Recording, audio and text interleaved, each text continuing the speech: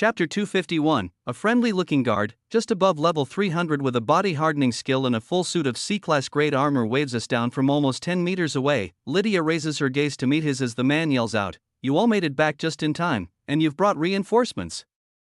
Even better, she crosses her arms as we all approach and then comes to a halt right beneath the bold black lettering of the sign spelling out, "Restricted." "Yes, we have made it back. How are things on your end?" "It seems like we're up to the 18th floor, the man gulps and his tone completely changes. "If that's true, the collapses are only happening faster. It was less than 6 hours since the last one." He pauses, and 11 or 12 hours before that was the one before. And almost a full day dash, the white-haired mage cuts him off, so, half the time between every collapse. At this rate, it should be completely break in 6 hours. The director sure does like to cut it close, he nods in response, "It seems that way. We don't have any hunters eligible to defeat floor 20 and above right now. We'll have to leave the higher floors in your hands." His eyes move to me, then Abby, Fisher, Maria, and Ari. He looks back to Lydia before continuing, "A team of 6 elites. I'm happy to see all of you here, but are you sure you'll be able to make it up to floor 25? Even split up? That's well past your classification of a B-class threat." I raise an eyebrow and interject, "What do you mean split up? Why would B have to do that?" Fisher laughs and butts in, "I mentioned this earlier to your teammates, but you weren't here to listen." Abby and I turn to each other, then back over to the smug blue-haired hunter as he takes the lead. "While we climb the labyrinth floors, the ones we venture through won't just disappear because we've passed it. The entire labyrinth will only collapse once the final boss is taken out." I nod slowly, piecing together this information. The water mage continues, "So, while some of us continue to climb, others will have to wait behind on lower floors to protect the city from the dangers within. If we just abandon the lower floors before they fully break, monsters can easily run loose through that shielding." He points to the massive rectangular metal contraption in front of us. The guard closes his eyes and nods while turning to bang on the side of the silver wall 3 times. "Yeah, this thing can hold back level 350 to 400 level threats at most. It's nearly impossible to craft shielding at a higher grade than that in mass qualities without spending a fortune. The surges have never been this bad. We never thought the labyrinth would break." I stay quiet, as the chatter of my teammates and hundreds of hunters in the square all begin blending together. It seems this is really a one-of-a-kind phenomenon. Labyrinth breaks are this rare, that they never even know to prepare for it. There must be some incredible loot, and even stringer monsters in there. The face of that archdemon's body double flashes in my mind's eye as I grin and mutter to myself, "Looks like I'll get to go all out." Fisher throws a friendly arm around my shoulder. "Yeah, that's right. Let's see if you've improved this week. Maybe you can guard the 18th and 19th floor while Lydia and I finish the job up top." I reply, seeing my teammates get riled up behind me at this statement. "Yeah, we'll see what happens, I guess." The B-class ice mage lets out a chuckle, then turns away back to the guard handing him a tablet. He begins to sign off and write information down as I think to myself, Fisher can't sense my mana control at all. It makes sense why he'd think I'm still rather weak in comparison to him. Just less than a week ago in real-world time, he trained me to finally defeat a monster on the 19th floor of a labyrinth. Those monsters were barely breaching level 400, plus. I'm the strongest of all my team members. If that was my power back then, he must still think even more poorly of them. In reality, all 3 of them are nearing his mana control level themselves. I'm sure he'll come to his senses once we finally get onto the battlefield. The corners of my lips begin to curl. The now very stern and serious guard unlatches the thick silver door while speaking up. Mental on metal scrapes and a blinding white light pours out of the contraption. The light hum of shielding fills all our ears mixed with his steady voice. "All right, you 6. On behalf of every Solaran here, I thank you for fighting. The average citizen may not ever know the magnitudes of evil you're about to face." The guard pauses as my foot touches the cool hard white surface of the shielding room. Then, continues, "I may not ever know myself, but we thank you. Best of luck in there." After that there's silence.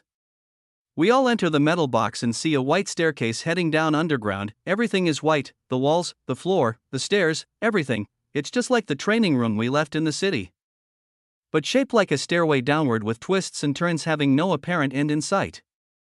The 6 of us head down about 10 meters, then make a sharp right turn, leaving us with flat white slightly vibrating ground for another 5 meters or so. The footsteps of the 5 other team members around me are slowly drowned out by the increased humming noises in the tight white walls. Another staircase brings us 10 meters further underground. The small flat hall leading to the next staircase glows a tint of red.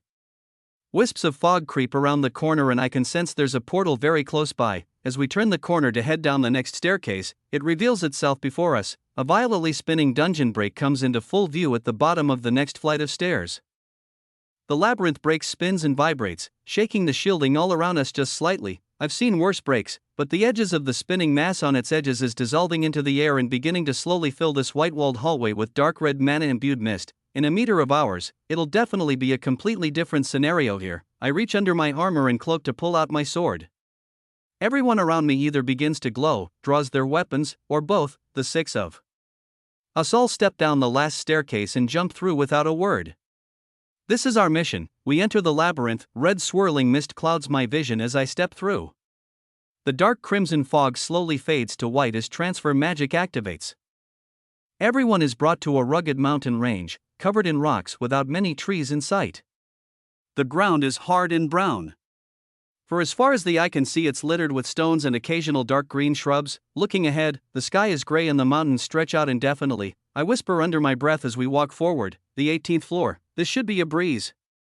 We'll be fighting the labyrinth boss in no time. Chapter 252. The 6 of us walk out into the rocky dungeon under the gray sky. Rolling brown hills and valleys fill our vision as far as the eye can see. About 3 kilometers away, I can sense a few groups of monsters clumped together. Some even occasionally disappear from my radar. The Solaran hunters must be here fending off monsters waiting for our labyrinth ascent. Lydia takes the lead and Fisher follows right behind her. I don't mind. This climb will be fast. The fighting won't get serious enough for me to want to join in until far past the 20th floor. I follow, continuing to scan the environment around me and testing the limits of my newly enhanced mana control. With Plunderer, I'm able to instantly take MP from the ground beneath my feet, and even the air around me. Mana is so abundant here that I almost feel invincible. My perception range has increased dramatically too. The entire dungeon is clear to me without overpowering my all-seeing eye one bit. It may be a smaller dungeon, but I still would have had to re-up my MP bar with this much skill strain if I tried using this much perception ability even yesterday. Each individual object is much clearer to me too. I can sense and track the swirling magic in every rock, monster, and mountain within the confines of these dungeon walls. The closer it is to me, obviously the more detail I can perceive. I see small traces of MP entering Lydia's body just like when I attempted to absorb mana from the mist upon leaving the treating capsule in the city. It seems she's constantly working on her skills and pushing the limits as well. As for my combat skills, I won't have a chance to test them out anytime soon. Though, my teammates might. Just 500 meters in, we come across a team of hunters fending off a group of mutant high orcs. They wear red robes, all have decent gear and solid combat skills. A team of 5 level 350-360s is taking on these level 370 to 380 orcs without much problem. One of them has a major team strength buff skill, so they're using it very strategically. He's the one that calls out to us as we pass by in range. The elites. Good to see you've made it. We have 2 other squads on this floor, and 1 more up on the 19th. Everything 20 and above is up to you power holders. I raise an eyebrow at the power holders line. I haven't heard that one used before. Maybe he's referring to mana control users? Fisher replies, keep up the good work. We'll have this labyrinth cleared before you know it. Mana is so abundant here that I almost feel invincible. My perception range has increased dramatically too. The entire dungeon is clear to me without overpowering my all-seeing eye one bit. It may be a smaller dungeon, but I still would have had to re-up my MP bar with this much skill strain if I tried using this much perception ability even yesterday. Each individual object is much clearer to me too. I can sense and track the swirling magic in every rock, monster, and mountain within the confines of these dungeon walls. The closer it is to me, obviously the more detail I can perceive. I see small traces of MP entering Lydia's body just like when I attempted to absorb mana from the mist upon leaving the treating capsule in the city. It seems she's constantly working on her skills and pushing the limits as well. As for my combat skills, I won't have a chance to test them out anytime soon. Though, my teammates might. Just 500 meters in, we come across a team of hunters fending off a group of mutant high orcs. They wear red robes, all have decent gear and solid combat skills. A team of 5 level 350-360s is taking on these level 370 to 380 orcs without much problem. One of them has a major team strength buff skill, so they're using it very strategically. He's the one that calls out to us as we pass by in range. The elites. Good to see you've made it. We have 2 other squads on this floor, and 1 more up on the 19th. Everything 20 and above is up to you power holders. I raise an eyebrow at the power holders line. I haven't heard that one used before. Maybe he's referring to mana control users. Fisher replies, keep up the good work. We'll have this labyrinth cleared before you know it. Next video, ads by Pub Future. The hunter smiles, pushing out another golden wave of energy for his teammates as the final mutant high orc is taken out. They wave us off and search for more. The further into the dungeon we travel, the more orcs show up. Without much effort at all, each of us is able to one-shot the creatures without batting an eye. We pick up the pace and begin to run. After 40 minutes, and passing the 2 other groups keeping orcs at bay, we mark it to the boss room. It's a few shades darker gray than usual, but nothing too out of the ordinary. We enter immediately. Maria and Abby slice the boss into pieces without a moment's hesitation. The High Orc King falls to the boss room's rocky ground and we're all transported to the 19th floor. As we all materialize back onto a flat glossy hard black surface, Fisher turns to us and speaks. Now I'll be the first to say that was pretty impressive, but let's see how all of you fare against a floor like this. He smirks and points out at the jagged crystal-like maze of a dungeon. Then turns back to me. Looks familiar, doesn't it? I nod. It does. The crisp air of a berserker giant dungeon fills my lungs as we step forward into the mazes of glossy black crystal before us. I could easily fly over all of this and avoid every berserker with ease. Those green-eyed, muscle-covered, red-skin fiends are rather annoying to deal with. It seems everyone else is thinking in a similar school of thought. Abby is quick to activate her earth magic and make stone steps above the floor, while both Maria and Lydia have the same idea to create waves of ice angles upwards to the sky at an angle easy to walk on. I follow on their leftover residue, using trace amounts of mana manipulation in my feet to mold the ice to my liking. It ensures I don't slip. Moving above the twisting black mazes and caverns will save us a lot of time. As we walk further into the sky, balancing on the archways of rock and stone, I watch Monster run around maniacally in the mazes below.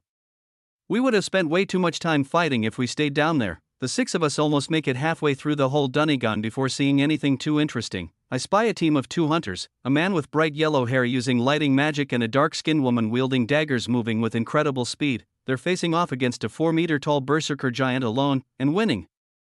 The lightning summoner continuously shocks the monster while the dagger wielder with an extreme speed, skill runs circles around the beast. In under a minute, the creature falls to the floor. Busted armor, sword, and all, we're in quite a hurry, so Abby, Maria, and Lydia don't slow their pace as we continue to use elemental magic and travel through the sky above the dangers below. The lighting user notices as we pass in waves while yelling out, just in time. We'll hold down the 19th floor. Don't worry one bit. With that, the 6 of us continue forward. My teammates are brimming with energy. I'm sure they're all very confident they can take on the monsters down below. I'm confident in them too, but one person here isn't. Fisher speaks up as we begin to near the end of the dungeon. The boss room portal comes into view. This is what sets him off. Hey, are you 4 going to do any fighting? Don't you think we should gauge your strength?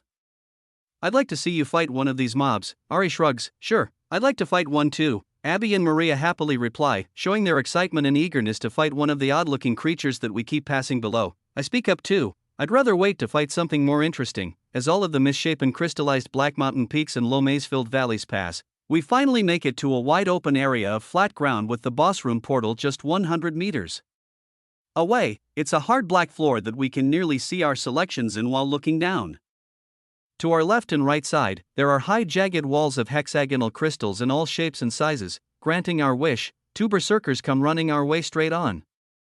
From the right side, I can sense a third slowly creeping in from behind a crystal structure. Abby and Maria run forward charging their blades and let out attacks before any of us can even blink. The berserker lurking off to our right, behind a small ledge, jumps out with its green eyes locked straight ahead. Ari releases a fully charged glowing white arrow between Fisher and Lydia straight at the monster's forehead. Seconds later, the 3 creatures that attacked are blown to pieces on the spot. I let out a laugh. Walking forward like nothing happened, my teammates basically do the same, powering down their skills and not bothering to check for loot, fully focused on the boss room portal ahead. The white-haired mage speaks to Maria before we enter. looks like you've gotten a lot stronger since the last time we trained together. How interesting. She carries her gaze over all of us, stopping on me, then turning her head to the boss room portal. Well, that's good. The more availability of mana control users, the better. We'll need it. Fisher is left speechless. He just follows after that display and glows a dull blue. Like that, we all step forward into the swirling gray portal to see the massive Berserker King waiting for us. I remember facing this boss vividly. Its final breath skill is a deadly buff. One that I have now, but would rather never use her face again if I didn't have to. I murmur under my breath as my 3 teammates approach it. One hit kill that monster, it has a nasty buff on low health. Ari smirks, charging an arrow as the blue and green mages run ahead with their weapons drawn. I was planning on it, a flash of white light along with flying ice and rock erupts from the scene as the monster lets out a single roar. The boss is defeated in an instant. I grip my sword and stare straight ahead, eagerly awaiting the transfer magic to take us to the next floor, after a small celebration. It does. Everyone is looking forward to fighting the stronger monsters that we came here to face. We're all brought to a narrow black passageway just like the 2 others I'd been in before. It's no more than 20 meters long and the walls are lined with dark stone. This small area is a floor connector that only spawns for very special events.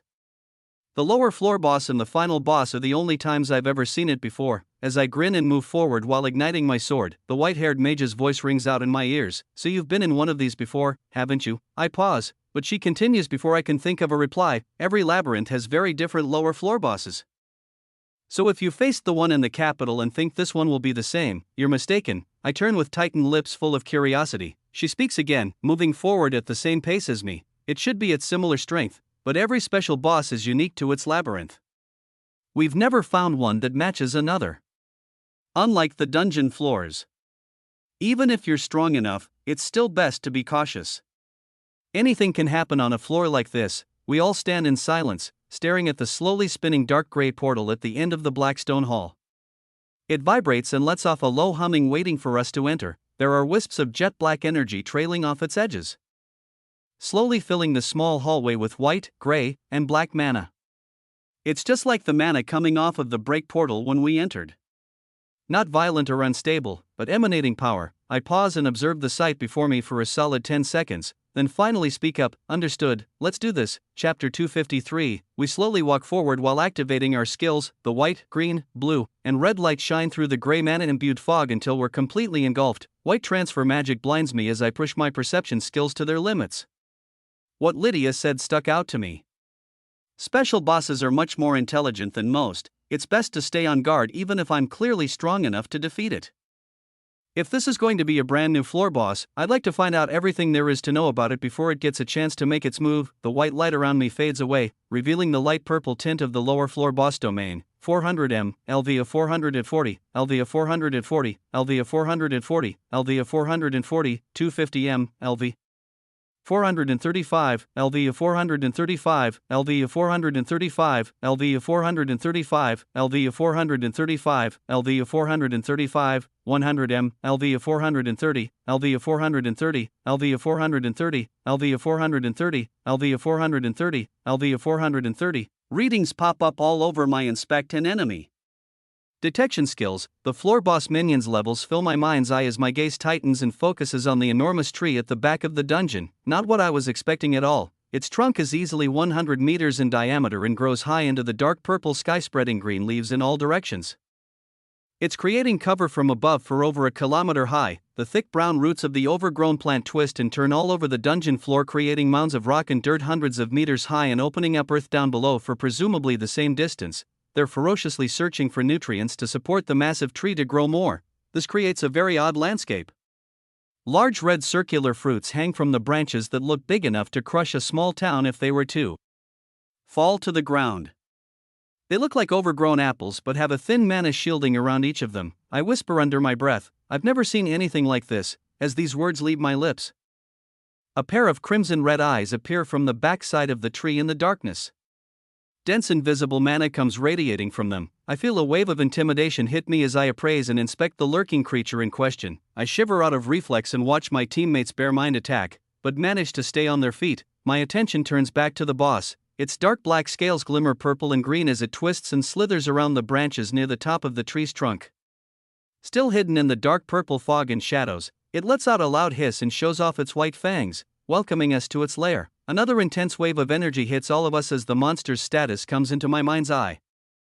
700 LV 483 active items, the Ancient Serpent King Scales, 121% defense, 99% speed, 97% agility, 55% magic resistance, lower floor boss identification core, active skills, combat magic, advanced earth summoning, intimidation, buff, poison breath, hidden ability. It's a serpent, and it's enormous. The boss slowly moves its long body around the branches of the tree, eyeing us from almost a kilometer away. Normally, it'd be close to impossible to see a monster at this distance with the naked eye, but its sheer size is astounding. If I were to put a number on it, this creature is nearly 100 meters long. Another thing I notice is its lower floor boss identification core. I've seen one of these before, but it didn't drop last time. Or at least I didn't have the chance to pick it up. Before I can think too deeply about this topic, I'm interrupted by 6 level 430 serpents that come slithering into all of our field of view. LV 430 active items, the Ancient Serpent Scales, 81% defense, 79% speed, 77% agility, 50% magic resistance, active skills, combat magic, advanced earth summoning, intimidation. They move their bodies back and forth to traverse the landscape but also manipulate the rocky root-covered floor beneath them to accelerate their movements, with glossy black scales, showing a hint of dark green as they slither closer. Their glowing red eyes lock onto each of us. Loud hisses fill the air as they surround our team of 6 and go in for the kill just seconds after we've entered. Fisher is the furthest up front. He takes the first one on. With a swift slice from his blade, a bright blue jet of mana-imbued water magic comes rippling out of his sword. The 20-meter-long snake is decapitated in an instant and its head rolls to the floor. Lydia is nearby, letting the serpent that's challenged her get up close and personal. She doesn't even bother to draw her swords. The mage just puts out a hand and begins glowing bright white and blue. Ice forms all around her, and once the monstrous snake dives into her 5-meter-wide aura, its glossy black and green scales begin to cover with crystal clear ice. In just fractions of a second, the monster is completely frozen solid. It falls to the floor and shatters into thousands of pieces as Lydia shows a thin smile for all of us to see. Abby and Maria jump up in the air, propelled by ice and earth magic, to take on 2 other snakes from behind us. These creatures are covered in thick shields of mana, but they're nowhere near as powerful as the blue ogres we recently faced. The 2 girls slice each snake in half the long way without a hint of resistance. Ari and I turn our backs to each other in the middle of the other 4 other battles and fire off our respective shots at the final 2 monsters waiting to attack from a distance. My blade of fire and his arrow of light hit both targets square in the forehead. The 6 serpents that attempted a sneak attack on us are all defeated in an instant. I can sense the excitement in the air as everyone keeps their skills fully charged. We move forward without saying a word or complimenting each other's kills. It's obvious we're all ready for the real fight to start. The purple fog from above in the tree at the back of the boss room grows much denser and starts to creep down the trunk. Running forward through and above the twisting roots of the massive tree, we come across the next 6 level 435s. They're slaughtered in an instant, just like the snakes behind us in a glorious light show. The glowing red eyes of the ancient king lurk atop the tree, waiting for us to approach. The closer we get, the denser the purple clouds above the tree become.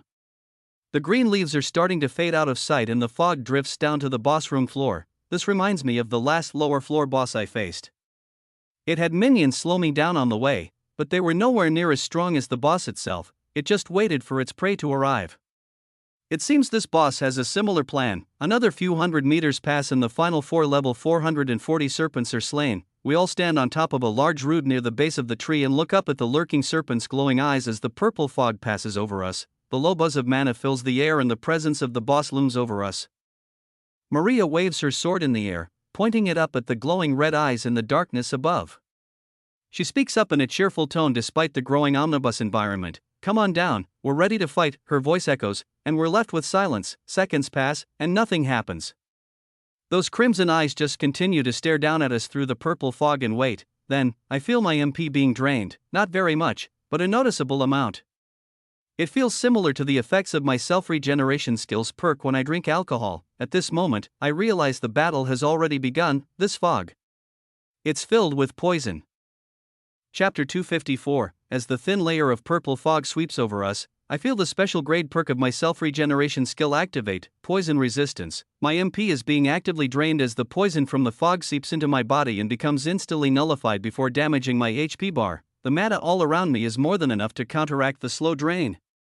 My only concern is my teammates. They don't all have easy ways to counteract an ability like this. I yell out, hold your breath for as long as possible. The fog is filled with poison. It's not strong, but I doubt it'll stay that way. Everyone around me begins covering their mouths and holding their breath. Abby starts glowing very brightly light green. Putting out a restoration wave, I watch both Maria and Ari take their hand from their faces moments later, letting out sighs of relief as the green magic negates the poison's effects almost instantly. I murmur under my breath, never mind, it seems I don't have to worry. The archer turns to me, let us handle this boss, you'll get to have your fun later. This may be the hardest opponent we'll get to face today that we can actually handle. I want to see how tough a lower floor boss really is. I pause for a moment, looking up at the crimson glowing eyes of the snake above, then nod and let my gaze hover over each of them. Sounds good. I'll be watching. Be safe and enjoy. Stairs of ice and rock form, leading up to the higher regions of the massive tree in the sky. My teammates disappear into the growing fog above. It's true. Based on the shielding that Snake possesses, I could most likely defeat it from here if I really put my all into a shot. My teammates may not get a chance like this again to face a unique lower floor boss. It seems to be just about their mana control level too, so this will be an excellent training opportunity for them. I power down my skills, place my sword by my side, and cross my arms. Lydia speaks up from my right side, all of you are much stronger than any of the reports mentioned. I nod slowly and turn towards her. Surprised she hasn't powered down her mana shedding yet to conserve energy and start drinking HP potions to counteract the poison. The white-haired mage has actually turned hers up. A shimmering layer of mana covers her entire body, nearly visible to the naked eye. It is so dense, under the gaze of my perception skill, it reveals itself to be more mana-rich than any shielding I've ever witnessed. Looking past her, Fisher has his shielding up too. It's very powerful, and not wavering at all under the purple fog's growing presence. Lydia speaks up again in my confusion. Powerful enough shielding can block any magic effects, whether it's a skill or a hidden buff. Mana control is the only thing that truly matters for elites. She pauses, tightening her gaze on me. I'm standing in the fog without a hint of shielding protecting my body, breathing in the poison without a care in the world, and using the ambient mana in the air to regenerate my MP bar. Her words echo through the heavy air. Then again, I guess there are some outliers. Fisher walks over as the mana-imbued mist repels from his body with every step. Now that we have a minute, I wanted to ask you alone. You got a lot stronger since we trained. All of your teammates too. I don't say a word. I thought he'd ask eventually, how'd you do it? There's no way you were holding back while we were in the labyrinth. You were definitely clueless. I let out a light laugh, remembering back to my training session with the blue-haired swordsman, if one could even call that a training session. He just showed me his attack once and let me figure it out on my own. Either way, it helped, I reply, yeah. We all got stronger, but it's a story I'd rather not tell. We promised to keep it a secret. He tightens his lips, shrugs, and lets out a bit of a grunt while turning to look up at the tree. Well, I assumed you'd say something like that. At least I know I'm not going too crazy. The four of you are nearly as strong as me. Seems like I'll have to work a lot harder to keep up now. I nod, looking up at the tree's top as well. Looks like it, it sure does. My three teammates make it to the top of the tree and begin splitting up in the branches surrounding the enormous monster. Its shielding buzzes loudly and flashes of light fill the sky, making the clouds of purple fog glow brighter, and the monster releases more poison into the air. Arrows fly, and blades are swung. Blue, white, and green flashes of light fill the sky. It looks and sounds like a rainbow-colored lightning storm form this distance. Through my perception skills, I watch the shielding of this beast begin to break and wear down more and more every time it reforms, slithering through the trees faster than I ever imagined it would. The monster puts up a fantastic fight. The archer and two mages have to re-up on MP potions half a dozen times each to continue the fight, and constantly regroup near Abby to re-restore their poison injuries. Hissing and battle cries echo down from the tree above. The outlines of their figures and the presence of mana allow me to sense each teammate's vitality and MP remainders almost perfectly. It'll be a long fight, but they've got this in the bag. The purple-tinted fog grows thicker and thicker, but Abby's restore skill negates its effects as they all begin landing hits on the snake's actual body, slashing deep holes through its armor and leaving wounds in its purple armored body. Fragments of the snake's scales begin falling to the boss room floor.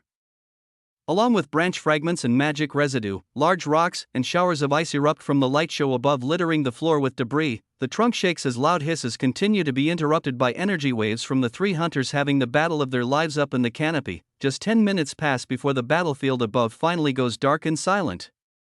Cheers ring out through the ominous thick fog as an incredibly loud thud just a few seconds later shakes the entire boss room. The ground ripples and shakes as a battered ancient serpent king's corpse falls from the tree above. The three of us on the ground level jump into the air, propelling ourselves upwards with wind, water, and ice to avoid the shock waves and flying stone from the boss fall. Once a safe distance in the air, Fisher yells out in a half-laughing tone, "Looks like they really did it. They beat a lower floor boss. Congrats! Your team is really strong enough to call yourselves elites." I nod, showing him a smile and whispering to myself, yeah. I knew that before stepping foot in this boss room. A glowing green light from above approaches. Abby is healing everyone as they make their descent. I already knew they were strong enough now, but this really confirms it in front of my eyes. Maria's voice calls out from the purple fog that begins to fade away from the top of the tree. I see her cheerful smile. "Ha! Did you see that? I think this was my favorite fight yet. Our new power is awesome." As they glide down, the corpse of the enormous snake begins to dissolve. I curiously activate my appraisal skill to spy on their item drops. A few serpent scales or special items will most likely drop. As it fully dissolves, the blue text comes into view, revealing 4 items. 3 of which seem to be the scales I was expecting. Once separated into 3 parts, their stat boosts have fallen a bit, but are still very impressive. Great rewards for a battle like this. The Ancient Serpent King's Scale, 91% defense, 82% speed, 67% agility, 55% magic resistance. The Ancient Serpent King's Scale, 91% defense, 82% speed, 67% agility, 55% magic resistance. The Ancient Serpent King's Scale, 91% defense, 82% speed, 67% agility, 55% magic resistance. The final item on my radar is one I can't say I was expecting, but definitely hoped it'd appear in the back of my mind. Lower floor boss identification core. I wonder what this will be useful for. Chapter 255. The shockwave of the massive boss corpse hitting the ground has blown most of the purple fog away, revealing my 3 teammates as they make their descent. Maria and Air are bloodied and bruised, but the green circle of light that encapsulates them all slowly makes every wound on their body disappear before they meet the ground. The serpent dropped 3 scales, but also an item I wasn't sure could even drop. The blue text in my mind's eye won't go away now that I've locked onto it. Lower floor boss identification core. All 6 of us begin to approach the long narrow crater made by the snake creature's body after the fall. It's fully dissolved now and has left a 10-meter deep, 100-meter long ravine in the boss room floor. We hop down into it to get the loot and mana crystal drops. The items are giving off a white and purple glow, radiating with excess mana from the creature. Even after death, it's still exuding power. Maria is the first to run over and pick up one of the glossy black scales. It shimmers purple and green when light hits it. Like most item drops, it shrunk down to wearable size and it's attached to a small black string. All 3 of them put in their new battle rewards. My eyes move back and forth around the boss room floor searching for this mysterious identification core. I've never seen one before, so I'm not sure what exactly I'm looking for. My teammates haven't found it, so it wasn't in the loot pile. Technically it's their kill, so it's their loot. Though, I'm sure they won't object to some reasoning. My main concern is finding it before we're sent to the next floor. The blue text box hovers above the ground just 10 meters away under a pile of small rubble. I walk over and start moving stones out of the way with my telekinesis skill. No excess mana is coming off of this pile, so all I can do is uncover the stone slowly. Pinpointing its exact location is oddly difficult. Ari walks over with his arms crossed. "What are you looking for?" My gaze tightens as I continue to move rubble. I'm honestly not sure. There isn't even a hint of a mana signature coming off of this item. None at all. The only way I'm able to locate or sense it is with my appraisal skill. The blue text just hovers over this pile of rubble in my mind's eye. Lydia and Fisher both eye me from afar, but decide to congratulate Abby and Maria instead. The girls are very happy about their victory and need someone to share it with. My focus is solely on finding this identification core. I must have missed my chance to obtain one in my last lower floor boss match. I did pass out after the fight. If it's this hard to locate every time, I can't blame Ember for leaving it behind. No one else is able to sense its presence, not even the experienced elites. So, it must be even rarer than I initially thought. Ari watches me sift through the rubble for a few minutes, then finally speaks up again. Whatever's under there, I can't sense it at all. If you find anything, it's all yours. He turns the black scale to glimmer around his neck. This is more than enough for me. I give him a nod but stay focused on the rock pile ahead of me. The small blue name tag keeps shifting and changing exact locations as I throw rocks around. I'm narrowing in on its location. Finally, all the debris moves out of the way and I'm left standing in front of a small gray-colored stone. It has swirls of black color over it, creating a stripe-like pattern. Looking at it through my perception skill gives me a very weird feeling. It doesn't even show up at all. It's not made of mana. The blue label just floats above the floor over a tiny smooth oval-shaped rock. I lean down and pick it up. Lower floor boss identification core, instant low floor boss room reactivation, yes, no, automatic timed reactivation, 6 days 23 hours 57 minutes 11 seconds. I turn around, and Ari is still staring at me with arms crossed and a satisfied look on his face from a battle well fought. Passing for a moment, the stone is the only thing I can think about. The countdown timer is 7 days long, the same as a boss room's cooldown timer. I let out a long sigh, then turn to Ari. Can you see anything unique about this stone? He raises an eyebrow and puts out a hand. No? Let me see it up close. I blink a few times while staring at the stone in a confused state of mind. Then, tightening my lips, I drop the stone into Ari's hand. Just tell me if you can see any dash. The moment the stone touches the archer's hand, it passes right through and hits the hand boss room floor at our feet. It doesn't make a sound as it lands. Ari jumps back, cracking a smile but reacting in a surprised tone. What was that? That rock just passed right through my hand. What kind of item did you just find? After Ari's yell, this gets all of my other teammates interested. The 4 others walk over, one by one. I drop the rock through each of their hands and it does exactly the same thing. Even Fisher and Lydia. After almost another minute passes, I choose no on the instant reactivation and the timer continues to count down on its own. No one here has an appraisal skill, so it makes perfect sense why they couldn't see or sense the item. The one question that witches at the back of my mind is why I'm able to touch the core and no one else can. Before I have too much time to question this more, a white flash of light begins to bring us to the next floor. I throw the identification core into my item storage. This will be explored later. While the whiteness of transfer magic surrounds me, my brain churns through ideas, but it's best to focus. I'll ask Ember about it once we have a moment of free time.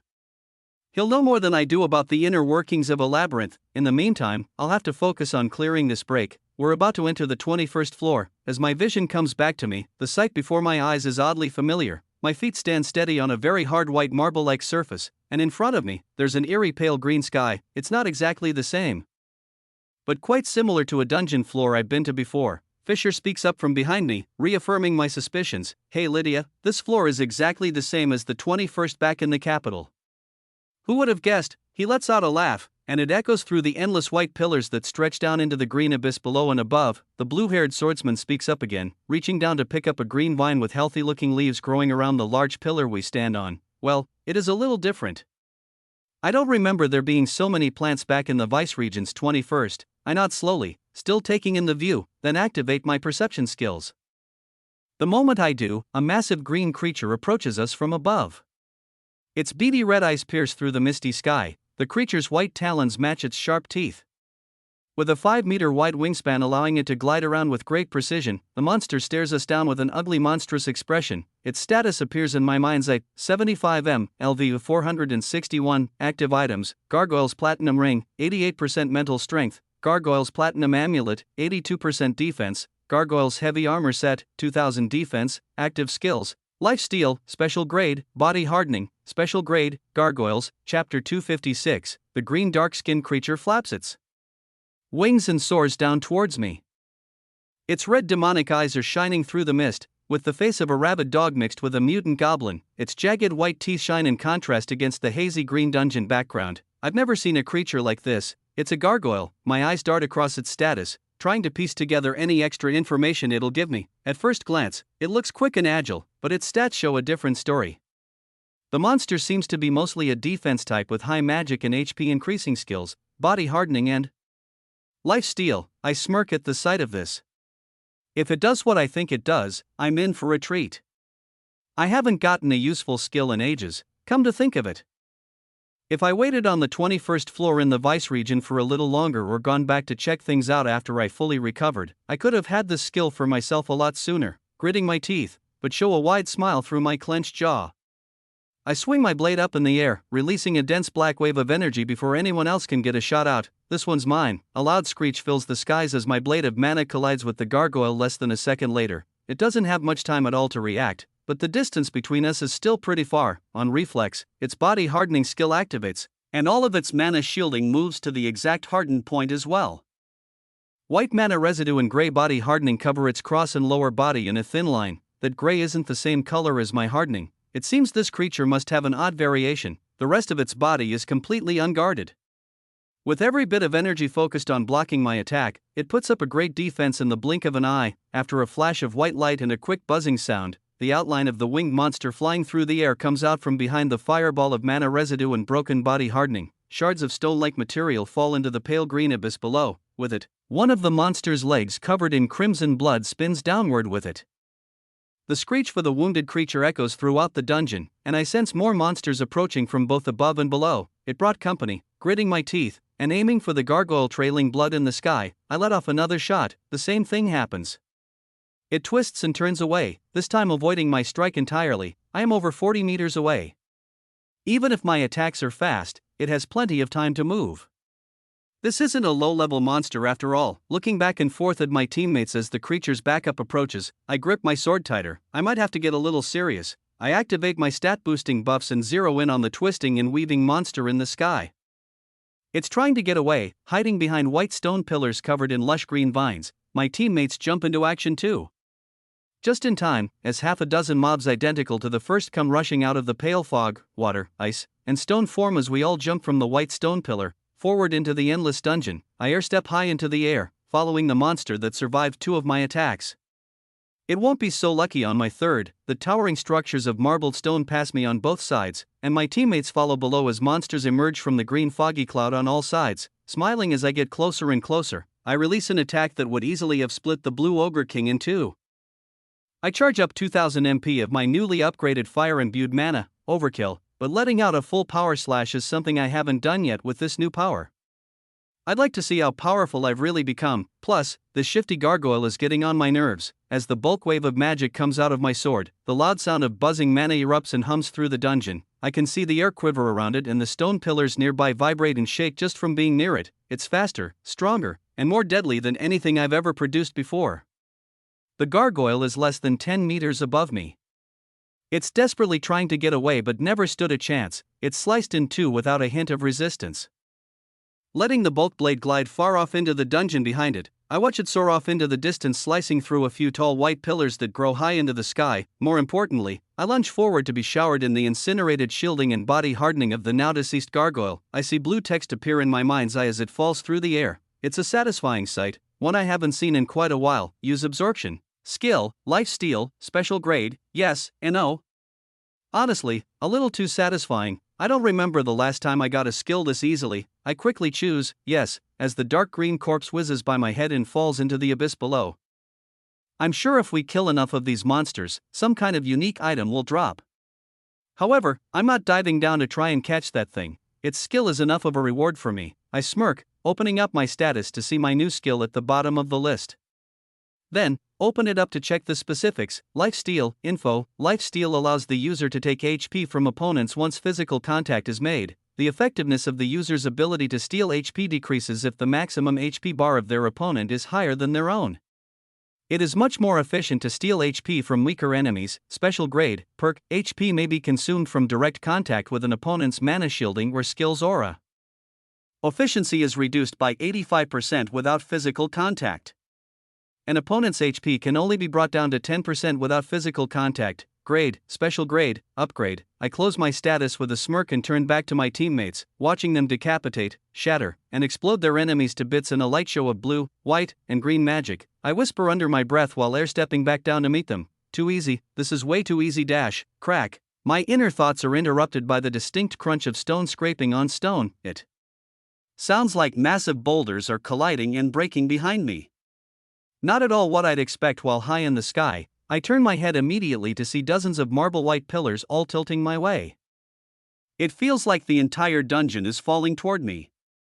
In reality, there's a chain reaction of pillars crashing and falling into each other in reaction to my powerful attack. The tops of these enormous structures are impossible to see.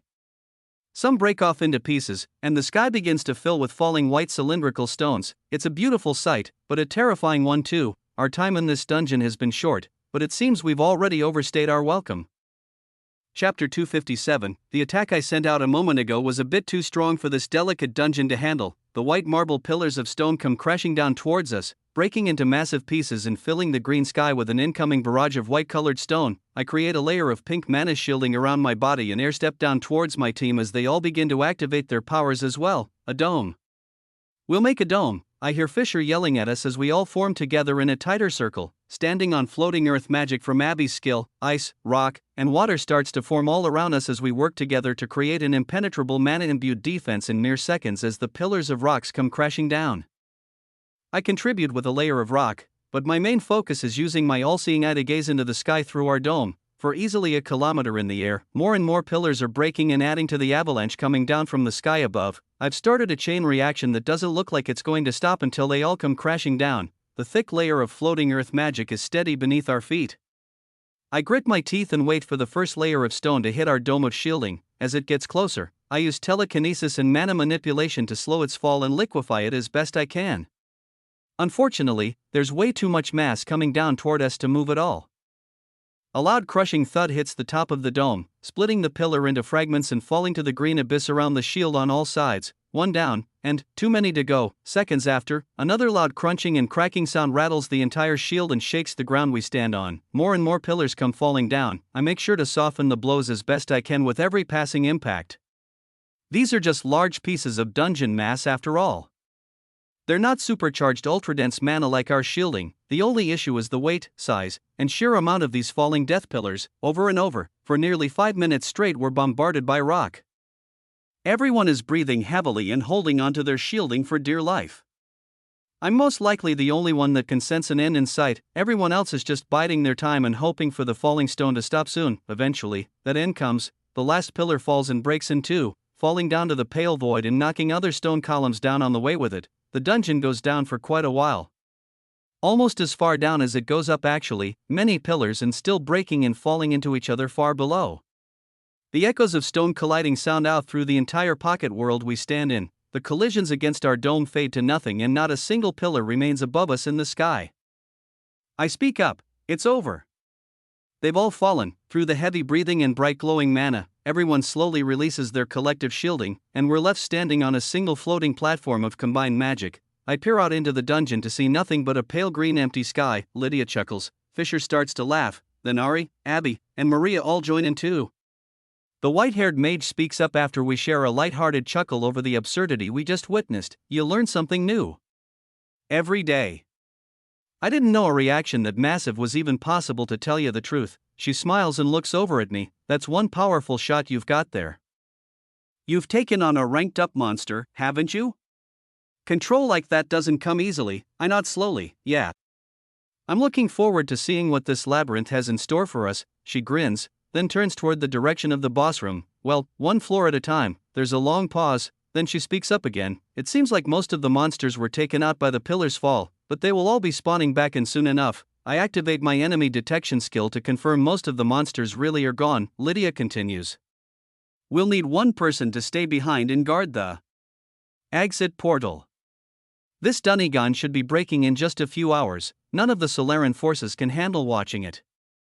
Fisher speaks next. I'm not staying. He crosses his arms and looks over to me, then his teammate. Neither of you are either. It's clear we need to handle the highest floors. He looks over to the archer, healer, and blonde-haired ice mage. One of you needs to guard this floor. Ari shrugs and replies, I don't have an element summoning skill. It's impossible for me to stay up in the sky like this, I think to myself as Abby and Maria turn to each other discussing the matter. We never witnessed the gargoyles use the lifesteal skill, but the best way to counteract it would be a healing skill as well. Abby would be the perfect fit for this dungeon. She has an easy enough time staying up in the air on her summoned earth magic, and I saw her take out a gargoyle at close range with a single swing from her daggers. She could collect a lot of loot and mana crystals too. Abby, you'd be the perfect fit. Just don't let these monsters get too close. They can steal HP even without touching you. Both of the girls turn towards me, understanding that it's the safest bet. With her restore skill, even mutants won't be able to suck the life from her. Theoretically, the green-haired healer speaks up. Sounds good to me. I'll do my part, you all do yours. We work out logistics and say our goodbyes for about 3 more minutes while hovering back over to the spinning exit portal. Lydia explains that the circle of mana leads to the 19th floor. Once that floor collapses, the dormant boss room will be skipped and the 21st will be next. Abby needs to fend off monsters until the 21st floor fully breaks. No amount of killing the boss will speed this up. The labyrinth is a ticking time bomb, almost nothing can stop it now. Once this floor breaks, all hunters inside will be transported back into the Solarian shielding stairway underground. You may re-enter the labyrinth to help your teammate on the floor above once this happens. Meanwhile, the remaining hunters will race to the top to clear the final boss before the entire labyrinth breaks, releasing elite-level monsters into the city. On that note, we leave. Abby guards the first portal as we make our way to the Gargoyles' boss room. It takes just under an hour. But we make it to the back of the dungeon to find a floating gray portal. Without wasting any time, the 5 of us jump through to face the boss. The room we're transported into is like a miniature version of the pale green dungeon itself. It's filled with high marble stone pillars and twisting vines growing up their sides. As soon as the level 484 boss appears, it's sliced to pieces and riddled with holes by 5 elites' full-powered shots in a matter of milliseconds. The poor creature never stood a chance. There's a miniature collapse of stone columns just like in the dungeon, but it ends quickly as transfer magic brings us up to the 22nd floor. As my eyes adjust, the dry cracked orange stone ground under my feet comes into my line of sight and an earthy herbal aroma fills my nose. The air is dry, makes me lick my lips, and the artificial dungeon sun shines down on us as I look out over a magnificent canyon. Dust clouds are visible in the distance, notifying us that monsters must be approaching already. I activate my inspect, appraisal, and enemy detection skills to lock onto the closest one. 400M, LV 489, active items, Lizard Tyrant's armor set, 2400 defense, Lizard Tyrant's heavy axe, 2200 strength, Lizard Tyrant's platinum amulet, 1800 mental strength, active skills, body hardening, special grade, extreme strength, hibernation. Chapter 258, an enormous brown-skinned lizard wearing thick shining silver armor approaches in a cloud of dust from the backside of the dungeon. On all fours, the mindless beast charges forward, waving a red tongue back and forth while letting out grunts and hisses. Thick mana shielding surrounds its body on all sides. It has a skill I've never seen before. Of course, it's one I want, but I'm not drawn to it immediately like the last creature we faced. It seems my teammates are more trigger-happy than me on this floor, especially the blonde-haired mage. Maria lunges forward, glowing bright blue and taking a swing with her sword. Smiling ear to ear, this one's mine. Before the 7-meter-long lizard can even get within range, it is hit point blank with a powerful incoming wall of ice. I watch its black crystals of body hardening activate and the monster's aura glow gold. But in a matter of seconds it's already over. The incoming blue and white light encapsulates the lizard's mana shielding in a layer of ice. It squeezes in tighter and tighter until a buzz of white light from the fractured shielding explodes outward in all directions and the feral beast comes to a halt, frozen solid, not moving a muscle. The lizard tyrant stands in front of us now in the form of a light blue statue.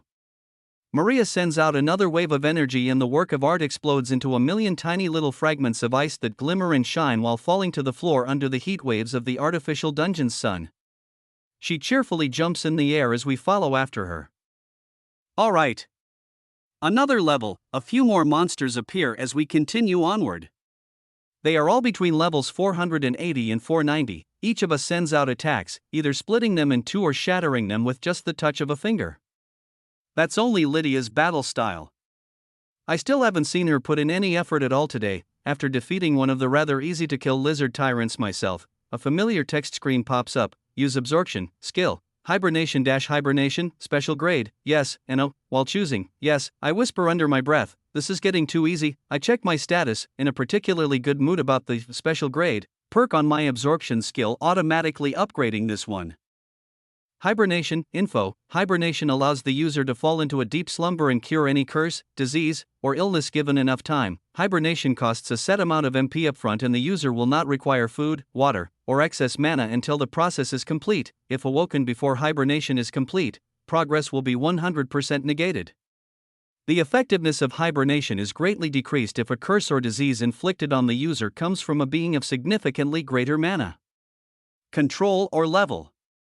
It may take significantly more MP to complete a difficult request. The user's defenses will decrease by 99% during hibernation. The user's defenses will decrease by 50% for 12 hours following hibernation.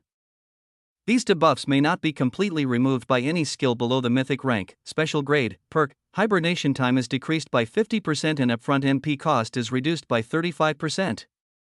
Post-hibernation debuffs may be reduced by up to 50% with specified MP cost depending on the severity of the ailment cured, grade, special grade, upgrade. I scrunch my eyebrows as I read this description. It seems to be another healing skill, but useless if I already have lifesteal. Self-regeneration and HP potions should be more than enough for post-battle trauma too. With a shrug, I close my status and continue moving forward with my team.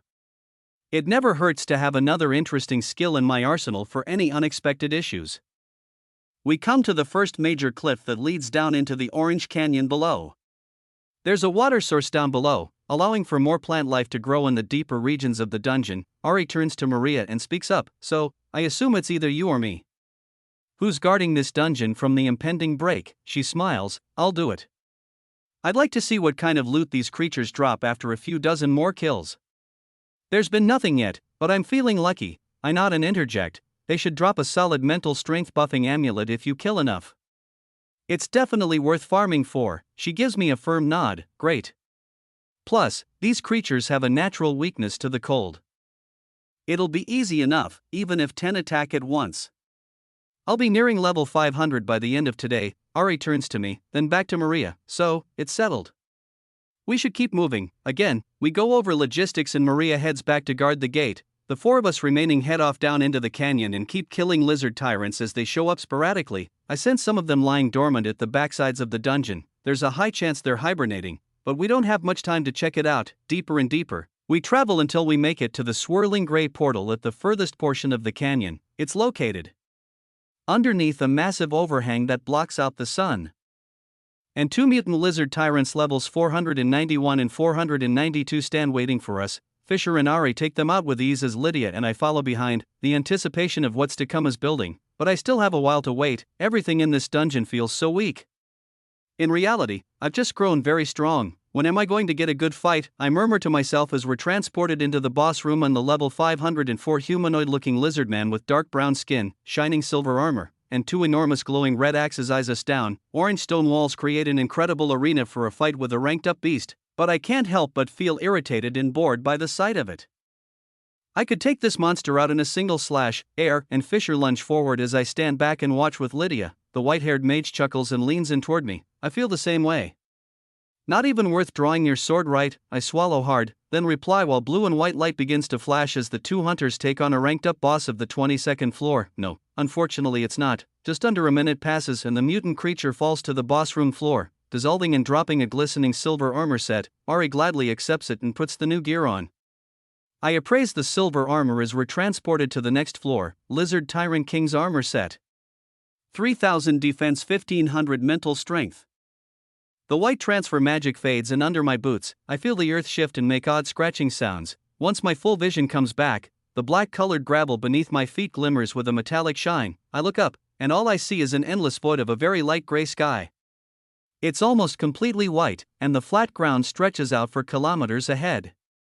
The end is further than the naked eye can see. Taking a step forward, the metal crunching under my boots fills my ears. My three teammates step forward as well, making the same twitchy reactions as the sound of 1,000 tiny forks scraping across dinner plates fills everyone's ears. What is this place? The ground begins to vibrate.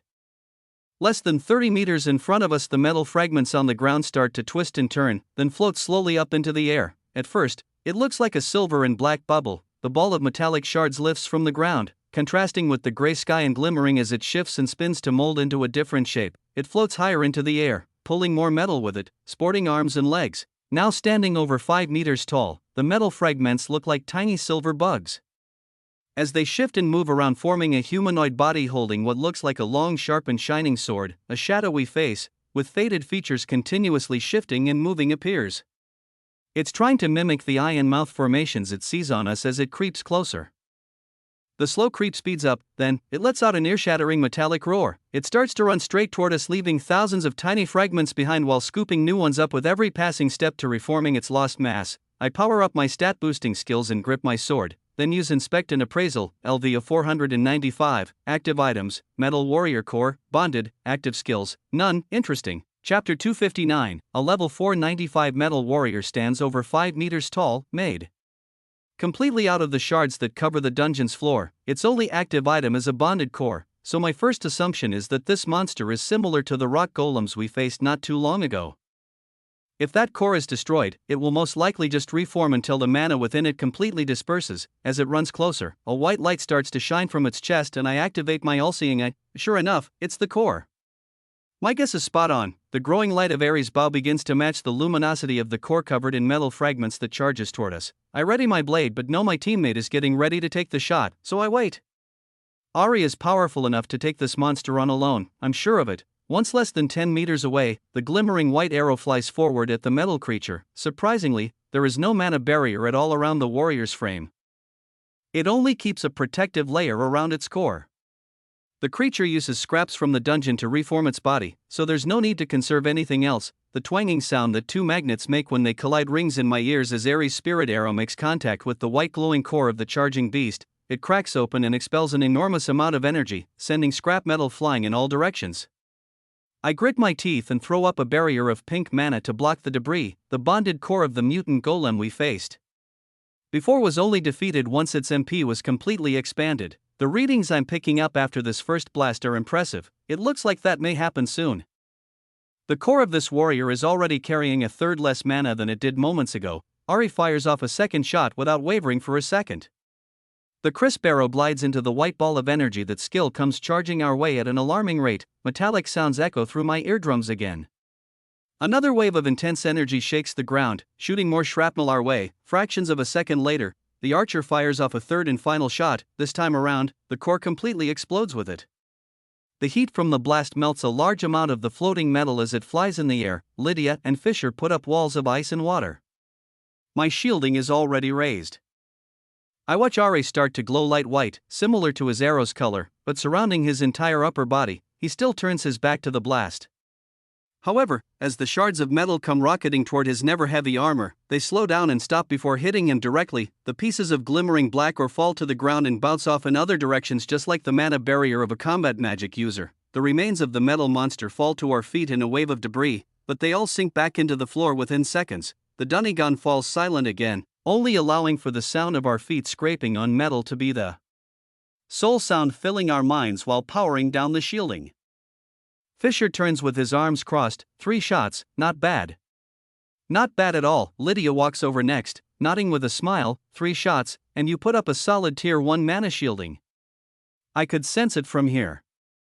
With no elemental skill either, that's pretty impressive. The archer stands up straight with a look of satisfaction as he eyes his open status. Yeah, that was my first time trying it out. The fractured core of the metal warrior rolls to our feet, then starts to dissolve. Not even a mana crystal is left behind. All of the pure energy from this monster just floats into the air and returns back to the labyrinth. Ari speaks up again, looking out into the dungeon. I'd like to test this new shielding ability out a bit more.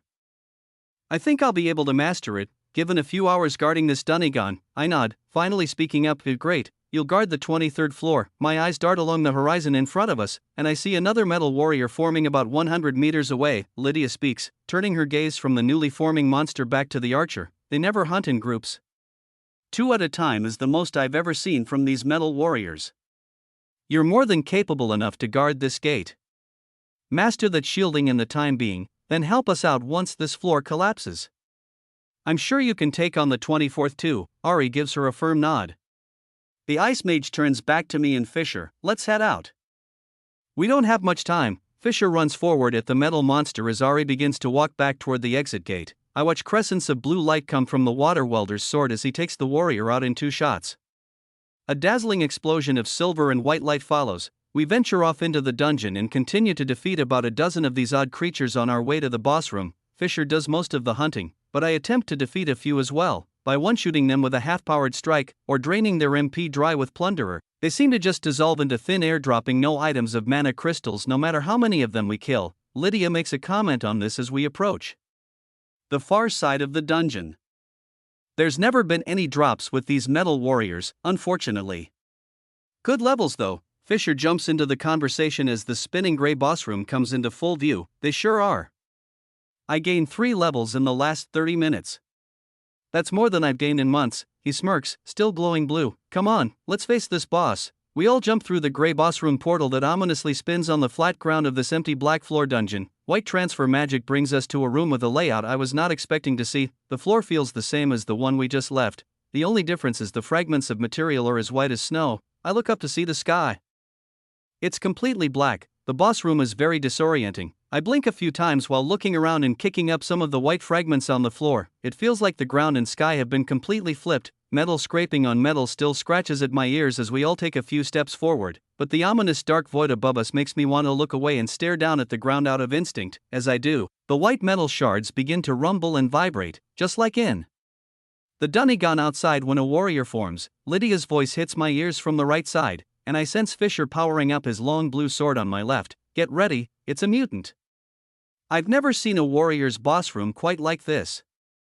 The shards of white metal start to float away from me as I look up to watch them all form into a massive ball. It's like a wave of white water is sucking the floor out from under us. We jump in the air, using elemental magic to hover and stand our ground. The white ball contrasting against the black horizon shapes into a humanoid warrior with a long sharp white sword. It's the exact opposite of the monsters that form in the dungeon, and it feels at least twice as strong. The creature's chest glows bright with 3 cores, 2 of which shine with normal pure white mana, while the center core pulses jet black. Dark swirling mana-imbued energy leaks out of it, exuding great power similar to the blue ogre I recently faced.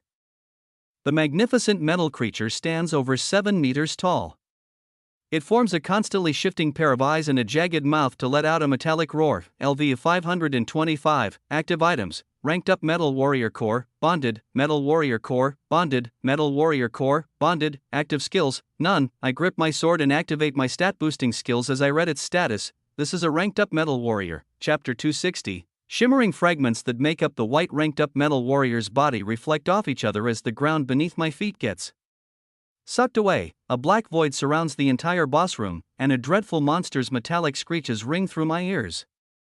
I try to concentrate and look for a weakness. I'm sure I can defeat it with brute force, but figuring out how a ranked up golem like this works may help me win further fights. It's best I study every new opponent like they're deadly to me. Its body ripples like waves and its facial features shift constantly to keep shape. Fisher is the first to jump into action. He throws an attack at the shimmering white titan. A thin blue wave of energy clashes with the monster's white sword, then slices right through almost instantly to head at its torso. The mana holding its fragmented body together is much weaker than that closer to the center. With a long crash, the attack collides with all 3 cores at once. At first, I was expecting this attack to instantly end our boss room battle. I even activated my all-seeing eye to watch how the mana blade would leave the metal warrior in shambles. This ranked up boss seems a bit tougher than I initially gave it credit for. The blue slash of water magic cracks the 2 white cores on both sides of its chest but stops instantly once it reaches the middle black orb. My eyes widen while watching the swirling black aura completely absorb every drop of MP from Fisher's strike. The water wielder lets out another attack just after with visible frustration, but swift practiced precision. He mutters under his breath, "No way." That was almost my full power. The second crescent of light blue mana cracks through the white warrior's sword, shattering its blade and full arm to pieces as it heads straight for the cores. There's another flash of light and I witness the same result. More damage to the 2 outer cores is visible, but the middle black core seems unaffected. It absorbs the entire shot without a hint of resistance. The boss keeps moving forward as its jagged mouth opens wide to let out a screech. The 2 cracked bonded spheres in the creature's lower chest begin to glow brighter as they heal themselves completely with the absorbed mana from Fisher's strike. There's another frustrated grunt from the blue-haired swordsman as he drinks an MP potion and starts to move away from Lydia and me to face the beast at closer range. I've got this. Let me figure out how this monster operates. Then, one of you can step in if my mana control really isn't up to par. Lydia crosses her arms, looking up at the monster, then back to the swordsman. 2 minutes. Then we step in for the kill. These golem types aren't easy to without rapid mana regeneration or a teammate. He turns while charging up his blade. Got it, watch close. I'll have some fun with this warrior. It's not every day I get to face a ranked up boss. I power down my sword and let him fight his battle. The monster looks interesting, but we all know he'll be guarding the next dungeon. If he wants to have some fun with this boss, it's all his. It may be the strongest opponent he'll get to face today. 2 take each other on. blue slashes against a glowing black core in a sea of white metal shards. The outer cores are destroyed over and over again, but the metal warrior keeps absorbing every one of the water wilder's strikes with the miniature black hole in the center of its chest. Fisher fights harder, drinking more MP potions, but never releasing enough shots at once to truly damage the boss before it can regenerate entirely. It reminds me of the first half of my battle against the Blue Ogre King. The only difference is, it has a clear weakness. For a fraction of a second, every time the metal monster regenerates its outer cores, the strength of the shielding around the middle black life source flickers. The impenetrable swirling black mass of mana dilutes its power by nearly 70%, sharing MP with the other two cores, momentarily mending them. Fisher completely destroys them every time with ease, expelling 100% of their mana. The only way to heal each one is with the help of an outside source, the ranked up core. It happens 5 times in a row, in a time frame of under a minute and a half. Even with the naked eye, I can see that shimmering onyx black core. It peeks through as the mana around it thins. Fisher lets out 2 more shots to obliterate the dual cores but fails to slash the third in time after re-upping his MP again. He can see it too, but is too stubborn to ask for help, or based on the wide grin across his face. Maybe he just doesn't want us to prematurely ruin his fun. Lydia turns to me. That's 2 minutes. Enough wasting time. Would you like to take a crack at it? Or shall I? While watching the black core glimmer again, I charge my sword. I'll handle it. I'd like to see this monster close up too. Air-stepping forward as white metal fragments fly around the air, I aim my blade in for a clear shot. Fisher shows me a smirk as I approach and the white warrior shifts its gaze toward me. The blue-haired swordsman yells out, "You see its center core, right? Try aiming for it after my next attack." This was already my plan. I nod without saying a word, just putting up a wall of pink mana shielding to block the glistening white sword made of tiny fragments that comes falling down toward me. It explodes into pieces as it collides with my shield. At the same time, Fisher lets out 2 more shots, one after another, at the creature's chest. Mana and metal fragments fly off in every direction. The beast lets out a high-pitched shriek as its sword, body, and 2 cores are all destroyed in fractions of a second. The final core is exposed, and its shifting face shows an expression of confusion as it struggles to reform. Meanwhile, I let out a jet-black flaming blade of energy straight toward the shining core that matches its dark hue. My mana blade blends in with the sky as it effortlessly glides through the monster's midsection and slices its main core in 2. I air-step forward, absorbing the MP in the air as it's expelled from the consolidated black aura. I'm giving this beast no options for regenerating. A ranked-up boss like this wouldn't be defeated just from a broken core. It must have more tricks up its sleeve, but there's no reason to find out what they are. The white and black swirling candle smoke like energy flows into me. The closer I get, the easier it is to fully absorb with my plunderer skill. In a matter of seconds, the boss' final cry ceases and all of the white shards drop back down to the floor. The boss room is flat and motionless again. Silence fills my ears. Level up. All 3 of us glide downward, powering down our skills to examine the debris left over from the brawl. In the sea of white shards, a fist-sized glossy black sphere rolls to a halt. I appraise it. Ranked up metal warrior core, bonded. Then a second text screen pops up next to it as well. Use advanced mana manipulation, advanced perk, temporary minion, enter desired level, 0 to 496. Yes, no. I grin and bend down to pick up the item, but Lydia warns me to step. I wouldn't do that if I were you. I pause, looking back at her with my hand centimeters from the black ball. Why not dash? The floor beneath my feet begins to rumble, and the remnants of black mana-imbued aura flicker around the monster's core. The white-haired mage jumps up in the air, using ice magic to hover off the ground.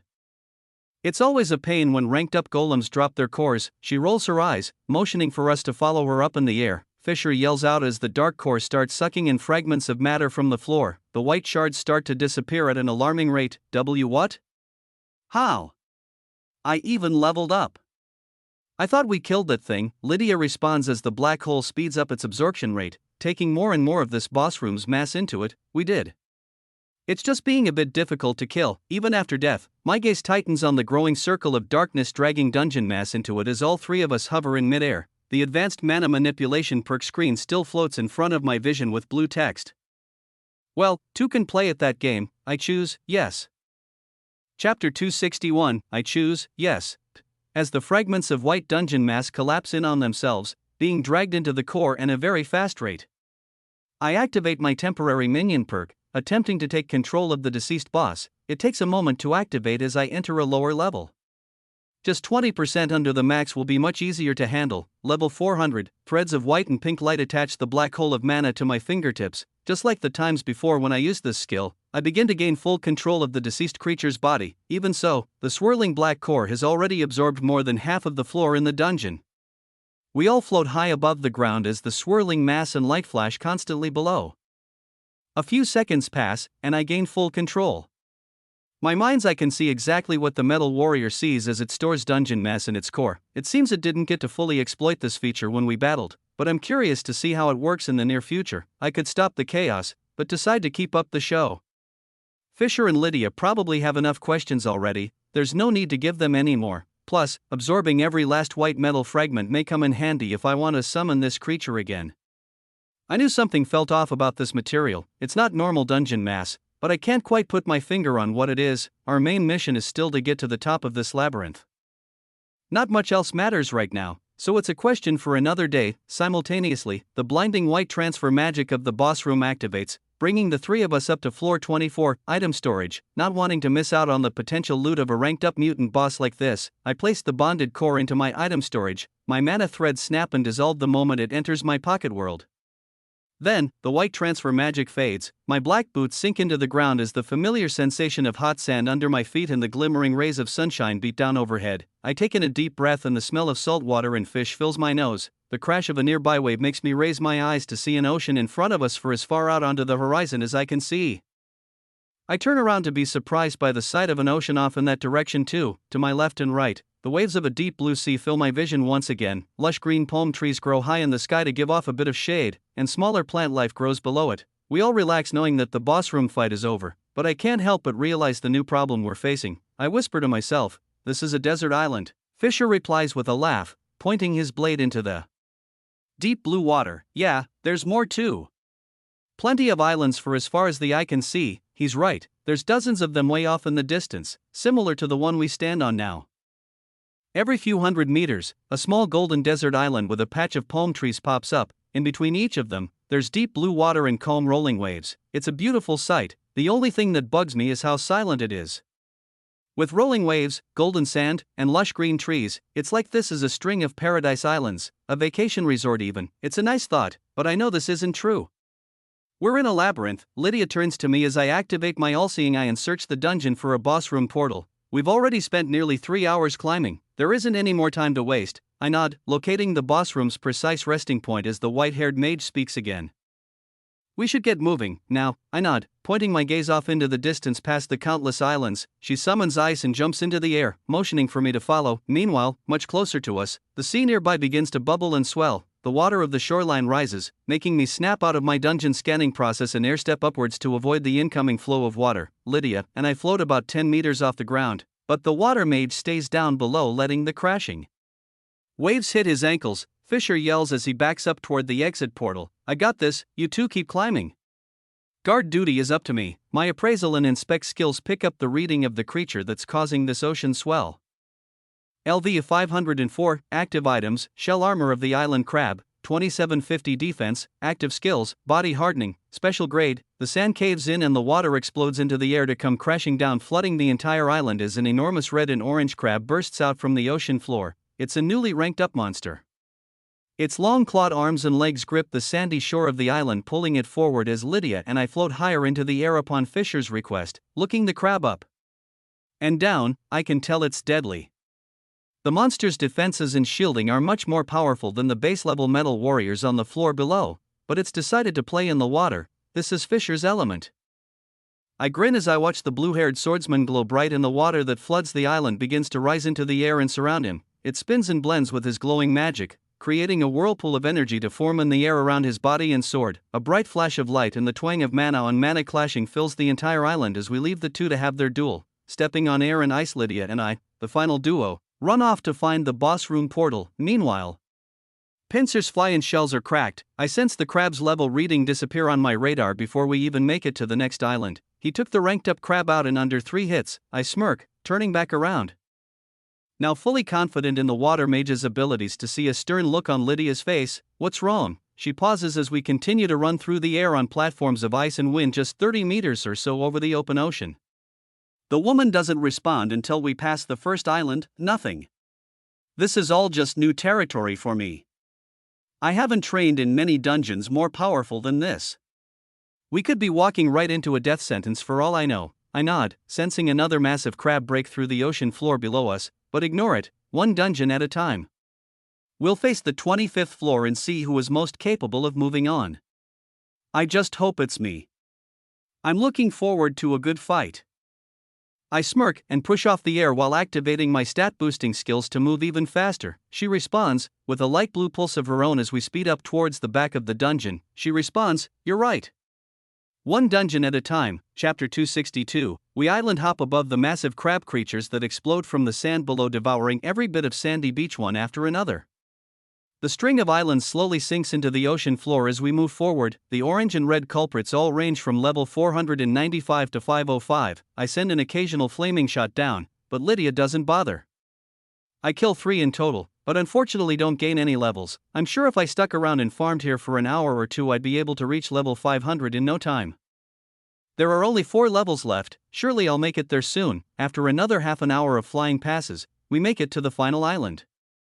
A lone boss room portal sits on the sandy shore next to a single palm tree. The deep blue ocean gently crashes and ripples behind it, like clockwork, as a mutant crab erupts from the ground below. We jump through, letting the creature throw a fit by itself and destroy the island. Transfer magic flashes and brings us to a nearly identical island. The only difference is, behind us there aren't any remains of fallen sandy shores. It's a deep ocean on all sides. A small sandy beach devoid of life is all we get. The sand stretches out on all sides of 20 meters or so and the ocean waves crash onto the shoreline. I shift my feet in the golden ground, preparing for something to attack. While gripping my sword, my gaze moves around the island and I power up my stat boosting skills. It's best not to be overconfident. Like Lydia said earlier, everything beyond this point will be uncharted territory for her and myself. The unstable ground starts to shake and churn under our feet. This is definitely the time to make some distance between us and the incoming threat. The white-haired ice wielder and I both leap into the air as more sand crumbles away beneath our feet. By the time we make it up 10 meters, half of the small island has sunken into the ocean's depths. A dark red-colored crab waves its pincers and long legs in our direction in its place. It's a level 530 king crab. I glow red and Lydia glows light blue. She actually draws one of her blades this time. The hunter is finally starting to get serious. With 2 downward swings, the dungeon boss doesn't even get a moment to think. It's sliced in half with blades of ice and fire in a matter of seconds. It does show some resilience, as its shielding and body hardening activates.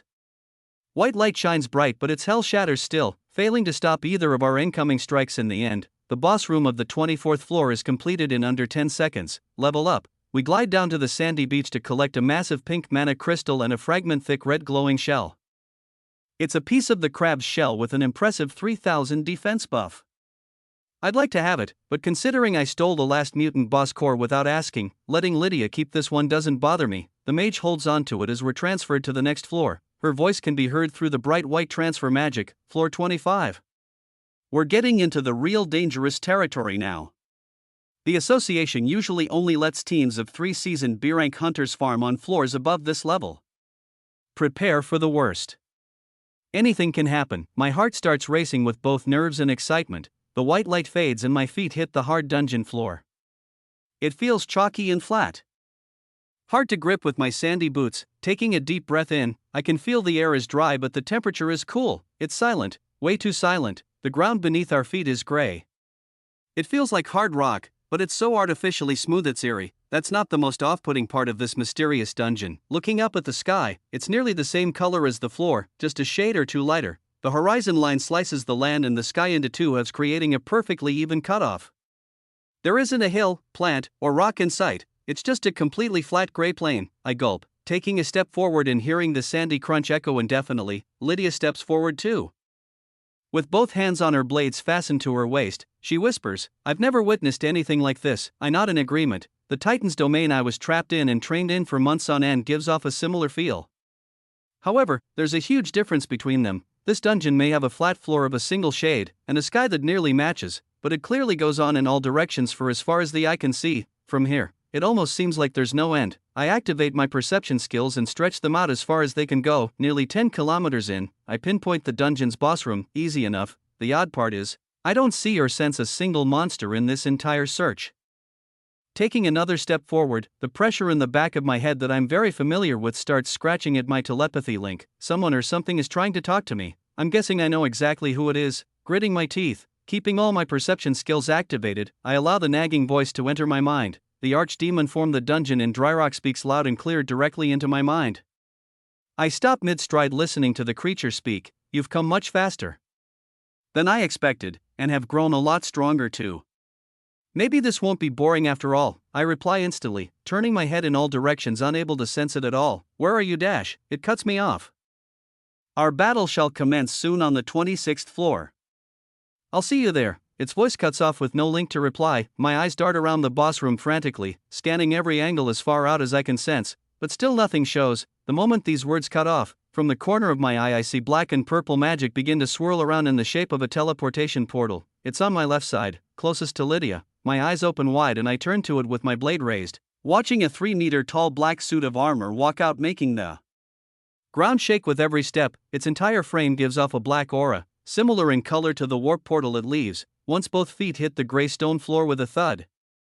The portal disappears. Surprisingly, the floor doesn't crack or fracture one bit. The black armored knight status finally shows up in my mind's eye. LV 525, active items, armor set of the demonic guard, 120% defense, longsword of the demonic guard, 115% strength, amulet of the demonic guard, 110% mental strength. Active skills, dungeon walker, swordsmanship. It's an impressive item and skill set, but the one thing that bugs me is how it and the archdemon possibly escaped my perception skills earlier. Unless this monster came from another floor, it managed to slip under the radar and away from even my all-seeing eye, even now, as it lifts its long black sword with a matching ominous aura.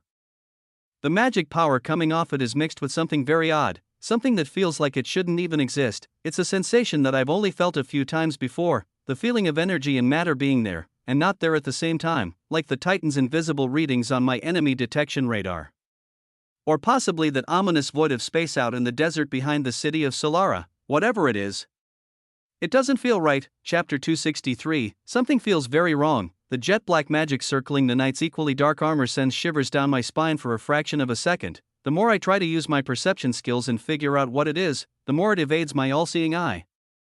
This energy feels like it shouldn't even exist. Whatever it is, it's not made of mana. The other half of my mind can't stop thinking about the message I just received from the archdemon supposedly running this whole labyrinth. Just one more floor and I'll be able to face the opponent I've been fantasizing about fighting for days. With a smirk, I release a blade of energy at the armored knight as it charges toward us with its blade at the ready. Lydia unleashes both of her katanas and lets 2 shimmering white crescents of ice fly beside mine. The 3 charged mana blades head straight at the monster's armor.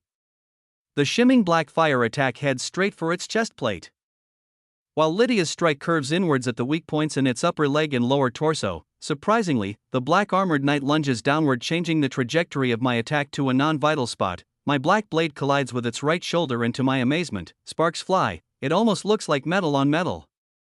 It's been a long time since I've seen anything like this. On impact, the moment the shielding around my shot collides with its black energy, a light show of white and yellow sparks erupts into the air. The popping and buzzing noise of mana being released into the atmosphere fills the room. That mana is mine. The edges of my attacks look as if they're melting away while passing through the hard mental armor of the knight with relative ease. With a loud clang, its whole right arm falls to the floor and my energy blade curves upward into the sky. There isn't anything in the armor, it's completely hollow. My gaze follows my own attack in awe as it continues popping and buzzing while slowly melting away high up in the dungeon sky. The black energy of this odd creature is able to erode and destroy any concentrated mana attacks, not very fast, but the fact that it's able to use an unknown source of energy like this is definitely alarming. There's no sign of a hidden buff or special skill in its status. It doesn't matter right now, as my attack damages its right arm. The knight lunges to the opposite side right into Lydia's incoming crescents of ice. Just like my attack, light-colored sparks fly, but the bulk of the strike pierces all the way through its intended target. More loud clangs of armor sound as the black armored knight falls to the gray floor in pieces. Ice residue creeps over all of the armor, and a chain reaction of sparks flies as it spreads. Both Lydia's remaining shots and the residue left behind disappear into the air in just a few seconds. The black-colored aura starts to disappear from the enemy too, leaving a dark sliced-up suit of armor on the dungeon floor less than 10 meters away from us. I stare at it with a blank yet curious expression, then speak up while blinking a few times. Did it jump into your line of fire? Or was I seeing things just now? We both slowly walk forward, still glowing in full battle mode. She replies, "It did." Our footsteps echo while we draw closer and the wisps of black aura completely vanish into thin air. There isn't a trace of this monster's essence left, but cold slash through armor and a sword on the floor. Using appraisal, it all registers as non-buffed gear. "It's all just normal armor now," Lydia speaks up again. "It negated both of our high concentration mana attacks." "I've never seen anything like that." Her eyes are wide, showing emotion I've never seen on the white-haired mage's face before. I turn around, scanning the entire dungeon again, but nothing shows up. According to my senses, there isn't a single other being present on this floor but us. I highly doubt this is the truth. We wait for over 3 minutes and finally, the armor begins to dissolve. It drops a mana crystal, but also a tiny black gem smaller than my fingernail. It doesn't register in any of my skills and gives off no magic power. If I didn't see it with my own 2 eyes, I wouldn't believe there was anything here at all. The rock doesn't glimmer or shine, and there isn't even a hint of transparency to it. It's dull and black but is cut in the shape of a factory diamond. I lean over and pick it up, bringing the odd stone to eye level. Looking deep into the gem, it still just seems like an ordinary rock. The only odd thing about it is I can't sense inside. There's a mini pocket of space that's invisible to me no matter how hard I focus. About 15 seconds pass and I let out a sigh, throwing the gem into my item storage. Lydia yells out as my mesmerization with the stone finally finishes, "There's another." Get ready, a swirling purple and black dungeon walker portal shows up and an identical knight comes running out with its sword raised. It's on my far side, closer to the mage. She lets 2 shots fly from a close range and they collide with the armored knight's torso, sending sparks of white and yellow lights flying in the air. Her blades of mana dissolve after they slice through and the knight falls before it can even attempt to take another step forward. She murmurs under her breath, running over to the fallen knight. "So, fascinating." I follow, and she turns back to me as I do. "You're eager to move to the next floor, right?" Lydia turns to the pile of metal scraps, then back to me. "I'd like to fight as many of these knights as possible. This is a unique dungeon. There isn't a single one like it in that I'm aware of." If I cut her off. "No need to explain. I was planning to move to the next floor whether you liked it or not. However, I'm curious about these creatures too." The armor starts to dissolve and it drops a mana crystal along with that tiny black gem again. Lydia picks it up, stares at it for a moment, then activates her ice magic while tossing it up in the air. My eyes open wide as sparks fly and a yellow and white fire burns bright for 2 seconds straight above her open palm. It sucks in all of the ice magic she produces, then completely disappears. The stone leaves nothing at all in its place. Both of us watch in awe. Then, Lydia speaks again. "I'll find out everything I can, but time is not on our side. We have less than 2 hours to clear this break." I give her a firm nod. It was easier than I thought to convince her to let me go alone. Although this dungeon seems rich with rare resources, the final room is the only destination on my mind. "Understood," she replies. "The director has full confidence in your squad, especially you. If we fail, hundreds of thousands die." I smile, turning away towards the exit. "I'll clear the final room by any means necessary. Focus on guarding this floor and collecting those gems." Another black and purple portal forms and I airstep away, leaving Lydia to farm the abnormal dungeon and guard the 25th floor from its impending break. Finally, I'm off to face the final floor alone. Chapter 264. I leave Lydia behind as she battles the jet black suit of armor that spawned in moments ago. It dives for her directly, ignoring me as I airstep away in the direction of the dungeon's far side. Oddly enough, over the next half an hour there isn't a single monster that comes onto my radar. Not a single one even spawns a portal below to try and fight me. I just fly through the sky in silence, letting the eerie silence of the gray-colored world aid in my building anticipation for the boss that's to come. I continuously try to reopen the link from earlier, but the archdemon's presence is nowhere to be found. I'm itching to try out my new increased power. Even with these unique night creatures appearing, a single attack slices through them like butter. This final challenge better be worth it. Slowly letting the grin of excitement grow on my face, the final glowing portal of the night's boss room comes into view. I let out a satisfied chuckle while gliding down to the floor and stepping through without a second thought. Once I defeat this room, I'll be one step away from taking on that demon. The white transfer magic takes me in and fades all the same as I activate all my battle skills in preparation for a fight. Once my vision returns, it feels and looks like I've been transported back to the start point of the original dungeon. There's no difference at all. A gray floor and gray sky surround me. Plus the absence of any boss makes me even more confused. With a step forward, I grip my blade and take a deep breath. All I have to do is wait. It'll come. Pushing my perception skill to its limit and absorbing the MP in the air, all I hear is my own heart beating in my ears while my eyes scan the room over and over again. Despite its similarities to the endless dungeon I just left, this place seems to have a barrier-like cutoff around 700 meters away from me. I couldn't tell at first, the walls just look like the sky from the 25th floor. I'm standing in a massive gray cube, staring outwards. I feel a gust of wind hit the back of my neck. Instantly, I jump high up in the air while expanding a flat rectangular shield of pink mana behind me. Explosions of white light and sparks follow as my shielding is melted. A wavering black crescent of energy tears through it with ease. Under close examination, the blade that cuts my shielding isn't slicing through in a conventional manner at all. It's destroying the mana itself as it collides with my shield. The two masses of opposite matter collide, completely destroying each other in a magnificent blast. My gaze shifts from this display as I lock onto the menace that sent this shot. LV of 540, active items, armor set of the final demonic guard, 125% defense, longsword of the final demonic guard, 122% strength, amulet of the final demonic guard, 119% mental strength, active skills, dungeon walker, swordsmanship, combat magic, advanced demonic energy manipulation. This knight is nearly a full head taller than the ones back in the dungeon, and it exudes much more of that glowing black energy. Easily 5 times as much. Its final kill catches my eye as it lets off another shot directly my way. Demonic energy, a wave of undetectable black mass soars toward me, but I dungeon walk to the floor to dodge and point my sword forward, erupting into dark flames of my own. Not wanting to give it another chance to attack, I let out a destructive blow. It matches my attack with blinding speed and both of our attacks collide. I dungeon walk up in the air above it to let out another attack while the exploration of sparks and swirling black energy fills the battlefield below. Like a black hole, the reaction sucks in pure mana from my strike. The two attacks that collide cancel each other out.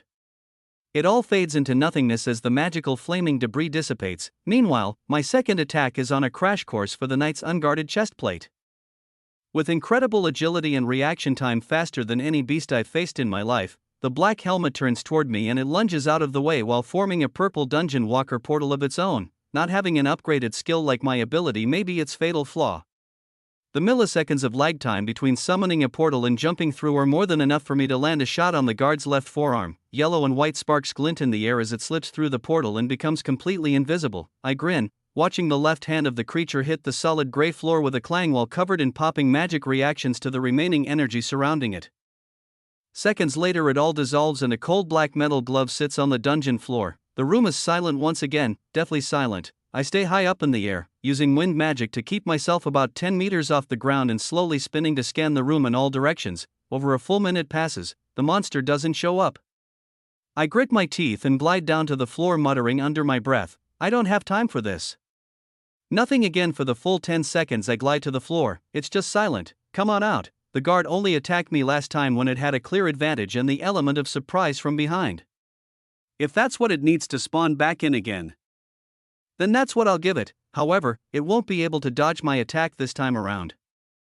I'm sure of it. I smirk. The moment my feet tap the light-colored ground, I spin and release a shot from my charged sword. I couldn't sense a thing, but nonetheless, my predictions are spot on. The obsidian-colored guard emerges from its swirling portal and releases an energy blade of its own. Not waiting for a second, as it's released from the guardian's sword, the black energy is so close to the ground that it begins to react with the mana in the dungeon floor. A white and yellow light forms underneath it as a half-meter deep hole trails the knight's demonic attack. It's eroding mass from the boss room.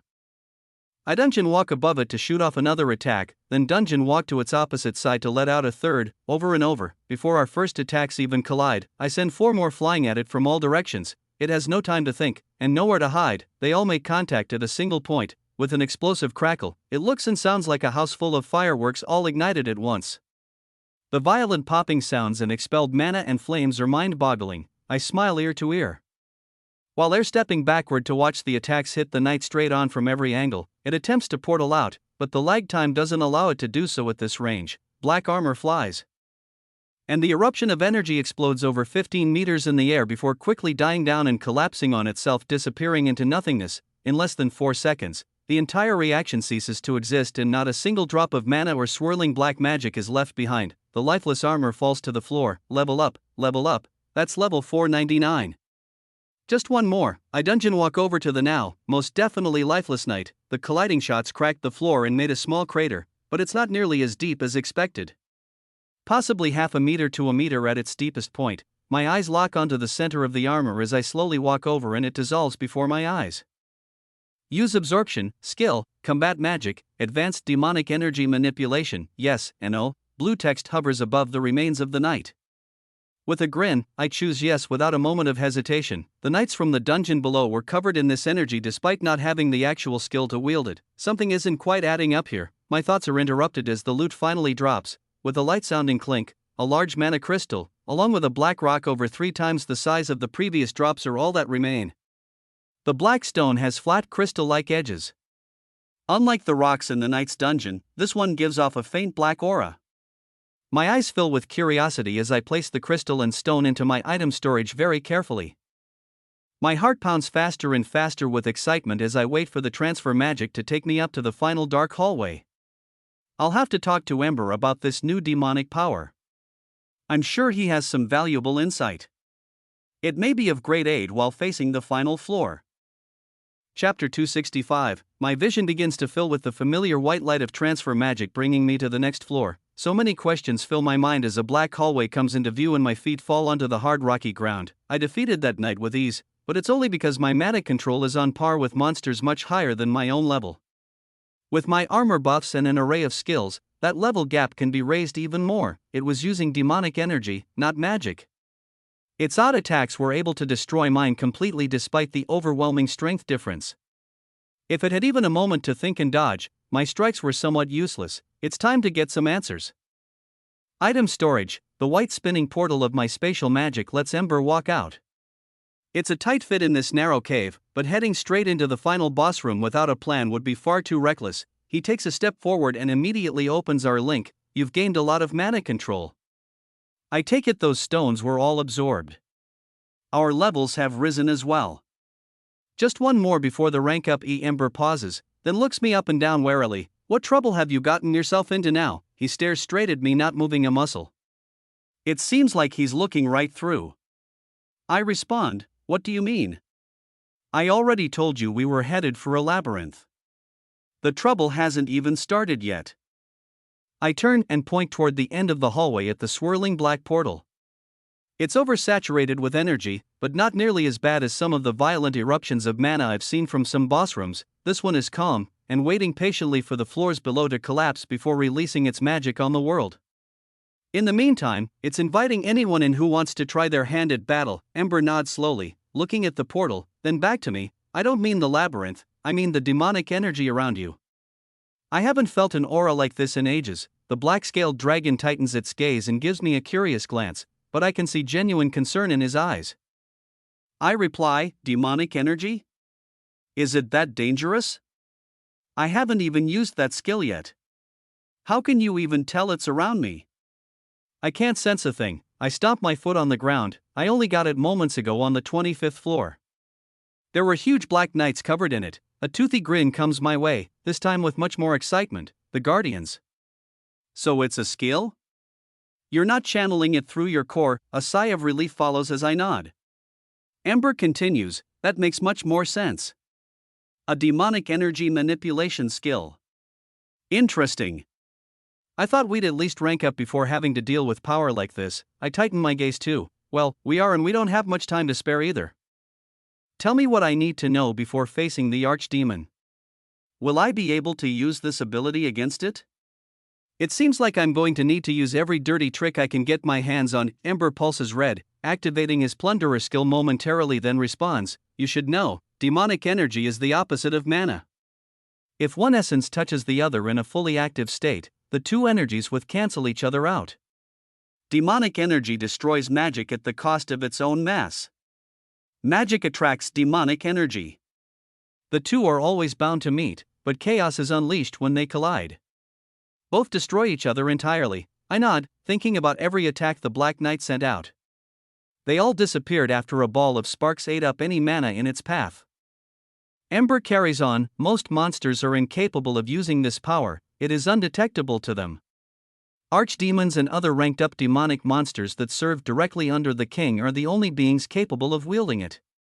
Even so, with an advanced manipulation skill, using it incorrectly can still easily be fatal. He stares into the portal, then turns to me.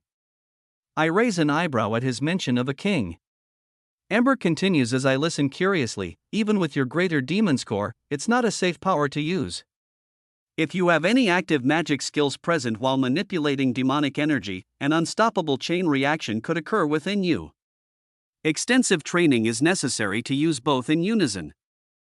I advise against trying out that skill until you comprehend what you're dealing with. I think to myself for a moment before responding, this is both an amazing power beyond belief and also very disappointing. It all adds up, mostly. There's just one thing I don't want to gloss over.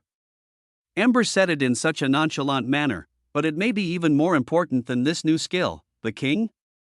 Who's the king? Like a demon king? No one at the association has ever talked about a king. Wouldn't that be the number one priority to take this monster out? I stare at Ember wide-eyed, then let out a sigh after a moment of pause. Then again, they hardly ever leak information to the public anyway. I wouldn't be surprised if they were hiding this too. Ember nods. I'm not sure what humans plan to do this time around. It's been over 50 years since I last got word of a plan. Usually, the king stays out of worldly matters.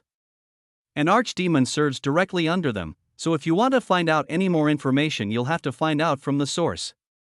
A labyrinth of this size is definitely farming a considerable amount of mana resources.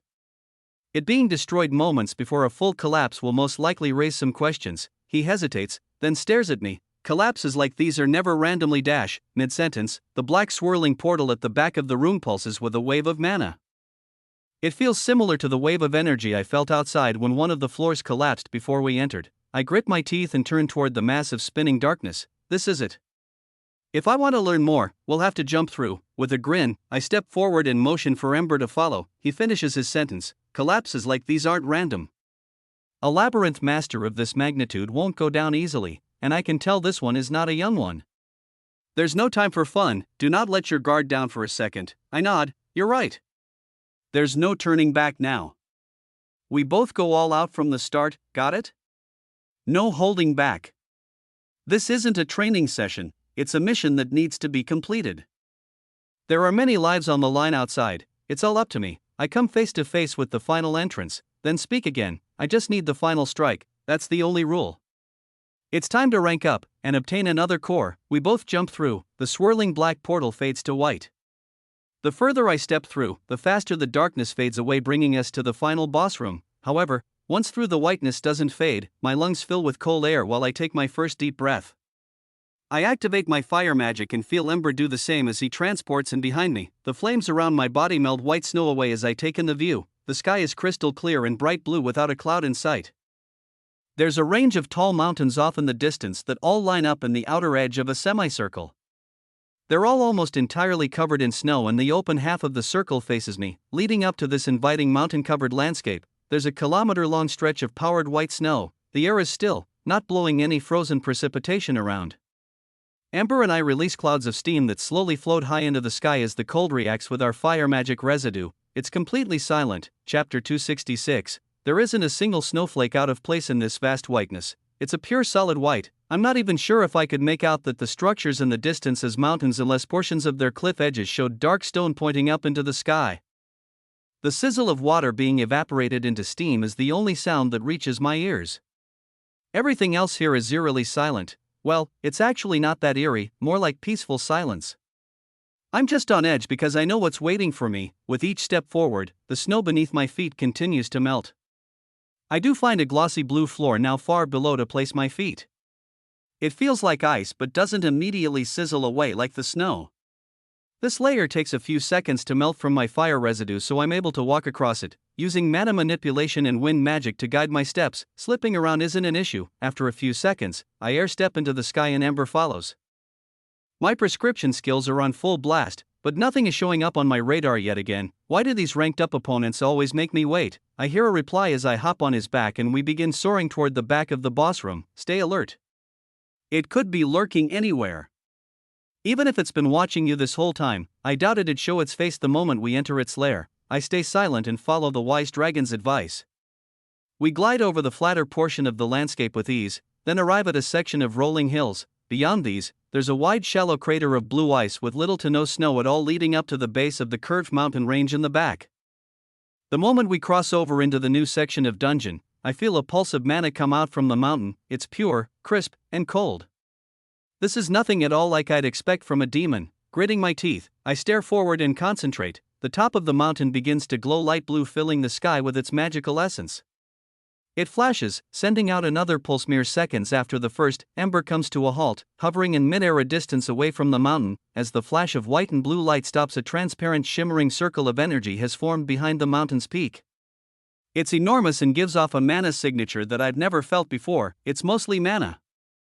But there's something about this ring that feels very off-putting. I can see the sky behind it, and the curved edges glimmer with silver and white light even after the flash, but have become much dimmer now. Ember's voice echoes in my mind. The archdemon's battle partner has come to greet us. I clench my jaw and grip my sword. You were right. As these words transfer over our link, we're interrupted. A loud metallic twang and cracking noise come from the ring in the sky. It flashes silver, blue, and white again, sending out a final pulse much more bright and intense. This is followed by a deafening screech that distorts into a vicious roar. All I can see is snow from all the nearby mountains fall from their high points and tumble down in a mass avalanche. Ember reflexively flaps his wings, bringing us high into the air away from any future debris from the snowfall. Simultaneously, my enemy detection, inspect, and appraisal skills finally latch onto something. 750M, LV, 608, active items, Tier 3 Dragon Scales, 144% mental strength, 90% magic resistance, Platinum Amulet of Frost, 137% mental strength, 90% ice magic, active skills, Plunderer, legendary grade, combat magic, advanced ice summoning, buffs, ice dragons spawn, hidden. Ability, ultimate ice defense, hidden ability. Two enormous white wings emerge from the flash of light. With each flap, they move large amounts of wind to push the remaining snow off the top of the furthest mountains. Although I'm nearly a kilometer away, I can tell the creature that teleports into the dungeon is monstrous in size, possibly over twice as large as Ember. Its jagged white teeth glimmer brighter than the snow, and its royal blue eyes glow darker than the ice bowl below. With a twisting pointed tail and dark underbelly a similar hue to its eyes, the white-scaled dragon comes into full view and lets out another roar while hovering above the mountain. I whisper under my breath, "It looks like we get a warm-up round." Ember replies to my mumbles through the link in a calm voice but with an undertone of anger. An ice dragon. It sent its partner to test our strength. Their souls are linked just like ours. So don't think for a second that monster will go down easy. The monster in question stretches its wings after the second roar, then finally locks eyes on us. It begins to flap its wings and fly toward us with impressive speed. I switch into full battle mode, thinking about its status for possible strengths and weaknesses. There are a few things that differ from theirs and Ember's. Firstly, its plunderer skill is a rank lower. It's still higher than mine at a legendary grade, but one under Ember's who has a mythic grade skill. Its combat magic skill is straightforward. A clear difference. Ice and fire are clear opposites. Luckily, fire-based attacks are very effective against ice.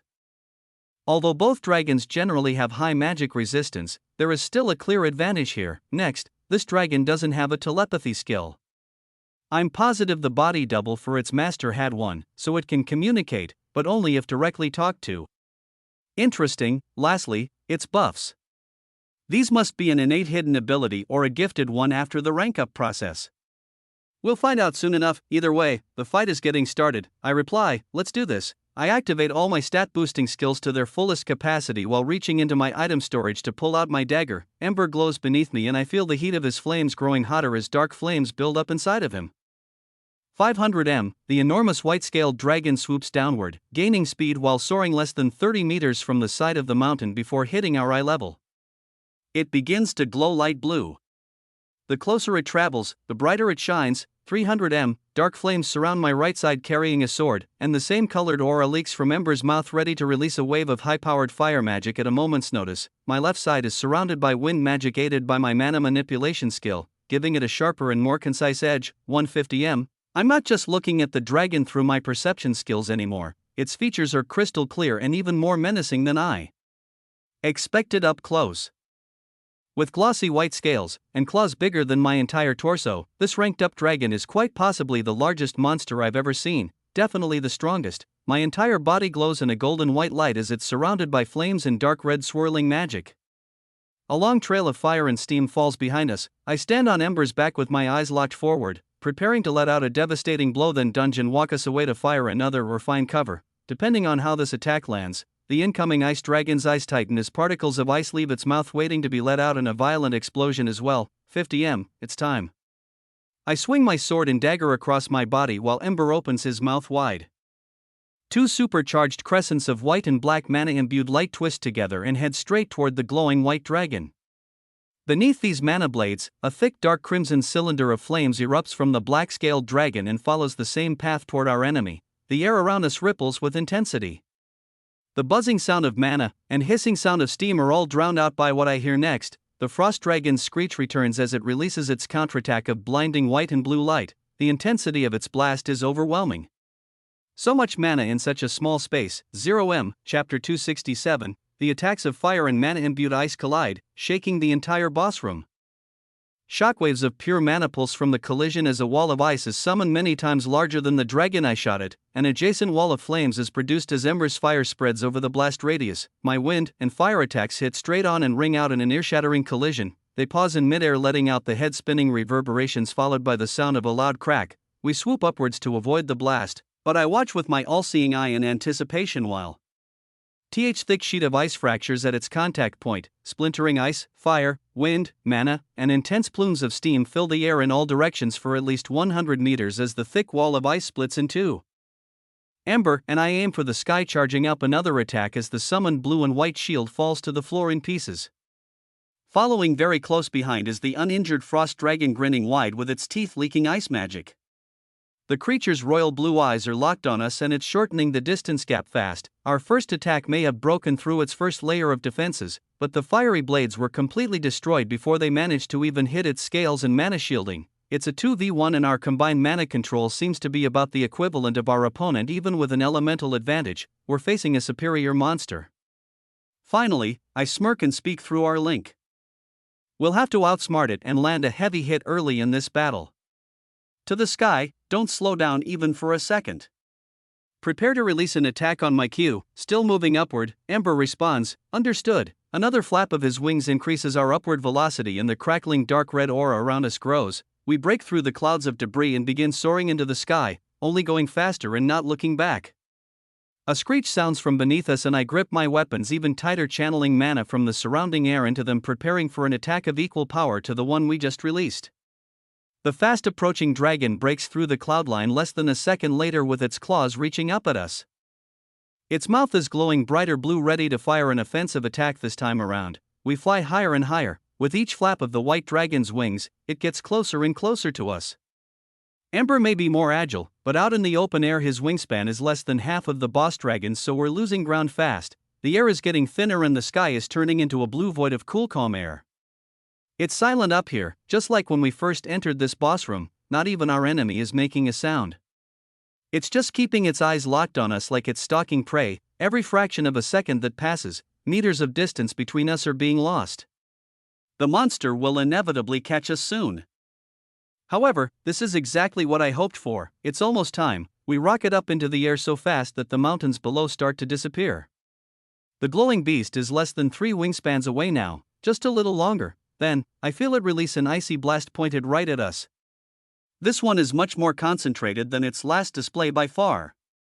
With the mana density less spread out, I believe an attack like this would be very close to fatal if it hit us. I'll make sure that doesn't happen. Dungeon Walker. I teleport both of us below the frost dragon to the point in space where we were flying upward just moments ago. Ember flaps his wings, and we keep rocketing forward.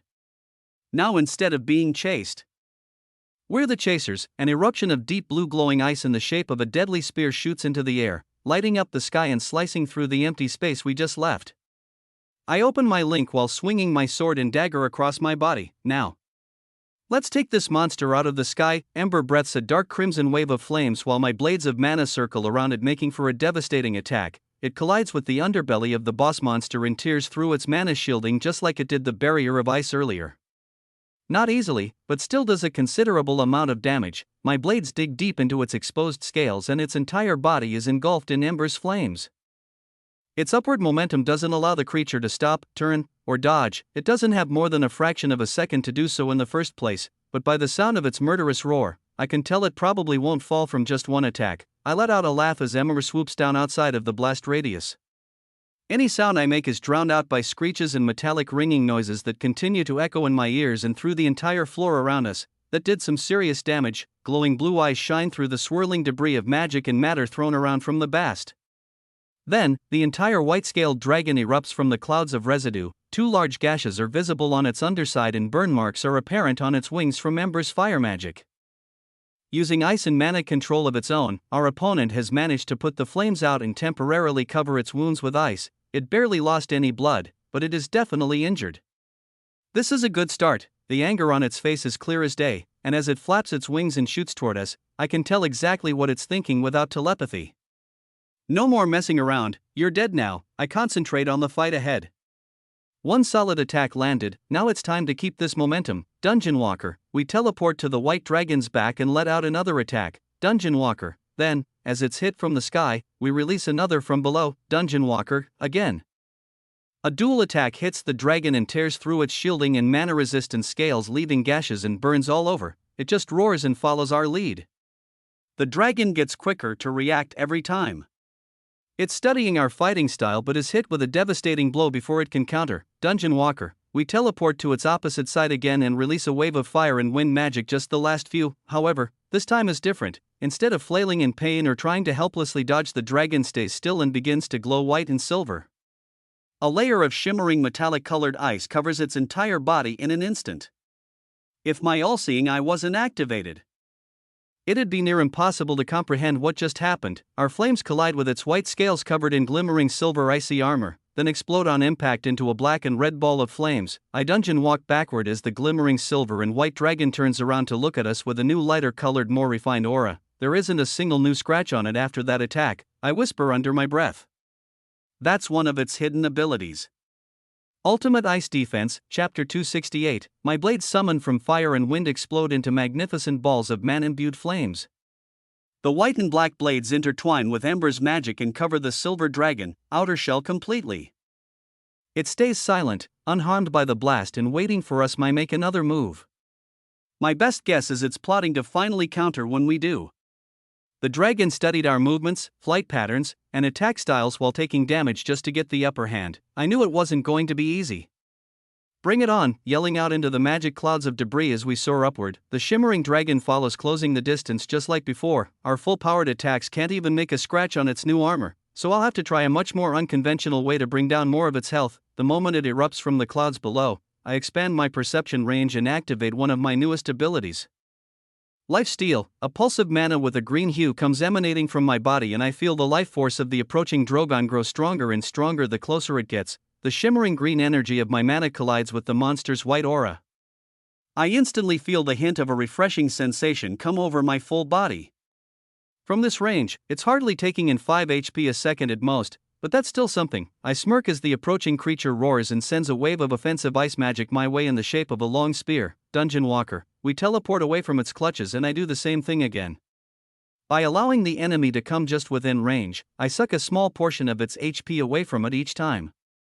It's growing weaker for every teleportation we use up, but not by much. Ember and I both send off attacks to counter its fury.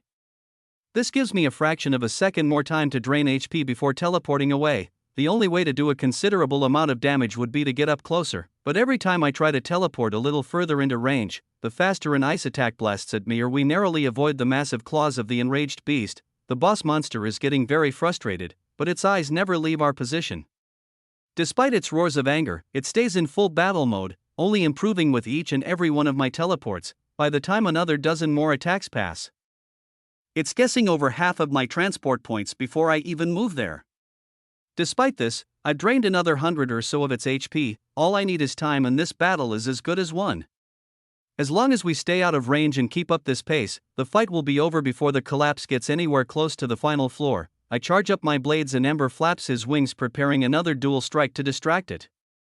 We blip to the opposite side of the shimmering beast, but the voice that enters my mind catches me completely off guard. No more playing around.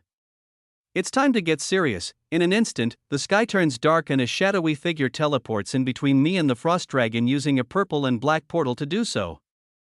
Before I can even think to teleport away or stop swinging my blades, the wave of flames already flies forward. I watch the figure raise its hand and block my 2 shots in Ember's fire with ease. Through the explosion of flames and excess mana, a pair of long red horns emerge on top of the dark-skinned archdemon's body. It's no more than 3 meters tall, but there's so much power emanating from its small frame the creature seems even larger than the dragon glaring at me from behind it. The demon stares forward with a wide smile, bulging muscles, and a dreadful dark aura. It looks identical to the body double it sent to me back in Dryrock. The only difference is that this real body seems as though it's leaking with power just begging to be used. The air around its exposed chest and legs wavers and the loud hum of mana fills the area even though its mana shielding isn't active yet. The blindingly white eyes with tiny black pupils look more cold and ruthless than any creature I've ever witnessed or imagined. This is the result of harnessing mana from the Solarian Labyrinth for years. This is a real archdemon. LV 608 active items. Archdemon's Amulet of Protection, 140% defense, 110 strength. Crimson Ring of Truth, 135%. Mental Strength, 120% Perception. Obsidian Ring of Deception, 120% Speed, 100% Agility. Archdemon's Core, 100% All Stats. Active Skills, Telepathy, Legendary Grade, Body Double, Special Grade. Dungeon Walker, buffs, Enrage, Hidden Ability. The Silver Frost Dragon begins to glow brightly again behind the demon and lights up the sky. Our chances of victory in this fight just fell from within possibilities down into the slim to none range. The overwhelming power before us is over double our own combined mana control, and the growing white light is only increasing that gap. 3 portals of white spatial magic appear over the dragon's head as it lets out a roar. Out of each one, smaller white-scaled lizard creatures with wings materialize from thin air. They're over 5 meters long and have the same royal blue eyes and dark underbelly to match their summoner. I comment to Ember through our link. It's the second buff. A summoning spell just like the Blue Ogre King we faced, using Inspect. I see, LV 550, above each of their heads while they flap their wings and begin to glow blue with their own ice magic. This may have been a plan to deter us from trying, or a way to move me away from its source with this lifesteal skill. Or, they're just summoning backup for fun to crush us into the ground with a single attack. We're outmatched and out of time, but I can't help but smile with wide eyes. It may seem like all hope is lost, and it's time to run, but that's far from the case. Without realizing it, our opponent just gave us the perfect opportunity to get on equal ground. I eye the 3 winged lizards as they slither out from their portals and the white light fades. The 5 of them stare across a 50-meter gap in the air at the 2 of us. All the debris from our explosions has drifted down to the ground and we're left in a standstill, waiting for the other to make their move first. The archdemon summons a purple portal and lands on top of the silver dragon's head, motioning for the underlings to move forward. They do, and I hear the monster's voice in my inner ear again. You have a few more skills than I gave you credit for. It seems I'll actually have to join to show you our true power. The demon's toothy grin matches its bonded dragon. The cold demonic eyes of both creatures stare into our souls. Knowing we don't stand a chance now, I take a deep breath and continue charging my blades with a straight face. The underlings fly closer, and I calmly wait. It feels like hours go by in these last few seconds before the final duel. My heart rate speeds up and my grip on both weapons tightens. Finally, it's time. I shift my gaze to the sky as the first ice lizard spawn comes diving in to attack us head-on.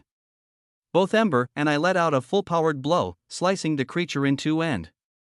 Showering the battlefield with remains to announce the labyrinth's boss room fight has begun. Level up, level up, level up, rank up, yes, and oh. Chapter 269, it's time to rank up. The glowing blue text floats in front of my eyes after 3 level up notifications bring me well past the level 500 threshold. Rank up, yes, and oh, I choose, yes. Time feels as if it temporarily stops around me the moment I make this decision. The 2 other ice lizards still come at us from above on both sides, but so much slower than before.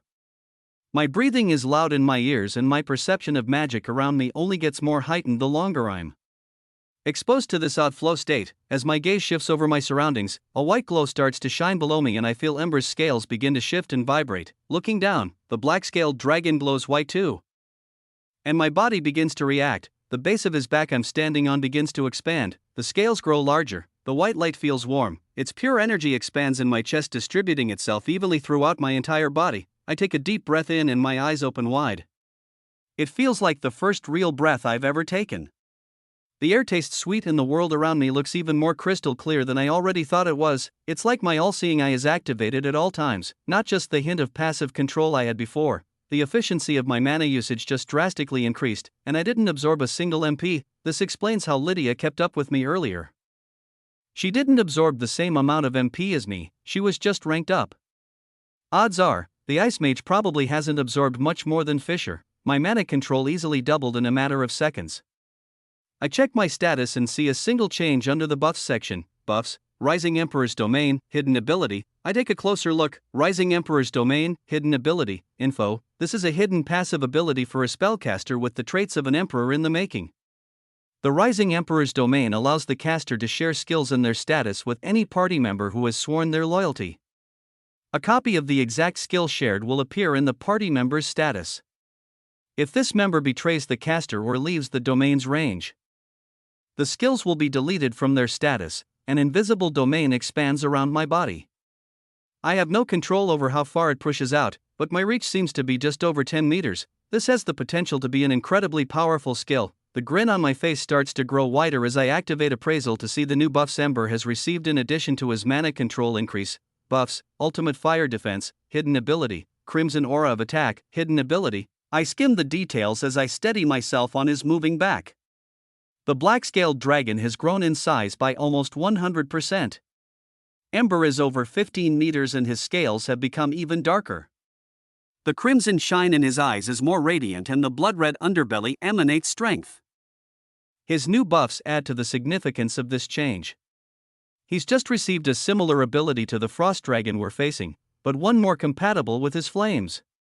The Crimson Arrow buff seems to be a perk like my Berserker skill, just a ranked up version. The glowing sensation in my chest starts to fade and the one around the growing dragon stops too. Reality speeds up and the incoming ice lizards shriek as they're blinded by the white flash of light followed by 2 slashes from my blades and an eruption of dense black flames from Ember's mouth. Level up, level up, level up, level up. They're incinerated in seconds and we reach level 506A. Shockwave of energy from our rank up bursts out like the pulse of a floor breaking and I can't help but let out a laugh while pointing my sword forward at the demon and dragon in front of us. We hover nearly a kilometer over the highest mountain in the boss room and radiate with energy that rattles these collapsing labyrinth walls. The archdemon stares forward, and it's the first time I get the sense of any true emotion on its face. It's surprised, no. It's in fear, no.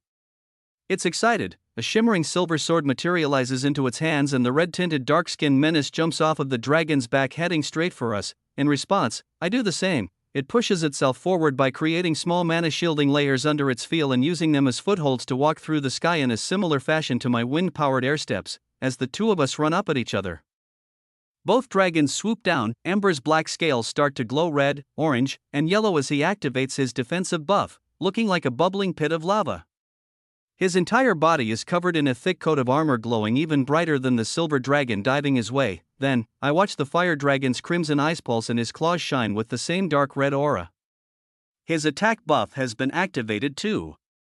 Ember is a much more cautious fighter than I am. He clearly has a strength and defense advantage if he's facing his opponent straight on. I won't have to worry about him one bit. I'll focus on the real danger in front of me. With all my stat boosting skills on full blast, my vision tunnels and all I see is the demonic presence glaring back at me with its sword raised. Just moments ago, I was completely outmatched. Now, this is an opponent for me to finally use all my new skills and strengths to their full potential. I swing both my dagger and sword across my body while the archdemon brings down its silver sword, coated in layers of aura and shielding. The 3 blades let out an echoing twang as they come to a halt over a meter away from each other. Both release white explosions of energy and attempt to break through the other's thick defenses. The corners of the demon's mouth curl and so do mine. It speaks through our link as the shockwaves of energy fill the room. So, you really are the one they've all been talking about, aren't you? I grit my teeth and push my blades further toward the buzzing energy and light, then, reply, the one who's been talking about. The archdemon tightens its gaze and follows my lead, pushing its own sword closer and tearing through a portion of the pink mana shielding, letting elemental magic leak out. It replies, it doesn't matter who. Word is, a stray demon and dragon have been challenging labyrinths and stealing the abilities of those within. However, you're a human, bonded with a fire dragon. I erupt into black flames, pushing my weapons in even more. They're less than half a meter away from touching now. The energy pulsing out from in between is on a magnitude greater than anything I've ever experienced before. It seems rumors of our existence somehow made it out here. If I want more information, I'll have to rile up this boss and keep him talking. I reply with a smirk, so what if it is? After I'm done with you, I'll face the king. I let out a wave of intimidation and push my blades even closer. The demon's eyes open wide, horrified by my statement and momentarily caught off guard. I thrust my dagger and sword forward again and they collide with its long silver sword to create a clang that distorts the air around us. The final battle in the labyrinth has begun. Chapter 270. After our blades collide, we're both sent flying back as energy is expelled. A series of attacks follow at blindingly fast speeds. Air stepping through the sky, all that can be seen from a distance are flashes of red, black, and white light colliding as pulses of energy come out from the impossibly loud metallic clangs. We both go into full battle mode. Each of us is solely focused on destroying the other completely at any moment of weakness. Every time I gain a tiny bit of ground, the archdemon slips through on a side where I'm unprotected. The same goes for it. Each attack it throws leaves fractions of a second of leeway for me to dungeon walk in and block it. One slip up would be the end for either of us. The monster's senses are on par if not greater than mine. It's able to manipulate its mana shielding faster than I can swing. While I'm able to blip away faster than it can attack, the only way for either of us to land a hit is to get in close and risk getting hit ourselves. It's a perfectly even matchup. Our battle styles are very similar too. Rigid and rational movements driven by hunger and greed for any room to strike. The archdemon speaks up again as our endless clash of metal on metal continues. If you're unable to land a scratch on me, you have no hope of stopping the great collapse. It grins, letting out a pulse of new red magic that covers its body. Without teleporting, the monster moves over to me with blinding speed and eyes that seem to stare straight through my soul.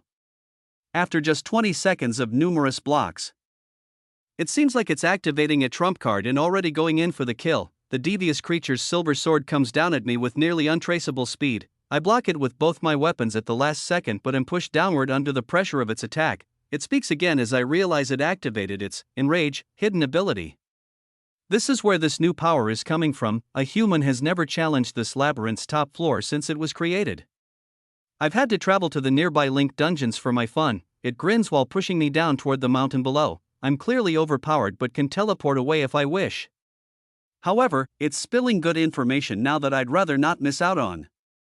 I let the archdemon push my blades back as we fall through the sky. It continues to speak through our link in a deep echoing voice. As my first and only challenger, I have to say your power is commendable. Unfortunately, a human can never truly surpass a demon in its element. It pulses darker red, showing off even more power. We fall past the two dragons as they clash. Fire and ice explosions fill the sky, lighting up the face of the demon that angrily stares into my eyes. A full second passes and I feel it activate another skill. It pushes its sword forward with a powerful thrust, sending me down toward the base of the mountain and slicing into my side, drawing blood. At this rate, it'll take less than 3 seconds to hit the center of the shallow area like floor ember and I flew over earlier. I smirk, activating my self-regeneration and life steal skills as we both fall. The demon continues as I watch two exact copies of itself emerge from the monster's back. I'll show you the full power of an archdemon and make you pay for your foolish remark against the king. You have no right to challenge the creator. The one true demonic emperor that will conquer this world like it has many others. The beings that emerge from its back separate and I watch two body doubles at level 575 each detaching from its main body carrying the exact same long silver sword. The two of them dive forward in front of the archdemon's main body and swing their swords down at me as the ground gets closer and closer. I finally reply, content with the information I've gathered. Bring it on. My feet collide with the icy floor beside the mountain's base, creating an impact crater tens of meters wide while blocking the two silver swords with my own weapons. The main demon's body comes plummeting through and I dungeon walk backward to avoid its deadly red glowing strike. Breathing heavily, I stare down the three crimson demons now 30 meters away as the ice chunks from our impact settles. Their 6 glowing white eyes lock onto me, and I stare back. I can easily take out its doubles if I have a second or two alone, but focusing on one of them now would leave me wide open for a fatal blow, activating my item storage. I let the golem core from the dungeon break and the metal warrior core from the floor 23 boss room fall to the ground. I reactive my mana manipulation perk on both of them and allow both to respawn at level 500. I clench my jaw as thousands of MP leave my body, but regain it instantly with my plunderer skill. The black core of the metal warrior starts to pour shards of white metal from its abyss and form the monstrosity I fought earlier. The shimmering clear core of the stone golem lies on the ground vibrating violently. The floor shatters and rock from deep underground forms around it to build up into a gray stone golem the same color as the exposed stone of the bare mountain in front of us. Dense pink strings of mana are visible coming off my fingertips as I manipulate my minions to move forward. They're covered in shielding and are constantly being replenished from the source. The two demon body doubles run forward at them and leave the middle of the battlefield open for the main fighters to clash. The archdemon snarls and lunges forward at me with blinding speed. I smirk and push myself forward to match it. All 6 of us clash at once, while both dragons collide in the sky. A series of dungeon walker portals and teleportations follow as we chase each other around the battlefield. One slip up from either of us will result in a fatal blow that finishes this battle. Clash after clash only leads to minor arm, leg, and flesh wounds that I heal with self-regeneration and lifesteal. My mana sources are nearly unlimited, so I never need to worry about this. The demon is faster and stronger than me by about 30% with its new hidden ability activated, but the lag time between our teleports gives me just enough time to block and counter while landing quite a few hits of my own. The rock golem and metal warrior are putting up a good match against their opponents. Even when their cores are shattered, the influx of MP heals them back to 100%. A distraction is all they need to be right now, so it's perfect. Just 30 seconds pass, but it feels like hours. In such a short time, I've received over 30 small wounds and landed 10 of my own back on the menace. I heal my HP and MP every time, but this doesn't help my mental and physical fatigue. I've never moved this fast and exerted this much power in my life. Multiple times a second my MP bar's full capacity is used on the golems, my shielding, as well as full power attacks and healing spells. It's invigorating and exciting, but the physical damage done to the archdemon is nowhere near enough to continue this battle style and have any hope of winning. I push through and continue to rack my brain for ideas. The base of the mountain becomes a complete and total war zone. All of the blue ice that covered it previously has melted away due to the enormous blasts and residue of my hot flames. A full minute of endless clashing continues. I heal over 60 more non-fatal wounds and land almost 24 of my own back on the archdemon's arms and legs along with about 1000 HP from lifesteal. It's still at over half health, and the tingling sensation of overusing mana is starting to spread to every point on my body. I won't be able to keep this up for much longer. All of my stat boosting skills are raging like a furnace and any sneaky tricks will take far too long to activate. A risky tactic would be to allow this monster to get me to under 10% health and activate Final Breath, but I'd be putting myself in a vulnerable position with a limited amount of time to complete the task. The last time I activated that move, I was asleep and out of commission for many days after. I'll just have to endure. Another 30 seconds pass and my body feels like it is being torn apart from the inside. I've burned through millions of MP in just a few minutes. I can't go on much further. Dungeon walking away isn't an option right now either. Even if I try to find Abby on another floor for a quick full restore, I imagine this archdemon would follow. It'd lead to me having to protect much more than just myself. Every one of my teammates would be in danger then. There's only one other option I can think of. It may be even riskier than the others, but my intuition is telling me this may be the only way. Plus, when else will I get to try an ability like this one out? I stop in the center of the shallow arena as the golems clash by my sides and the dragons let out another magnificent ball of flames and ice high up in the sky above the mountain. The archdemon flies my way with increasing velocity. It grins wider and wider as I stand still and take a deep breath while deactivating all of my active and passive skills. Its voice echoes through my inner ear. A valiant battle for a human, but you see the result will only end in your failure. I have one. It swings its sword, enjoying every moment that passes as it comes closer.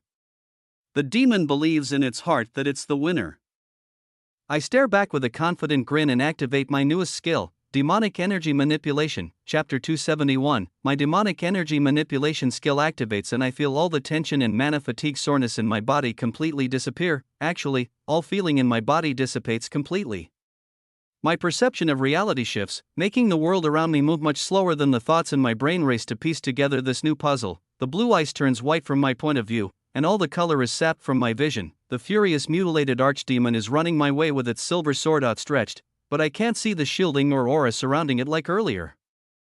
The ground cracks beneath its feet with every step, but the calmness of the air around me is both ominous and soothing. There's no loud buzzing, no constant strain on my muscles and bones, and most importantly no mana. My eyes shift back and forth, then down to my sword and dagger in my hands. They're both dull, not glowing, and after what Ember warned me of, I don't dare channel any magic into them. Now that I think about it, I don't think I'd be able to channel mana into them if I tried. Not while this skill is activated at least. Both of the golem cores I was manipulating moments ago fall to the floor and the matter surrounding them crumbles as well. The archdemon still approaches fast. Now half the distance away from when I first activated my skill. A shiver runs down my spine, then I feel an instant shift in my perception again. My mind is being thrown for a loop over and over as I try to comprehend what's happening. The long black line on my arm pulses with a black outer glow, and a veil of brighter light filters my vision.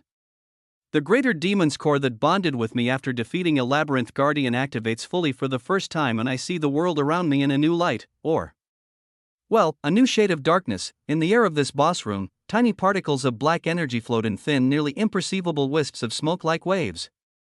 Less than 1% of the air contains what I can only guess is demonic energy. Not only can I see it, I can feel it.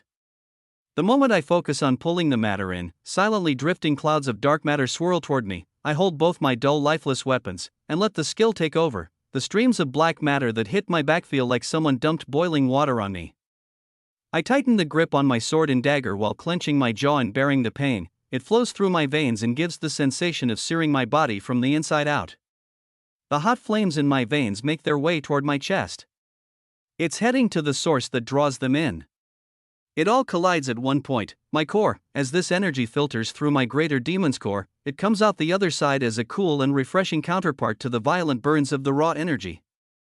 It's almost like crystal clear chilled water from a faucet flows through me now. It glides down my arms and into both blades as I swing them across my body to collide with the archdemon that makes its final attack. Its glowing white eyes meet mine as our blades clash.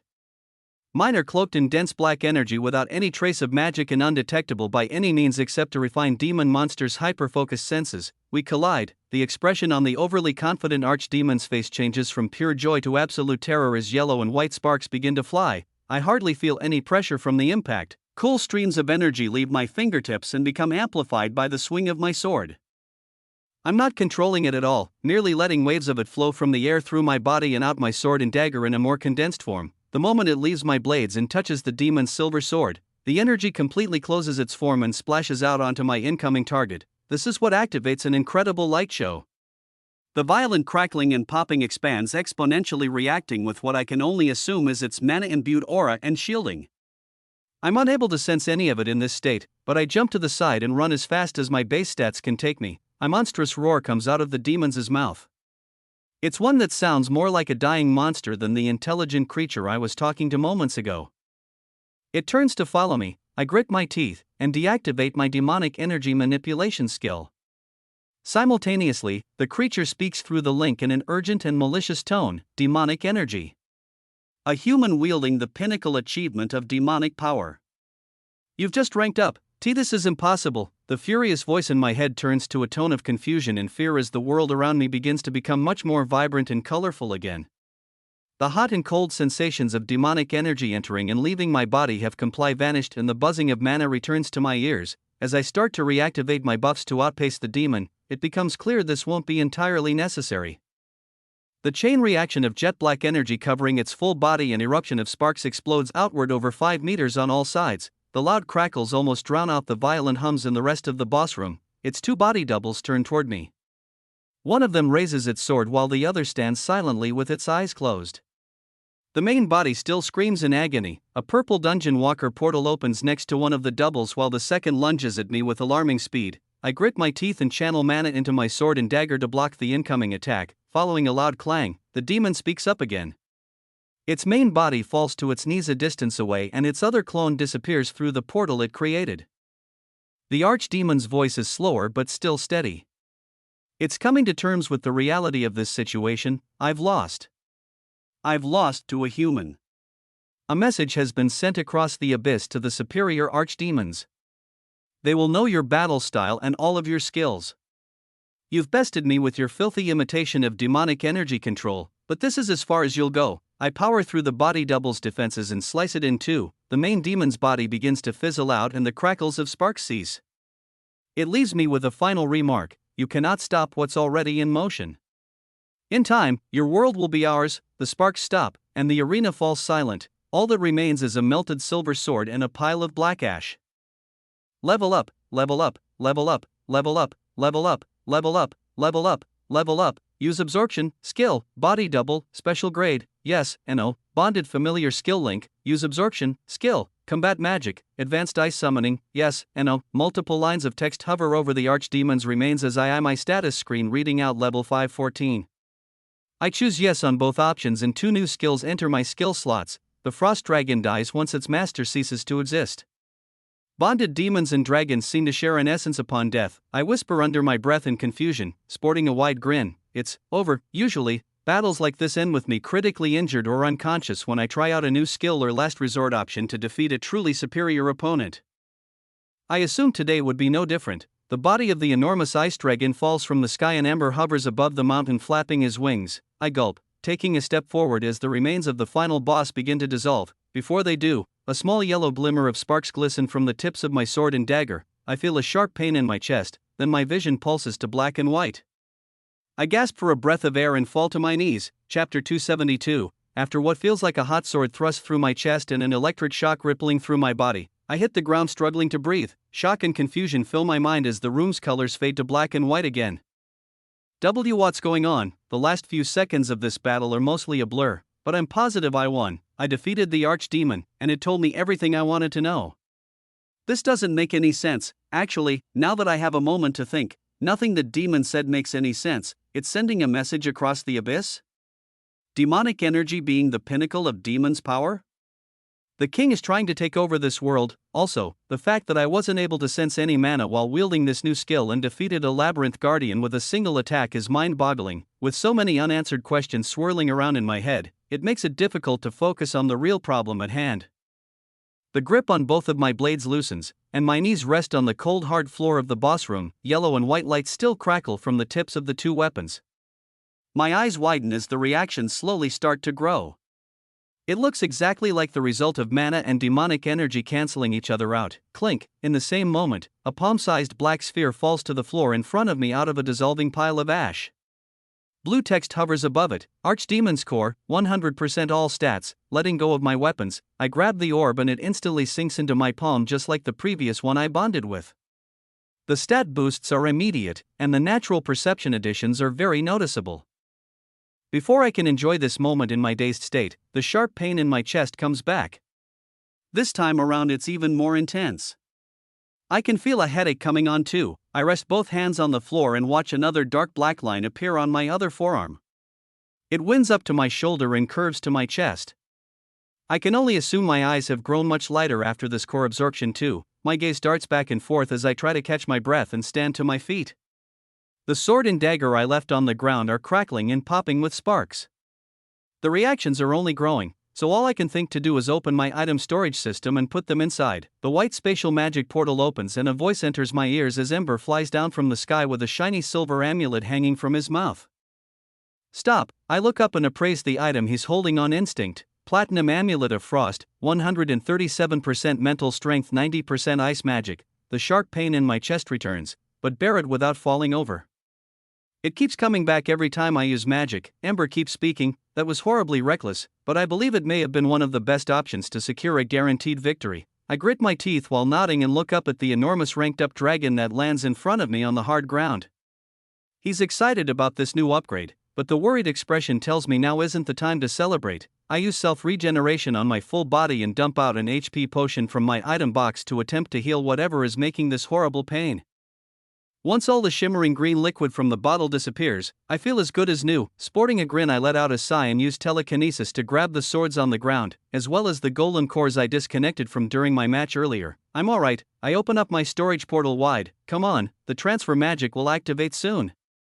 It's best to dash. Again, the world around me puzzles back and white and I fall to the dungeon floor. Ember speaks. Demonic energy poisoning. You've given yourself demonic energy poisoning. I slowly struggle to stand to my feet, then see the black lines that run down my wrists start to glimmer with the same yellow and white glow as my swords.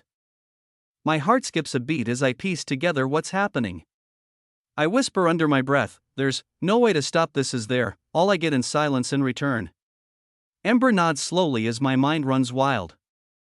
I quickly open my status and scroll through my new skills. Ice magic is great, but it can't help me right now.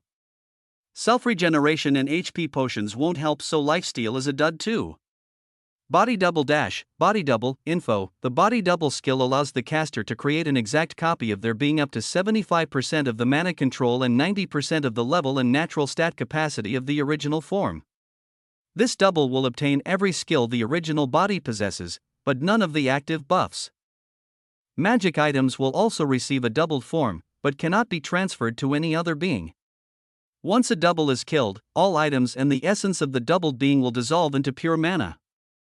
No experience points can be earned from killing a body double. The special grade perk allows the caster to control doubles while asleep, unconscious, or in suspended animation indefinitely. Up to 2 body doubles may be controlled at once. Grade, special grade, upgrade. I scan this new skill, and ideas start churning. Ember's voice echoes in my mind as my wrists begin to crackle and spark with very visible light now. That's right. There's no known cure. I've heard of skills that dull its effects, and certain monsters that can cut off their magic supplies to pause the reaction, but the process has already begun.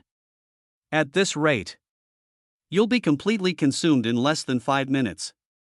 I will too, I grit my teeth and respond. I'll find a way. Ember smiles and gives me a slow nod while closing his eyes. I keep scrolling through my status, then come across a skill I didn't think would be useful. Ember's words repeat in my mind so many times that I speak them out loud. A cure, hibernation, info. Hibernation allows the user to fall into a deep slumber and cure any curse, disease, or illness given enough time.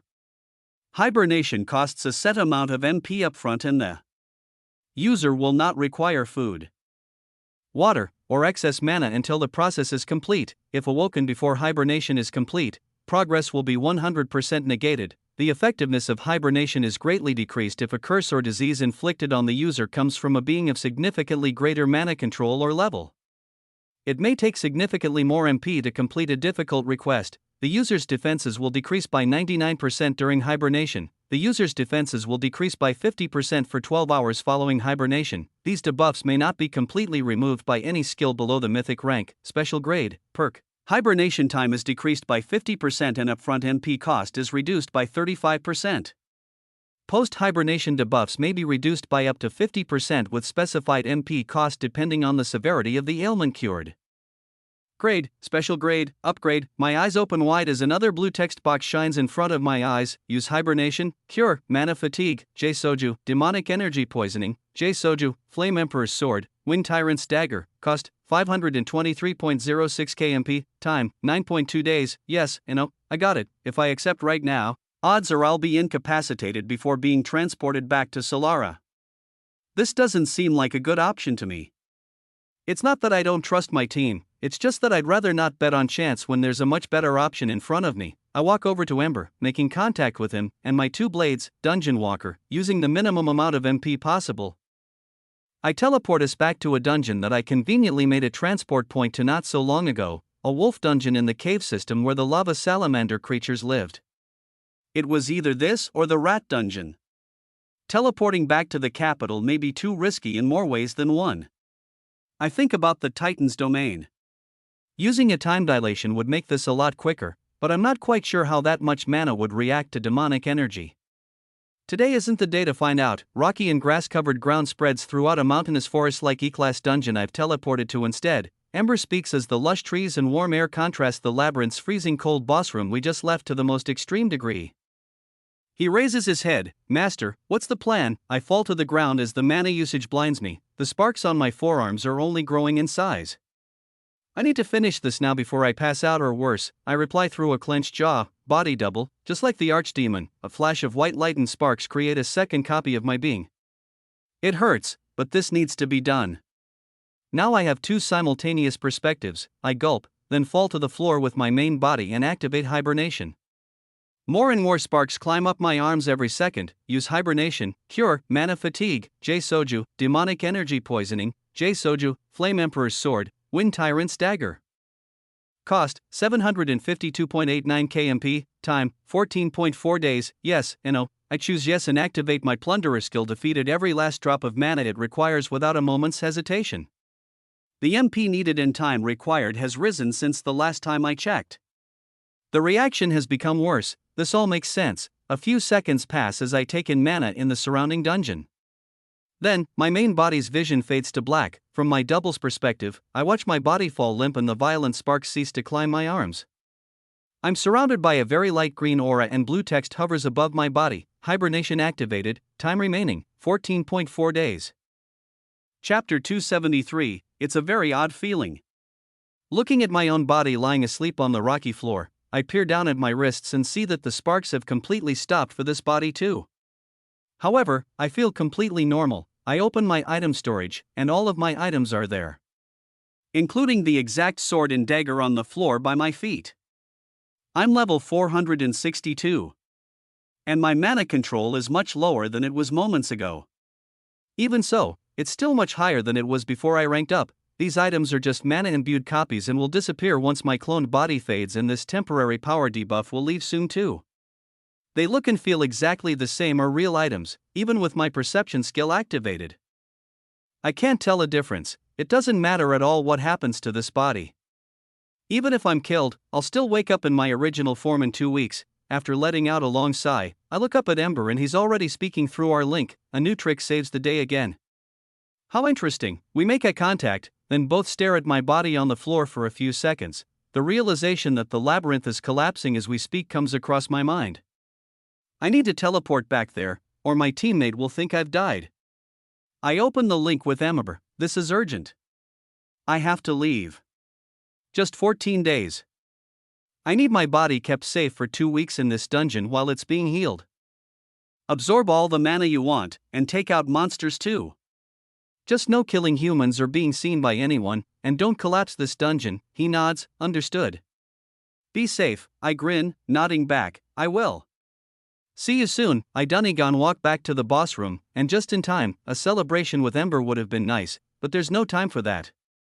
I tested a new dangerous ability and my gamble paid off. There are consequences to playing with the odds. Sometimes not everything falls in my favor. Then again, maybe it does. My feet hit the cold ground. The boss room is empty and silent. There isn't even a hint of a breeze to push the remaining snow back onto the naked mountains or rock-covered battlefield. I do a quick scan of my surroundings and confirm all my senses and skills work fine. I reach into my item storage and even pull out a copy of my sword to check it again too. Its buffs have dropped down to the equivalent that they were when I was at level 462 before. With my conceal skill special grade perk, I hide my new black tattoos and glowing white eyes, reverting my appearance back to the normal human state. Even my demon's cores were replicated. Almost 50 seconds pass before the world around me fades to white, just in time. It's over. The entire labyrinth fades into nothingness and transports all its participants back to the small mana-shielded room where the entrance portal stood spinning just a few hours ago. The hunters that were guarding the 18th and 19th floors must have left. I don't sense their presence, and there's no way they could have managed to climb any higher to help us out. Once the bright flash of light clears and the buzzing sound of shielding fills my ears, I see all 5 of my teammates in front of me. They're all breathing heavily. Some covered in sweat, and all of them exhausted. My main body was on the brink of collapse before I used every last bit of strength to activate my hibernation skill. My double's body that I'm currently using is seemingly fine. The first excited laughing voice I hear from my left side is Maria's. Her wide smile, blonde hair, and bright blue eyes are the first thing I see once my feet hit the solid floor. We did it! In record time too. Good job guys. She jumps around glowing light blue as Abby starts to make her rounds, healing everyone up from mana fatigue and checking for any extra injuries. Both Ari and Fisher are practically leaking with new power. My eyes widen as I start to speak up to ask a question, but I get my answer as the water wielder speaks first. I finally ranked up. He smirks, looking down at his body then back up at all of us with a confident stare. I got an awesome new water defense buff too. Nothing can get past me now. I'm on a whole new level. I'm easily on par with you now, Lydia. He turns to the white-haired mage with his arms crossed. She gives him a thin smile and replies in a sarcastic tone. Yeah, maybe. She practically ignores the blue-haired hunter and eyes me up and down curiously. She starts to walk over. You defeated the boss room quickly, in less than 10 minutes by my calculations. That's very impressive. I can't say I wasn't doubting you. She gulps, still struggling to understand something as her eyes scan my body up and down faster and faster. The mage tightens her lips, unable to piece something together, then speaks up again. You seem stronger too. Congrats on the rank up. I nod, understanding there's something more she's trying to say, but now isn't the time. Thanks. Then look to Ari. He seems completely distracted by his open status. So I don't bother. We'll have plenty of time to show off our new skills later. I speak up. Let's get out of here. Our mission in the Dark Continent is finally over. The city of Solara is safe. A round of smiles and laughter follows, and we start to climb the mana-imbued stairs up to the surface. The closer we get, the darker the mana shielding around us becomes. I don't remember it being this color on our way down. I activate my perception skills and am shocked to find I can't sense anything outside of this structure. At first, I just push through thinking it's a side effect of my weakened state, but the harder I try, the thicker the walls seem to be. Hey, this shielding is a lot different than when we entered, isn't it? The smiles and cheerful conversation stop as everyone else begins to notice too. Lydia speaks. You're right, her expression darkens. This looks like A-rank graded shielding.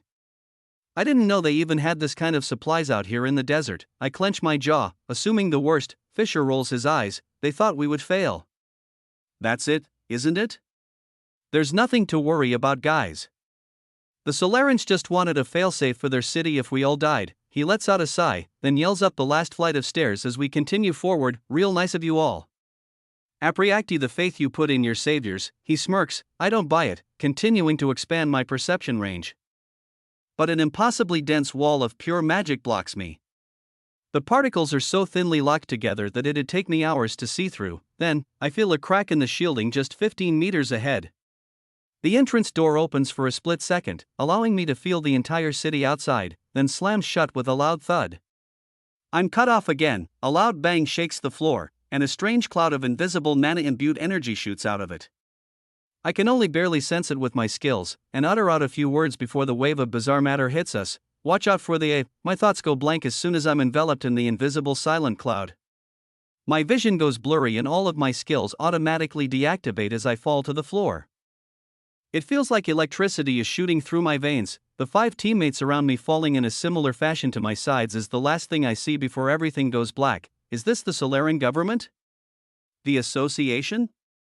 A team of rogues? I can't figure out what's happening, and for some reason, my poison resistance nor any of my other active skills are activating. I manage to swing in and out of consciousness as a team of men in jet black hazmat suits open the locked door of the special shielding and take our bodies away. The light outside is bright, but it's impossible to make out where we're headed before I pass out again. My head hurts and my body is numb. I desperately attempt to move my limbs or activate my telekinesis. But something is interrupting my ability to cast magic. None of my skills work at all. There's a horrible ringing in my ears that makes it impossible to keep my thoughts straight, and the rhythmic pounding of my heartbeat is only getting louder. As I wake up again, it's unclear how much time has passed. I know one thing for sure, I'm being carried down a flight of steps. It's dark and the ringing in my ears has only gotten worse. This time, unbearable. I pass out again, everything goes dark. I wake up a final time and the ringing in my ears and pain in my temples has finally subsided. I'm sat in a chair and my wrists are both cuffed to a table. The space around me is dark, and my mouth is dry. All I hear is a woman's voice echo from the darkness at the back of the ominous underground cement-walled room. Congratulations on clearing the labyrinth. Welcome to your debriefing. Chapter 274. A tall woman in dark clothing walks out from the shadows in the back of the room. Her voice echoes as she gets closer and my eyes slowly adjust to the dim yellow-tinted lighting coming from a single flickering bulb. Short blonde hair hardly reaches her shoulders but covers her face enough so that shadows hide all of her defining features. The woman wears a tight black combat suit with silver daggers, and assorted magical items on her midsection and tied around both thighs. I gulp and squint my eyes, attempting to activate inspect and appraisal, but they won't turn on. My cuffs tighten around my wrists even more and I feel a wave of fatigue pass over me. My eyes widen more as her footsteps get louder and she continues to walk forward at me. Her face is becoming visible now and isn't familiar at all. The woman has mature and stern features, but they're symmetric and devoid of any imperfections. Her hazel eyes glimmer in the dim light as she speaks up again, now across from me at the opposite edge of the table less than 2 meters away. Good to see you're finally awake. She crosses her arms and a silver badge on her chest shimmers. It's 3 numbers on a small pin labeled 005. My gaze tightens as I attempt to activate my skills and tear my hands from the black metal cuffs holding me to the gray metal table. Again, nothing activates and my muscles become extremely tired after attempting to brute force my way out. Just a fraction of a second worth of exertion feels like I just finished an hour-long battle. The fatigue hits me instantly, and I let my head droop. I should be able to break through metal like this easily, but it gives off the same odd feeling as the gas-like substance that was used to knock us out. I let out a sigh, raise my head, and reply, "What do you want with me?" She tightens her own gaze in response and a corner of her lip turns up. "You're cool-headed now, aren't you?" "No, where am I?" Who are you? She leans in over the table and her grin widens. Most of your friends had a much more aggressive response when waking up. Especially that green-haired girl, she was a nightmare. The woman chuckles. I clench my jaw and scan the room as my eyes adjust more, and it gets much clearer than moments ago. There's a heavy metal door at the back, no more than 5 meters behind the blonde. The walls are made of pure cement with no decorations or even windows. The floor matches the dull gray coloring and it's damp, covered in dirt and shallow pools of water. I'm sitting on a small wooden stool and my hands are attached to a cold metal table by a pair of cuffs that must be a magic dampening item of some sort. Dark lines come out from under the cuffs and move up my forearms. My conceal skill is deactivated. She can see my true form. I want to curse her out and break the walls down, but I swallow my words, not wanting to provoke this woman in this weakened state. There's not much I can do other than hear what she has to say for the time being. I'll say it again. What do you want from me? She continues to grin, looking down at my wrists, then up to stare directly into my wide eyes. I want to know what you saw up there. It appears you're the only member of your squad that made it to the final boss room. I need a full report. I gulp again, staring back at her unwavering expression. The woman's outfit looks like a uniform but has no branding or special marks to signify she's from the association. This could be a special unit I've never heard of that deals with higher level matters, or possibly a Solaran exclusive organization. My last guess would be rogues, but to pull off a heist to this degree without fail, it's highly unlikely. I reply, I defeated the final floor. A flash of white light brought me back and the labyrinth collapsed just like a dungeon. She rolls her eyes, then leans in even further, less than half a meter from my face. I'm not stupid. You have 2 cores. This isn't your first time. I'm not sure how you managed to get away with collapsing a full labyrinth in the past without us noticing. But we have you now, so crisis averted. I freeze up. She knows about the cores, which means she knows exactly how labyrinths work. The only other notable hunters I know that have this kind of knowledge are the A-class, Rodrigo, and the regional director, Brutus. Who is this woman? Who does she work for? And what does she really want from me? I grit my teeth, but she speaks again before I get the chance to. Come on, spit it out. Was it an earth dragon? No, lightning. It was a lighting dragon, wasn't it? It was a dash. I cut her off. Tell me who you work for and I'll tell you what I saw. Her expression completely changes. The air pressure in the room shifts too, instantly. She reaches for the silver dagger strapped to her thigh and makes it glow white while pointing it straight at my throat. This isn't a negotiation. I ask questions and you answer. Got it. She thrusts it forward, stopping millimeters away. I can feel the thin layer of mana shielding react with my skin but can't activate my own to protect myself. She's definitely an elite level hunter or higher, but without my perception skills, it's hard to tell more. Her expression grows more stern and she takes the knife from my throat and stabs it straight through my right hand without a hint of hesitation. You single-handedly took out an archdemon and successfully absorbed its core without suffering a single scratch or showing any signs of mana fatigue.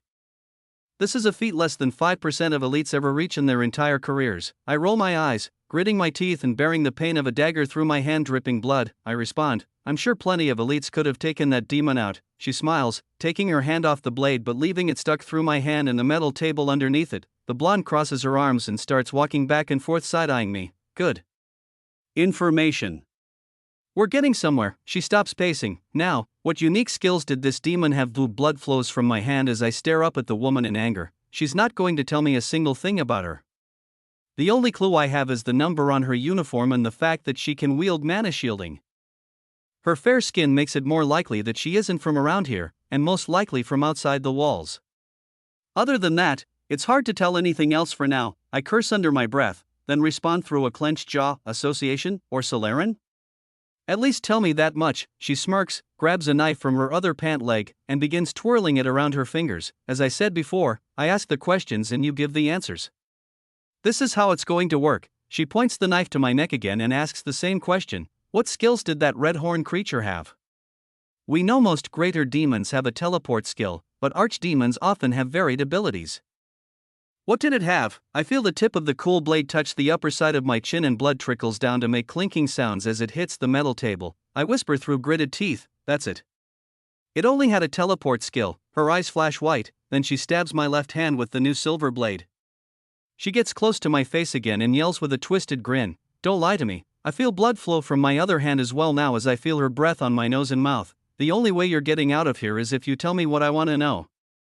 Do you understand? If I kill you here and now, I'll take your cores and that'll be the end of it. So it's in your best interest to spill it. You may get a chance to walk, this time around, I don't even react. If she's really going to torture me until I talk, the best thing I can do is stay silent and think of a way to escape. If she kills me, those cores will disappear once my real body wakes up anyway. I tighten my lips and don't respond, deep in thought. She leans in even closer to me, less than a few millimeters away, and whispers, "No one knows you're here. No one is coming to save you. No one can dash." I back my head up slightly, then swing forward and smack my forehead against hers, stopping her from speaking mid-sentence. Pain splinters through my skull, down my spine, and makes its way through my full body, nearly knocking me out. The instant fatigue from these black cuffs hits as I exert any excess force, but it's worth the pain and energy. I let out a laugh as the blonde-haired woman falls backward onto the floor wide-eyed with an expression of shock on her face. There's a light sloshing sound from a shallow pool of water as she hits the floor. My interrogator immediately scrambles to her feet, unharmed but covered in green and black grime and red-faced with anger. "You want to play games? I can play games. I said I'd kill you if you don't tell me what I ask you. Do you not value your life?" The woman puts her hands on her hips and stares at me. "You asked for it." Her eyes fall to her soaked uniform. Disgusted by the sour-smelling liquid covering her left side, "You may be tough now, but let's see how you handle a few days without food and water. Those wounds on your hands won't heal easily without magic. You'll talk." "They all do." I smirk, still amused by her fall. She turns around, unlocking the metal door at the back of the room and speaking in a lower, more serious tone. "Really think about your situation. Just answer my questions and all of this can be over. I'm not an enemy, so don't turn me into one." I give her no response, and she slowly nods. "Looks like you'll be difficult. Enjoy your peace of mind while you still have some left." She turns back to me with an indifferent look on her face, then slams the door. It echoes for a moment before I'm left with a knife in the back of each hand sitting in a damp empty room. Letting out a sigh, I talk out loud to myself. Well, that probably could have gone a lot better. Now, how am I going to get myself out of this one? Chapter 275. My eyes dart around the small room looking for any possible ways to break free, or even narrow down where I'd been taken. Nothing appears after minutes of searching. I'm really just stuck in a bland empty room. One thing I know for sure. Once I get out here, I'm not going back to the association with open arms. This is all their fault. Withholding information and giving constant orders for worthless store credits was what I needed to do to get access to more powerful dungeons and learn more about the world. Now, getting involved with these organizations has proven to be much more trouble than good. I've grown exponentially, have teleportation access to the Vice City labyrinth, and wield more than enough skills to blend in wherever I need to, whether it's finding a home in Solara, or venturing out to one of the other regions other than Vice. They all seem much more pleasing than working like a blind slave moving forward. I take in a deep breath and talk to myself again. No more following orders, and no more helping the weak. Someone always takes advantage of my kindness. Sometimes I forget why I started all of this. I just wanted to get stronger and have fun doing it. This isn't to help people. I'm here to help myself. I only got involved with the association because I had to. Look what that's led me to. Handcuffed in the basement of some rival organization's lair, or even worse, this could be the association's doing. There's definitely a chance I was betrayed by that gray-haired regional director. Whatever the truth is, I'll figure it out in time. Now, all signs point to getting the hell out of here and not looking back. But how? Sitting in silence, I try to activate my magic again. I scroll down every skill on my list and not a single one activates. Each time I try, not even a hint of magic is produced. My natural mana stores have been drained to zero and these cuffs are blocking off any ability to wield or gather in more from around me. It feels like an invisible veil has been cast over my skin, blocking me from sensing or using mana. Breaking out with magic is not going to be an easy option. Next on my possibilities list is just sitting here and taking the beating for 14 days until my real body heals itself and wakes up. That woman says she'll kill me if I don't cooperate, but she wouldn't have gone through all this trouble to keep me alive and give me time to think if that was the case. Little does she know, killing me is my most sought-after option. I shrug. I guess I'll wait. That's exactly what I do. An hour passes, and nothing happens at all. The room stays silent, and my mind keeps wandering to try and piece together where that woman could possibly be from. None of the clues given so far make any sense, and thinking about it more is just making my head hurt. Another hour goes by, the pain from the knives in my hands hurts, but the fact that this flesh is a meaningless clone mentally dulls the pain. 2 more long hours slowly pass, footsteps come by my door, but trail away as fast as they came, leaving me in silence again. Looks like she really meant it. I'll be alone here for quite a while. I'll have to do something productive to pass my time. There must be something I can work on that won't waste these 14 days of waiting. I let out a sigh. There's only one skill I haven't tried yet. The reasoning behind this is that it backfired horribly the last time I tried. Demonic energy manipulation. There isn't a drop of magic running through my veins, so if there was ever a time to practice, it'd be now. I take a deep breath and then activate the skill. Instantly my vision goes black and white, just like it did back in the boss room. Back then, I could see and sense particles of black energy floating around the air very clearly. Now, I don't sense any at all. The only things perceivable to me while using this skill are my 2 demon's cores, and the thin pathways leading from my fingertips through my arms into my chest. The same paths leave my chest and are used to distribute this energy to my brain, back to my arms, and down my legs. These are the same pathways used for mana manipulation. But I don't often think about it much.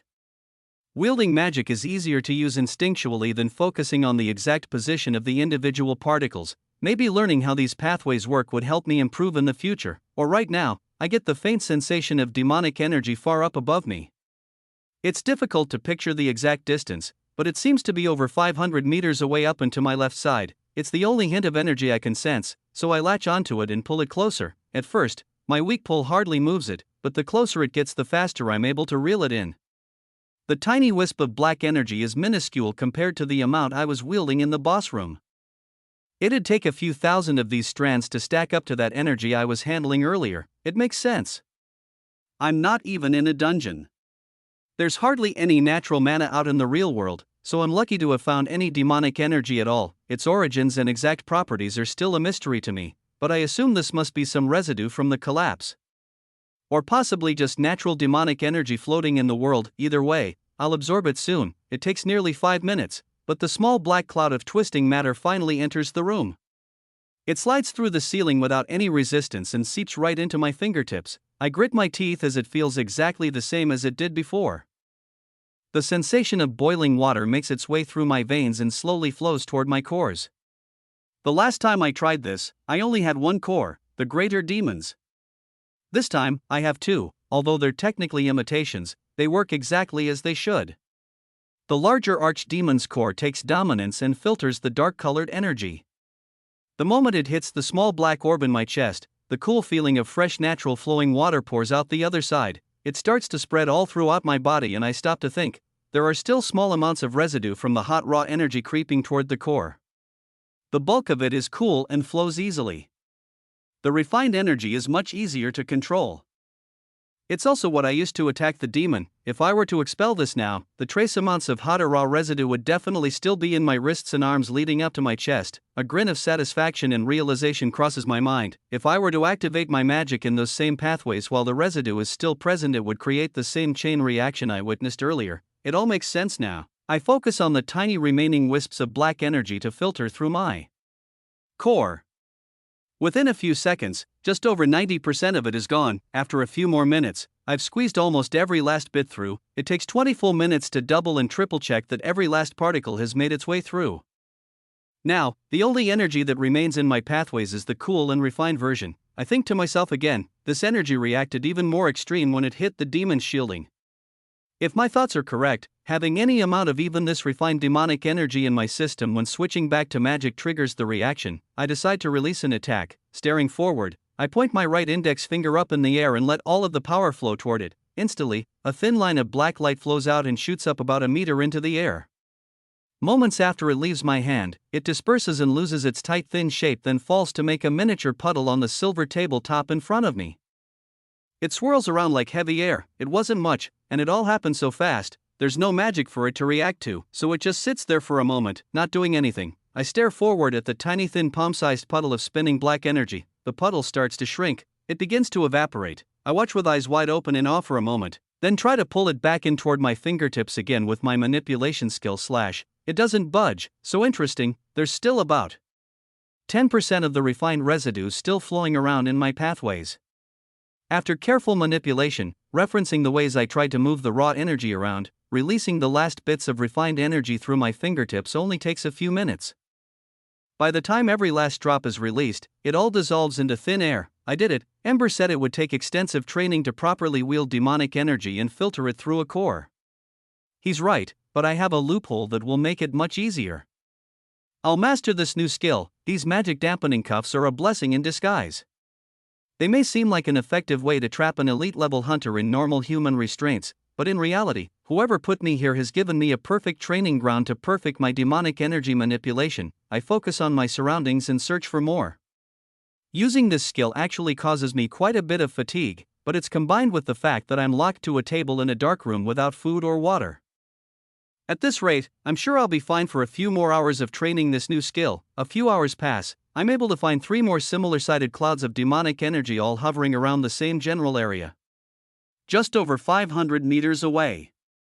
I've come to the conclusion that I'm about 100 meters underground, and a source just under half a kilometer away leaks out a small amount of energy every 60 to 90 minutes. I still can't tell what the source is, or why it's only coming from one direction, but that doesn't matter much to me. All that does is I'm now able to filter through all of the raw energy in just 10 minutes and expel pure demonic energy up to about 95% on the first try. Slowly dripping the rest from my fingertips takes under 2 minutes in total on the last attempt. This is a huge improvement from my first, but there's still a lot of work to do. Unfortunately, I'm exhausted after a long day of training. I deactivate my skill and rest my head on the cold hard table between my handcuffed arms. My stomach growls and my lips are dry. But that doesn't stop me from falling asleep just minutes later. Everything goes dark, time passes. I'm not sure how many hours exactly, but it feels like almost half a day goes by before the loud sound of banging on a metal door wakes me up. It's followed by a familiar blonde woman's voice. Rise and shine, demon boy. Let's see if you feel like talking today. Chapter 276. As my eyes adjust to the dim yellow light again after a long night of rest, the metal door at the back of the room swings open. The short-haired blonde walks in with 2 new silver daggers on her thighs and a leather pouch over her shoulder that seems to be some variation of an item box. She sports a wide grin, showing off her annoyingly symmetric pearly white teeth. The woman takes a few steps forward and then reaches into the item box to pull out a small wooden stool, a long leather whip, and a silver key. Next, she takes out a small brown box and a crystal-clear bottle of water. The scent of spices and hot food fills the air. There must be food in that box. She places all of the assorted items on top of the small stool similar to the one I sit on at the back of the room. As the door slams shut, the blonde gets close, but far enough away this time that I won't be able to reach her with my forehead. She speaks while grabbing one of her knives and twirling it around. How was your night? Any trouble sleeping? I bet you're feeling more talkative today, aren't you? She smirks, but my eyes are more lively than yesterday after the great night of rest I just woke up from. I reply, looking at her, then moving my gaze to all of the gear she brought in. Just fine. What's on the menu today? My mouth is dry and my stomach is empty, but oddly enough it's not as extreme as I would have expected. This may be a positive side effect of using a body double skill. These clones may need less food and water to exist than a regular person. I'm not positive yet, she replies, ripping out both of the knives from the back of my palms with her free hand in one rough motion. If you cooperate, maybe you'll find out. It's all yours if you talk. The blood-soaked blades hit the ground behind her with a clang and a splash. Crimson liquid starts to leak onto the table again as she's reopened my wounds. Now, where were we? The woman looks up at the ceiling and then back to me. What unique skill did that demon have, and what element did its dragon possess? She puts a foot up on the table and continues spinning her blade, then takes out her other one. My eyes gloss over and I just stare dully ahead while replying in a monotone voice. It's just going to be the same as yesterday, isn't it? She angrily reacts. Yeah, and worse as you keep that attitude. She points the blades to my fingers. We'll do 1 nail for every hour you don't cooperate. She turns to the pile of gear, pointing out the whip, then move to more extreme measures if you still have nothing helpful to say. I still don't budge. I'm unsure if the fact that I know nothing that happens to this body matters is the main component of my calm attitude right now, or if this woman is just imperfect at her job. Telling your captive exactly what you're going to do to them isn't exactly prime torture tactics. Thinking about my situation even more. With a single release of demonic energy while she has her shielding activated, it would most likely be more than enough to take her out. However, if pushed hard enough she'll leak information of her own. Playing along for now may be beneficial. Returning my gaze back to her, I reply, do your worst. She does. 5 hours pass and my entire left hand's nails have been taken, but I don't react much to the pain or the situation of guaranteed demise I'm trapped in from her perspective. Every time the woman asks what power the demon has or the element its bonded dragon wields, I continue to ignore her. Occasionally, I'll return some questions back to her. Who do you work for? Maybe I'd be more inclined to answer if I knew where this information was going. All I get in response each time are slashes to the arms from her daggers and threats to take off my fingers instead of just the nails. I don't react. 3 more hours pass and I can tell she's getting much more frustrated. After a bloody barrage of attacks followed by an indifferent dull response from me every time, I hear her curse under her breath as she paces near the back of the room. If only it wasn't for these cuffs, I could use mind magic on this brat. I need to figure out which one came back. I raise an eyebrow, then show a grin. This is the first bit of emotion I've shown all day. Mind magic, huh? Why can't you use it now? What's so special about these cuffs? Take them off. Try it out. The most interesting detail that piques my interest is her last line. She needs to figure out which one came back. Which what? Archdemon? Dragon type? Or something else? She scowls and grabs the whip at the back of the room, letting out a fit of rage. They said you'd be a special case and not to take those cuffs off for any reason, for the chance that this special investigation would all be compromised. Crack, the lash hits me across the chest. Gritting my teeth and exhaling loudly, I reply through the stinging sensation that rips my shirt. I mock her words from yesterday. Good information. Keep it coming. Now we're getting somewhere, I chuckle. This only pisses her off more, leading to more cracks of her whip and bloody mutilation from her daggers. The remark and info gathered were worth it. 2 more hours pass, and we're both exhausted by the end of it, possibly her more than me.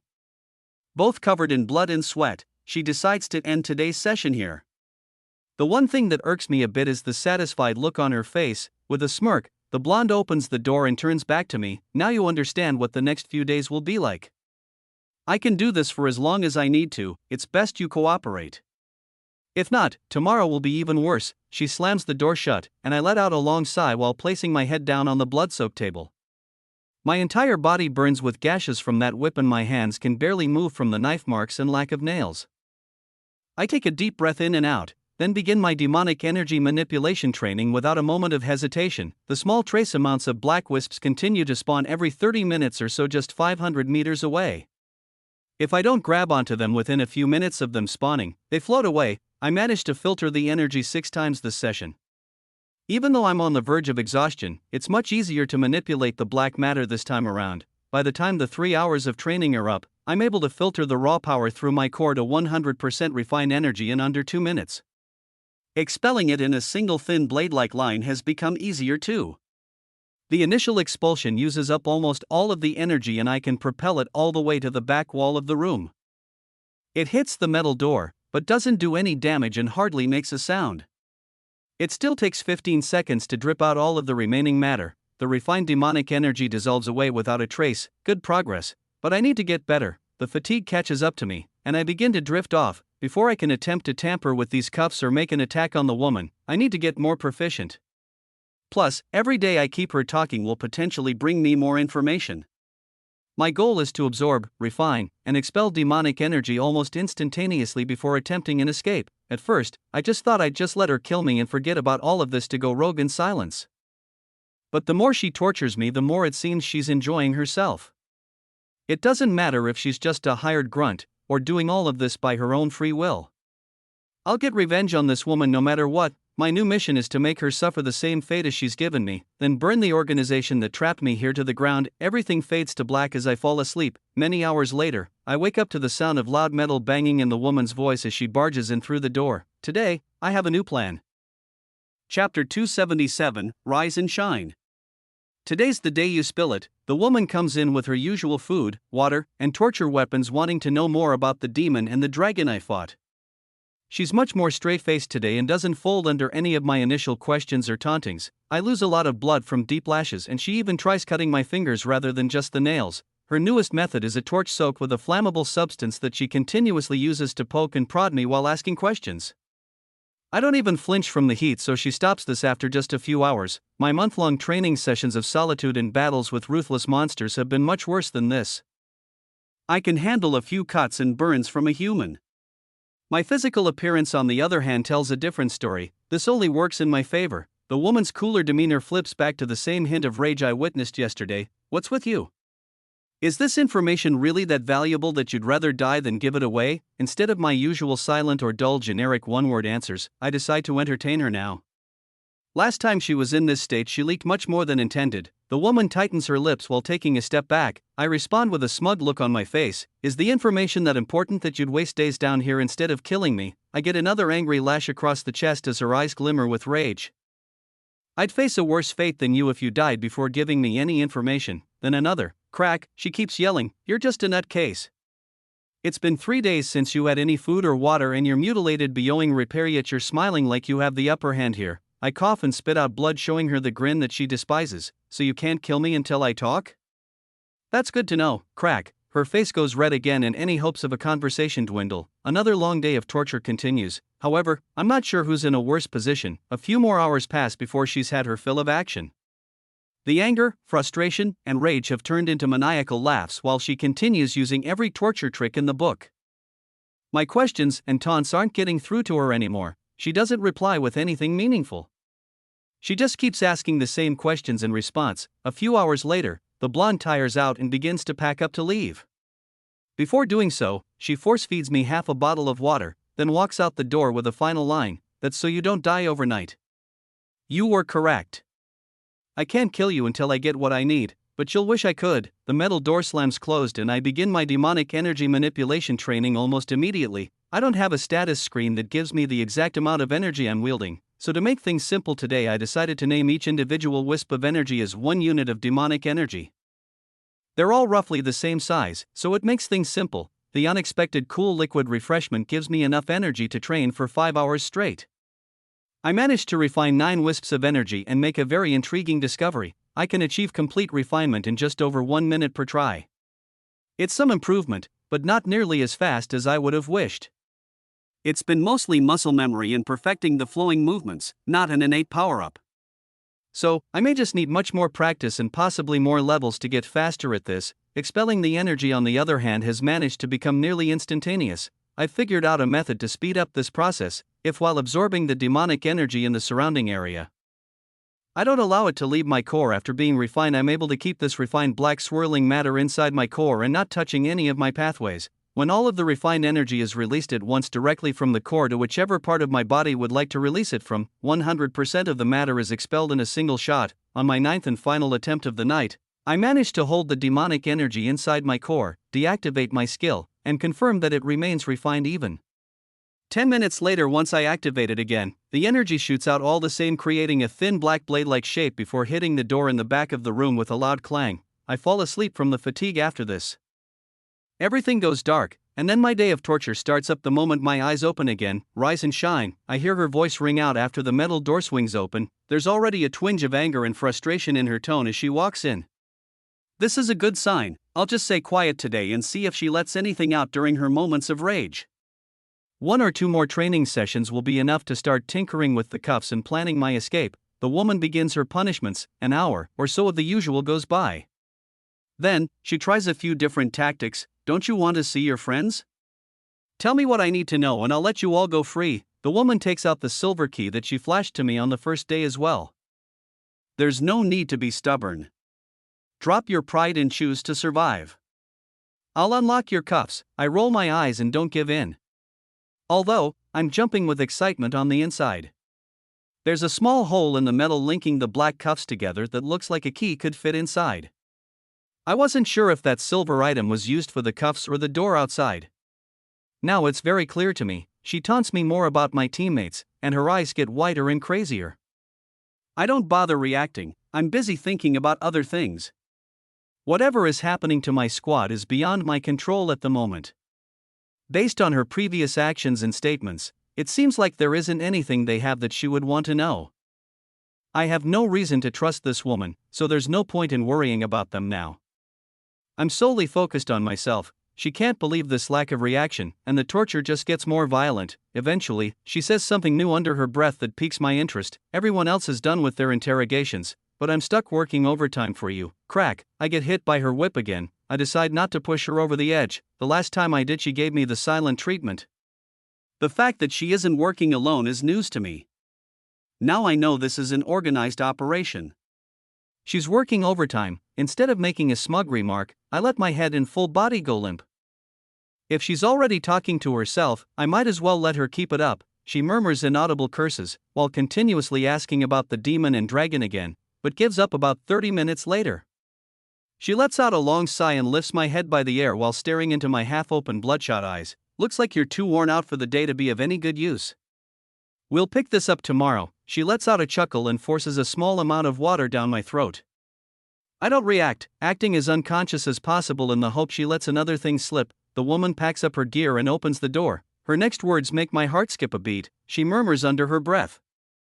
Brutus could have given us more information on this bunch. I can't get a word out of this brat. It's going to be a long week. The moment the metal door slams shut, my blood begins to boil. Brutus. The regional director has something to do with this. I don't know if she's a private third-party hire, an association secret branch, or something different altogether. The only thing I know is I'm getting out of here tomorrow and getting to the bottom of this. With a clenched jaw, I begin my demonic energy training. Another breakthrough is necessary today. I managed to refine 1 unit of energy, store it in my core, deactivate, and reactive my skill to expel an attack 3 times. Each time I would wait increasingly longer in between reactivating the skill just to make sure there's no time limit.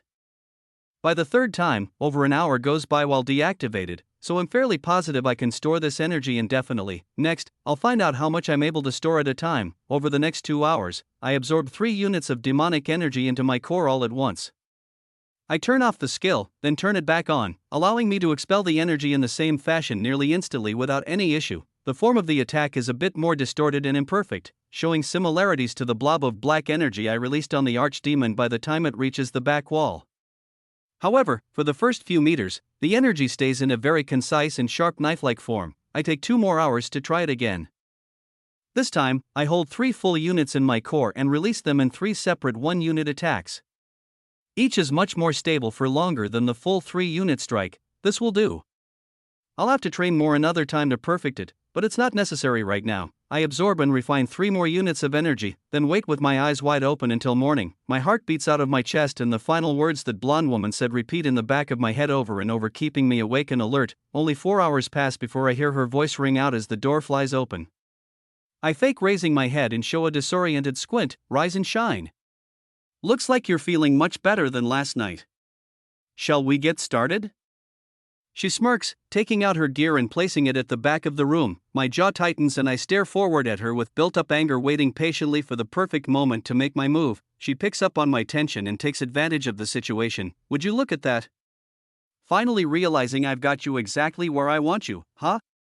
It's pointless to resist. Tell me what I need to know. She shows a devious smile with her eyes locked on me like she's eyeing her prey. With her hips swaying back and forth, the woman walks over while reaching into her item box to pull out the silver key. She starts to spin it around her index finger as she gets closer and closer. Just 1 word could set you free. Come on, I already told you I'm not the enemy. These may be harsh methods, but I'm on your side here. Trust me. Her footsteps get louder, and her voice gets muffled in my perception as she continues to talk. All I can see is the key. She leans over the table, dangling the silver magic item right in front of my face. The woman is taunting me again, saying something about my teammates, and how long I'll be in here if I refuse to speak. I can't make out the full sentences. I'm much more focused on my demonic energy manipulation skill activating. I take aim and prepare to attack. It's time to make my escape. Chapter 278. It all happens in an instant. I shoot a thin black blade of refined energy from the tips of my fingers out of my bloodied right hand. It flies up in the air, heading straight for her left shoulder. The woman's expression changes to disbelief, and she activates her mana shielding before the collision. She's an elite level hunter, so even when completely caught off guard, her shielding activates for protection. Unfortunately, unbeknownst to her, this is the worst move the blonde could have possibly done. She lets out a scream as yellow and white sparks fly. Her mana shielding gets sliced clean through and her left shoulder takes the brunt of the explosion that follows, with no way of avoiding or blocking the incoming attack. This results in a loud thud and clang as her disconnected arm hits. the table in front of me.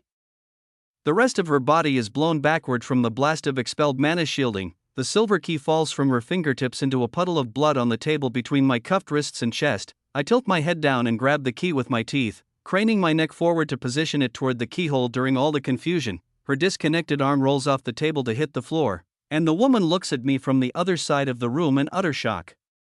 Her wound is dripping blood, but more importantly, crackling with yellow and white sparks on the parts exposed to my demonic energy colliding with her shielding. Even her disconnected limb is crackling and slowly dissolving into a pile of ash on the floor as I finally manage to get the key in the small hole. Click, I deactivate my demonic energy skill, making sure the only remaining 2 units of matter are locked away in my core. The cuffs both open at once, and I feel the world around me begin to come back to life in full color once again.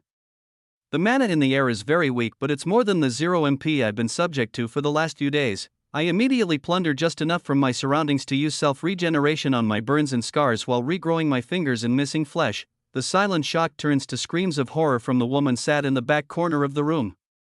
She just speaks in a frightened tone as I get up from the table, and no. How, I use inspect and appraisal on her to make sure I'm not in over my head here. LV 312, active items, Golden Amulet of Protection, 70% defense, Golden Ring of Power, 65% strength, 50 mental strength, high-grade B-class shielding artifact, 31 out of 100, active skills, lie detector, legendary grade, dagger mastery. A ton of red flags pop up in my mind. Her level is way too low to operate mana shielding, but there's an artifact in her status that somehow allows her to activate an artificial one. The 31 out of 100 must be an amount of uses remaining, but the is a mystery to me. Her top skill, on the other hand, I've seen it before, just not a legendary grade version. The director's assistant has the same one. It makes sense someone with a similar skill would be put in a position like this. I make a mental note and take a step forward. She speaks again. This is what power did you just use? Impossible. Even A-class hunters can't use magic in those cuffs. It's not dash. I roll my eyes and cut her off while reaching into my item storage to take out my imitation sword, letting it flicker with flames. Enough talking. I'm in charge now. I ask the questions. I turn my gaze to the remains of her severed limb as it is almost entirely turned to ash. If you don't want the rest of you to turn into that, I recommend you do as I say. She gulps, shedding tears while frantically looking at her wound and trying to use mana shielding to block out the reaction. I watch the artifact tick down to 30 out of 100. Then, 29 out of 100, and finally, 28 out of 100. Before she stops, every one of her attempts only makes the sparks fly even higher, speeding up the effect. She replies, "Why, you can stop it." "Can't you?" I smirk. "Of course, I'd just like you to answer a few questions first. Then I'll stop it and let you go free." My version of stopping the reaction is killing her and letting it fizzle out on its own. Other than that, I'm as clueless as she is. There's no way I know of that can stop this reaction once it's started. Again, the short-haired blonde weighs her options, but the sparks growing closer to her vital points only get worse for every second she stalls. It seems my twisted version of stopping the reaction is enough for her lie detector skill to believe I mean it. She nods. My questioning begins. Who do you work for? How is Brutus involved? And why do they want this information about a demon and a dragon so badly? She starts to speak but swallows her words. I light my sword on fire and point it at her while gritting my teeth. You have less than 3 minutes to live if that reaction continues. I suggest you speak now. This is also true. Based on my experience, this is about how fast the sparks spread. She wipes her eyes with her remaining good arm, takes a deep breath and replies, the inner circle. I raise an eyebrow as she shudders before continuing. I'm just following orders. I don't know why they want this information. And the regional director was just our information gatherer. He told us exact times, dates, and your physical descriptions. She gulps. And now, please. Make it stop. I yell back. Who is the inner circle? Where can I find them? Does the director run this group? Her face goes white. I don't know. I just follow orders. I don't know anything. Please help me dash. I cut her off as the sparks start to spread to her chest and lower torso. It seems I've already hit a dead end here, so some more urgent questions are necessary to answer now. Last one and I set you free. Her eyes widen with hope as I continue. Where are my teammates? How many others are working here? And who's in charge? The yellow and white crackling light particles move up her throat and down to her legs as she replies, "3 floors up, your teammates are in the cells unit. Right now there are 8 followers like me on duty and 1 inner link. That's William, I mean number 1, he's H dash." Her words begin to fade as the dazzling light show takes over. I nod and sigh, then point a finger at her forehead while acting my earth magic as well as my conceal skill. With the special grade conceal perk, I shift my face, body, and even clothing to look exactly like the woman. Her black combat suit and daggers are replicated perfectly down to the silver pin labeled 005. Her eyes widen as she realizes exactly what's happening. I shoot a small stone projectile through her forehead, setting the woman free as promised. Use absorption, skill, lie detector, legendary grade, yes, and oh, I choose yes as her remains sizzle away in a final violent display of sparks. Even the magic items get destroyed in the reaction. I was looking forward to checking out that unique artificial shielding item. It's a shame, but on the bright side, I got a new skill out of all of this. I check my status to see more details. Lie detector, info. The lie detector skill allows the caster to determine if the words an enemy speaks are true or false while making physical contact. The perk granted for surpassing the special grade rank allows the caster to use this skill on any words they hear. It doesn't matter who speaks, or what distance they speak them from. The caster will know if it is a truth or a lie. The legendary grade perk allows the caster to know if the inner thoughts of a person are true or false with physical contact. It is reliant on audible answers, but if the truth is being bent, the skill can tell. Unique perk, telepathy holder. Physical contact is not necessary if this skill is paired with the telepathy skill to temporarily perceive an enemy's inner thoughts as spoken word. Only mana control of a significantly higher power can block this perk from activating. Grade, legendary grade, upgrade, incredible. It's an amazing skill, but I have no time to worry about this now. Left on the woman's wooden stool, there's a cold bottle of water and a box of steaming hot food. I gladly accept both offerings and store the rest of her D and C class magic items in my item storage. Then, I turn to the black metal cuffs and silver key still resting in a puddle of my own blood on the table in the back of the room. Curiously enough, the cuffs never turned on or off. Even now, I don't feel any magic power coming from them. To me, they just seem like normal metal even while using my all-seeing eye. I walk over and try to pick them up. The second my finger touches the cool black metal, all of my magic senses shut off in an instant. I pull my hand away and they turn back on. I attempt to put the cuffs in my item storage by leaning the table forward and letting them fall into my portal, but the moment they touch the white spatial magic, it disappears and the cuffs hit the ground with a clang and a splash. I let out a sigh. I guess I can't have everything. If I can't transport this item without deactivating my magic, it's best I leave it be. The key, on the other hand, I grab and throw in my storage just in case. I do a scan of the room, making sure I've taken everything I can. I double-check my concealment disguise and confirm I still look like a perfect replica of the woman labeled number 5.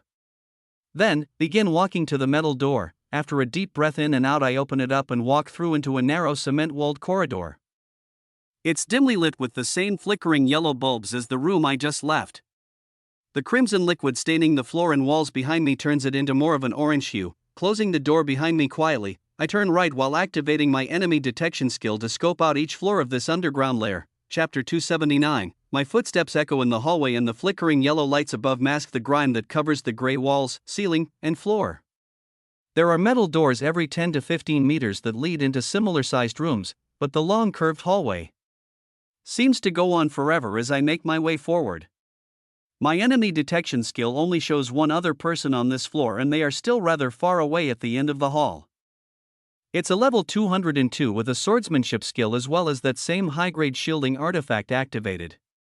It must be something their boss hands out to each of them. However, a defense item of this class can't be cheap. As my footsteps echo further and further down the hall, a raspy middle-aged man's voice eventually calls out, "Number 5, back so soon?" Did the kid finally talk? I don't respond, but pick up my pace slightly to see who made this remark. My appearance may resemble the short-haired blonde woman, but my voice is still the same. Responding would not be the best idea. I turn the final bend of the long narrow corridor to see a mean-looking man whose appearance is exactly what I'd pictured. Dark eyebrows and a buzzcut with poorly inked tattoos on his visible skin. 3 bottles of alcohol are all half empty on a small table next to him along with a few piles of paper and a pen. He crosses his arms and raises his head as we make eye contact. "Come on, it was that bad again?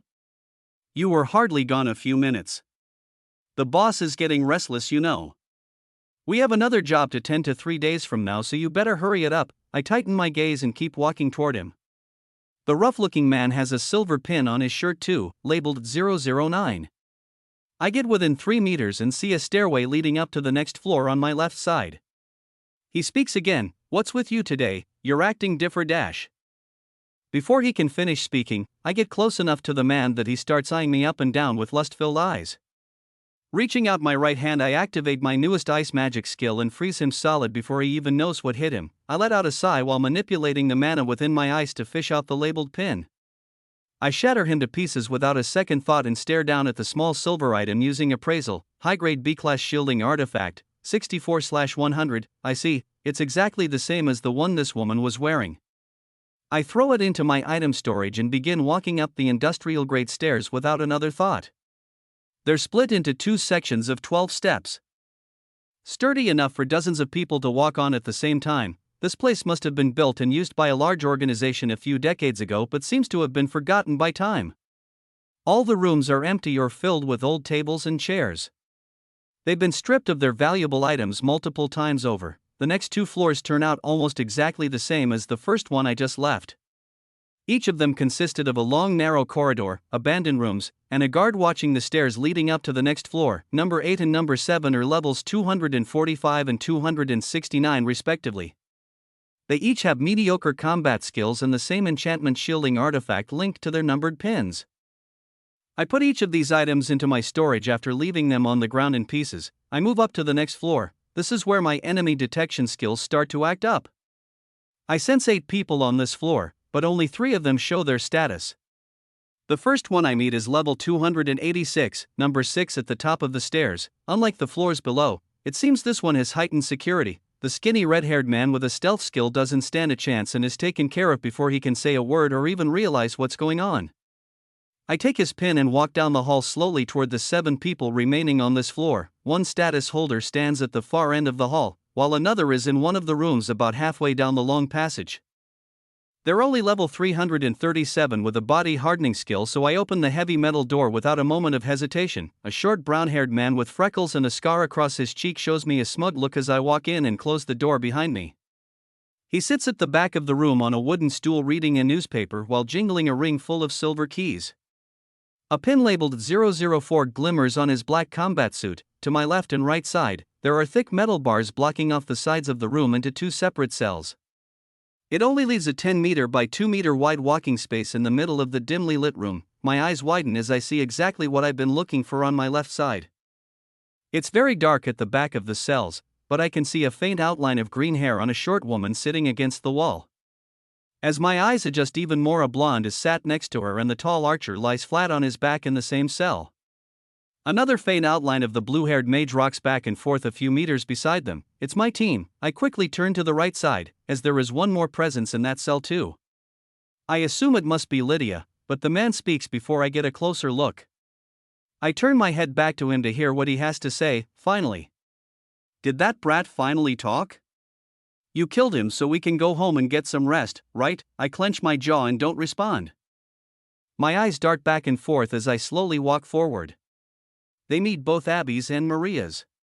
Each of them looks angry enough to kill me on the spot if they had the chance.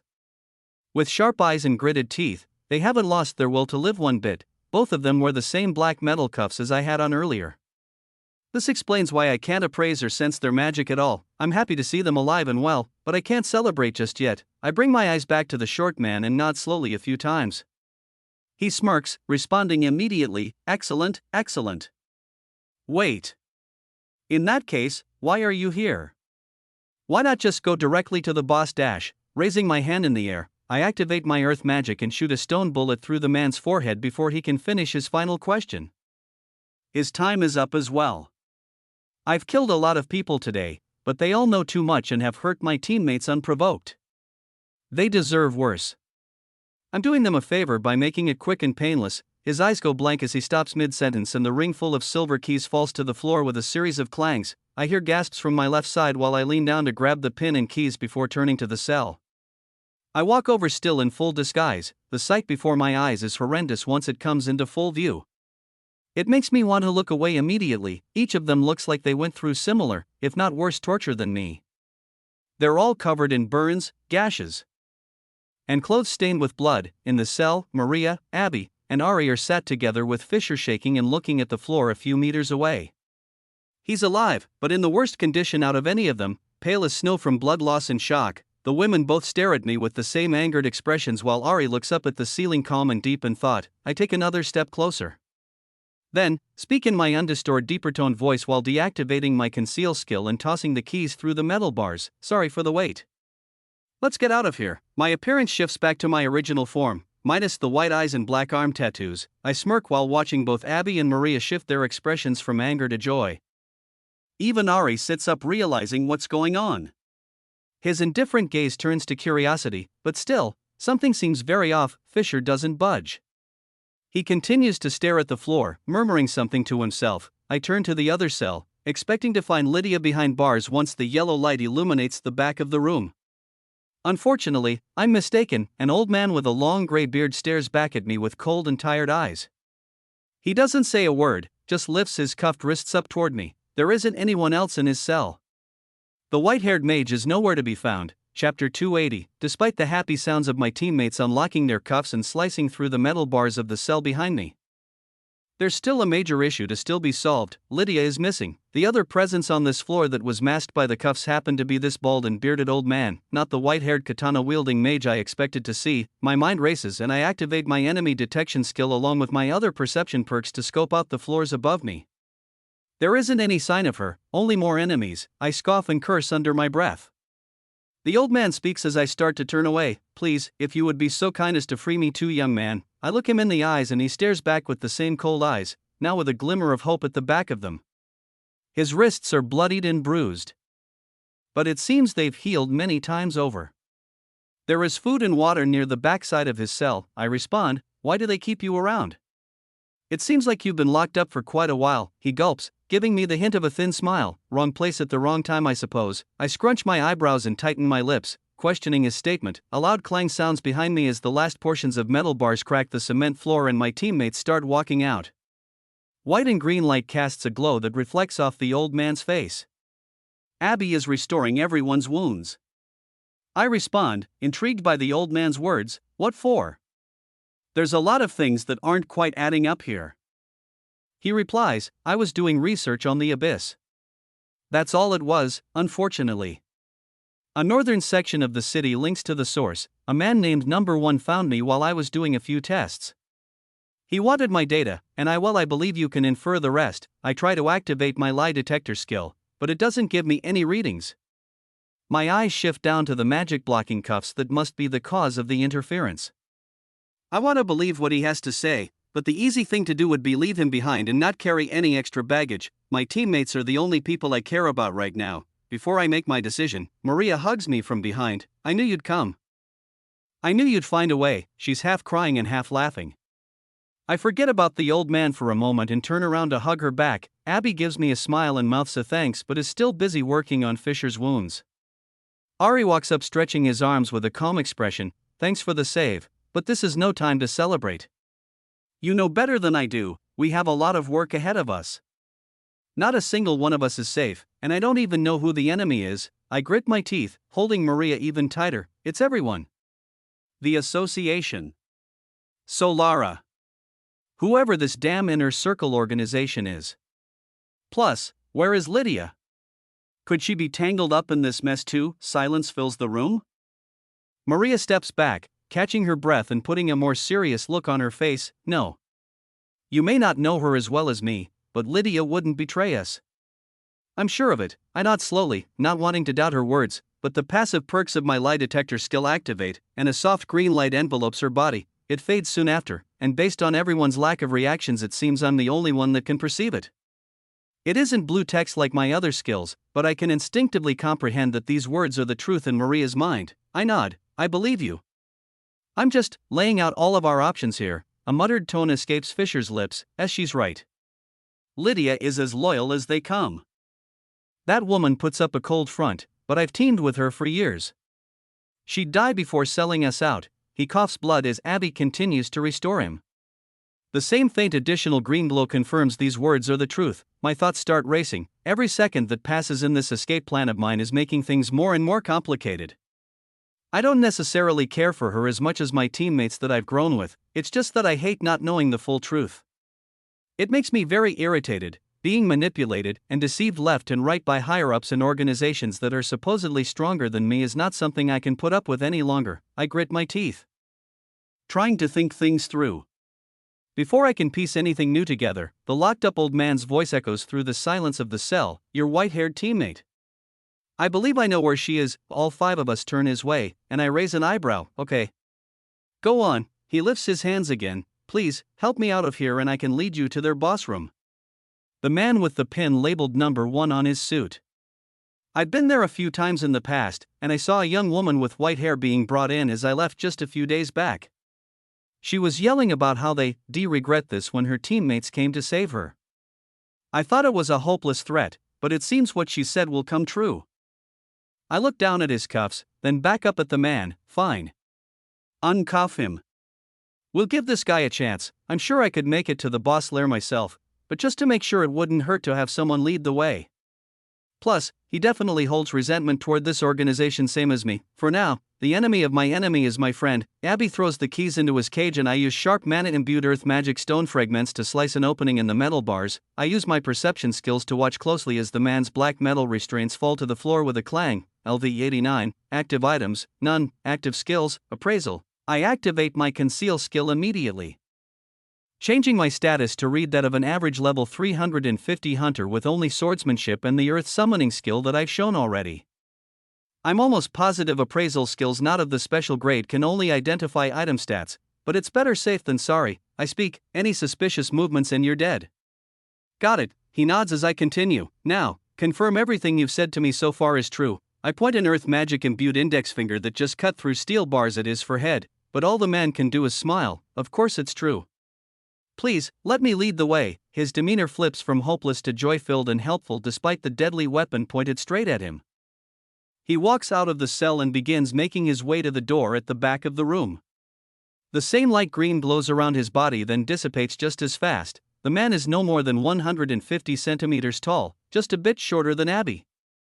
He walks with a limp on his left leg, but the speed at which he hobbles toward the door makes it almost unnoticeable. He doesn't speak another word before making it to the exit. The 5 of us stand in awkward silence as well. He speaks again while turning back to me. The name's Chester, by the way. You've saved a stranger's life on a gamble, now I must do the same to pay you back.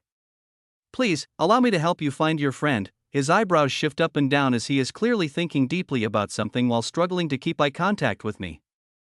His attention darts around the room, but the genuine smile stays on his face. Technically, from his perspective, this is true. In reality, I saved him because I'm curious about a few things. What kind of loot this bossman may be stashing in their office is first on the list. A close second is finding and saving Lydia. Third is one other thing that won't stop lingering in the back of my head. It's the question of what research this old man was doing on the so-called abyss that was so important that he was locked up for not sharing his data. If I had to make an educated guess, the abyss is the blank energy reading that stretches out from the northern border of the city. This is what I sensed days ago upon our arrival. But haven't gotten a chance yet to check it out. As odd and awkward as this man may be, he holds the key to many answers I seek. I reply with a smirk, I'm Jay, nice to meet you too.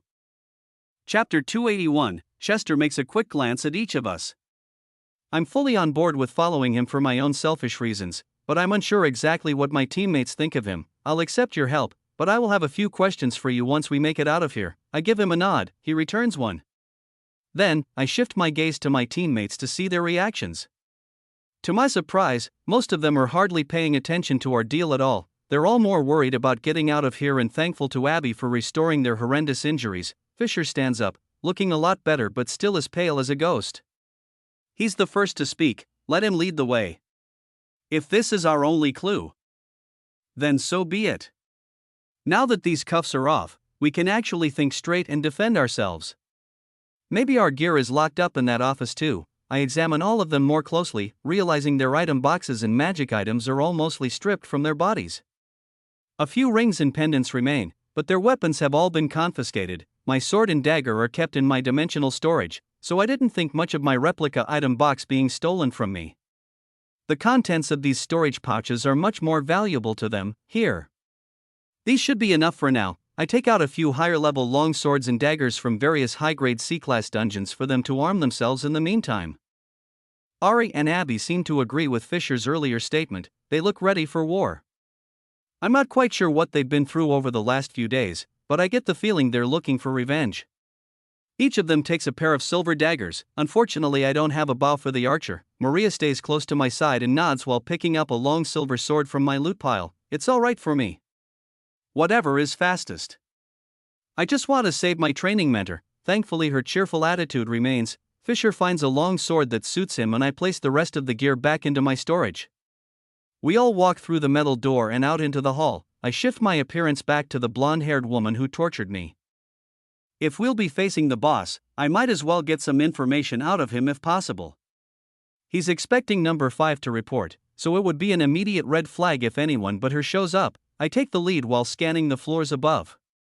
The old man quickly follows on my left while Maria stays close to my right. Abby, Fisher, and Ari trail behind in a triangle formation. There are a lot more enemies that pop up on my radar.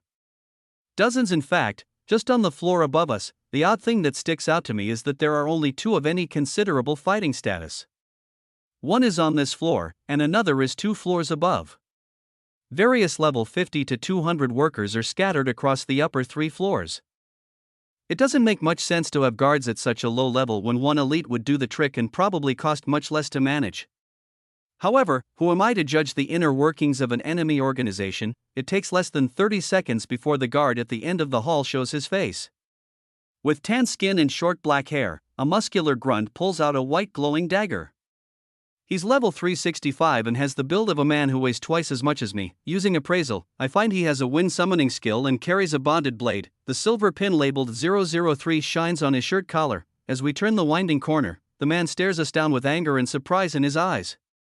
He begins to swing his glowing white weapon immediately to stop us from approaching.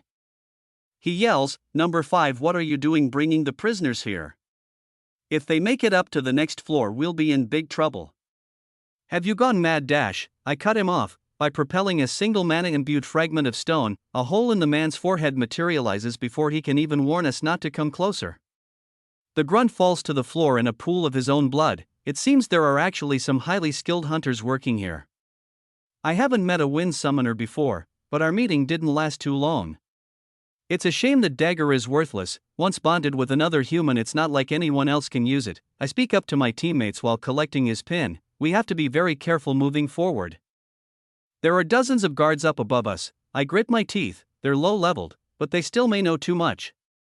It's best we take care of all of them. Before stepping onto the stairs, Chester interjects. As far as I know, the only ones who are in on this operation are the numbered guards with pins. I doubt those innocents know you even exist. The next floors are much different than the ones you escaped from below. I tighten my gaze, not fully grasping his statement. I see the wisps of green energy shine from my lie detector skill all the same. He knows something we don't, but I'm still not going to trust these words blindly. I'll see for myself. We walk up the stairs and the sound of a moving crowd. Conversations, and even laughter start to fill my ears. This set of stairs is painted white and has newly installed handrails attached to the walls on both sides. There's a bright bulb at the top of the stairs that lights up the area more luminous than I've witnessed in days. Once the 6 of us get to the top of the second flight, a shiny silver double door waits for us to open it. It has a series of mana-imbued locks that would keep almost anyone below elite status out from the other side. I mutter to myself, this doesn't make sense. Why would the boss have his room so close to the surface and neglect the floors below? Footsteps are walking by and the presence of weak E and D-class magical items is much more apparent now. Chester replies in a hushed tone, the floors above are even more concealed than the floors below. Hiding in plain sight is what these crooks do best. I raise an eyebrow but am more focused on the passing hunters on the other side of this door. When old ones leave, new ones keep coming. Some go upstairs while others come down from higher floors. Half of the hunters on this floor are just standing still. None have the shielding artifacts or any identifiable features I can pinpoint. They're all just low-level grunts. Letting out a sigh, I come to the conclusion that I won't find a moment free to make my way through the door without being noticed. I slice through the locks with a thin strand of manipulated mana and let the door slowly swing open. Chester speaks again while I do. Welcome to the bottom floor of the unofficial Solaran black market. The voices, moving magic items, and abundance of low-level hunters finally begin to make sense. We all walk out onto the floor and it opens up much wider than the corridors below. Turning to my left and right, I see a few vendors with mana crystals, potions, and low-class gear lining the walls every few dozen meters. They have small wooden stands and bright-colored blankets on the floor with their best-selling items on top to attract customers. The floor is made of hard concrete, but the lighting systems are more modern, making it brighter up here. There's enough room for all of us to walk side by side if we wanted. It's far less cramped than the dungeon-like environment below us. There's a curved nature to this floor structure. Based on the mana signatures of people moving around, it feels like a massive circular loop. Like any good shopping center, the customer can wander around and look at the selections forever. It's similar to the underground market in the vice-regent's capital, just much smaller and less populated. A team of men in red robes walk by and point their heads to the floor to avoid eye contact. Everyone here would rather not be seen. They aren't guards, they're just citizens in the market. Chester points to the left as each one of us walks out from the silver double door. The fastest path to the second floor is this way. That's where we'll find the boss. Chapter 282. I do another quick scan to find that including the floor we stand on, there are only 3 more to the surface. Just as Chester said, there's only one hunter of any power level even close to ours in the immediate vicinity. Considering this, another issue comes to mind. The numbered badges on the agents that I've been killing have only been rising. The last one on the floor below was number 3. If this were to follow any ordinary pattern, there should be at least 2 more left. Number 2 and number 1. Plus, I can't sense any other presence near the high-level hunter on my radar. Maybe they're more skilled at hiding than I thought. I speak up in a hushed tone to Chester as we begin to walk. So, do you know anything about this guy? What's the point of having a black market in a city like this anyway? Isn't the entire desert its own off-the-grid market, isn't it? He chuckles. Right, you all aren't from around here. I never mentioned that to him, but maybe given our circumstances, it's fairly easy to tell. So, I don't mind his whispered statement. The old man continues as we pass the first concentrated region of merchants that chirp at us with prices, but stop as soon as we show our disinterest. Chester ignores them entirely. Your intuition is correct. There's no real reason to have a black market district in a settlement like this. The tax on dungeon loot is so low, and rarely enforced, that there isn't much of a market difference between selling on the street or here underground. I nod slowly as we pass silver doors similar to the one we walked out from and step over old wooden crates that must have come from makeshift stands or raw materials being sold here in the past. The old man keeps talking. I listen with interest. Still, this isn't a lawless city. There are government officials in charge, and basic human law must be followed or it'd be utter chaos. Even if we are disconnected from the outside world, that doesn't mean the hierarchy of power structures change overnight. There are always people that want things done without those above knowing about it. I smirk. Yep. Understood. Paranoia runs deep everywhere, even if the association isn't in control. Some citizens don't want anyone messing around in their daily lives, especially their money. No questions asked. It makes sense. Chester shrugs. Sure, that may play a role. More importantly, special artifact crafting orders are placed here. It's known that for the right price, anything can be bought. Nothing is off limits, not even items or information from the outside world. When a problem can't be solved by regular means, most come here to get it solved. He pauses. Confidentiality is tight as well. No one knows who runs the place, and no one really bothers to ask. No matter the request, small or large, as long as you have enough money. It's always completed and no one will ever know you asked. We round another bend, passing a few groups of men and women in robes and cloaks that hide their faces. Occasionally, the familiar-looking silver doors that are usually tightly fashioned to the walls are missing entirely or severely damaged. Some lead down flights of steps just like the ones we came up, while others show wide-open warehouse-like rooms. On even rarer occasion, there are deep holes in the floor dropping further down into the shadowy depths of more abandoned underground hallways and dark rooms. The underside of this city is larger than I'd ever imagined. Everyone following is tense. I can feel their mana flowing through them at a much faster speed than its normal resting rate. They're on the verge of activating their skills at any sign of trouble. I'm the only one here that knows a major threat isn't nearby. I speak up as a large opening in the cement wall shows a sturdy-looking staircase up to the next floor. Stay on guard, but there's no need to be so nervous. The boss isn't a high-level elite or anything. I'm sure any one of us could take them on alone.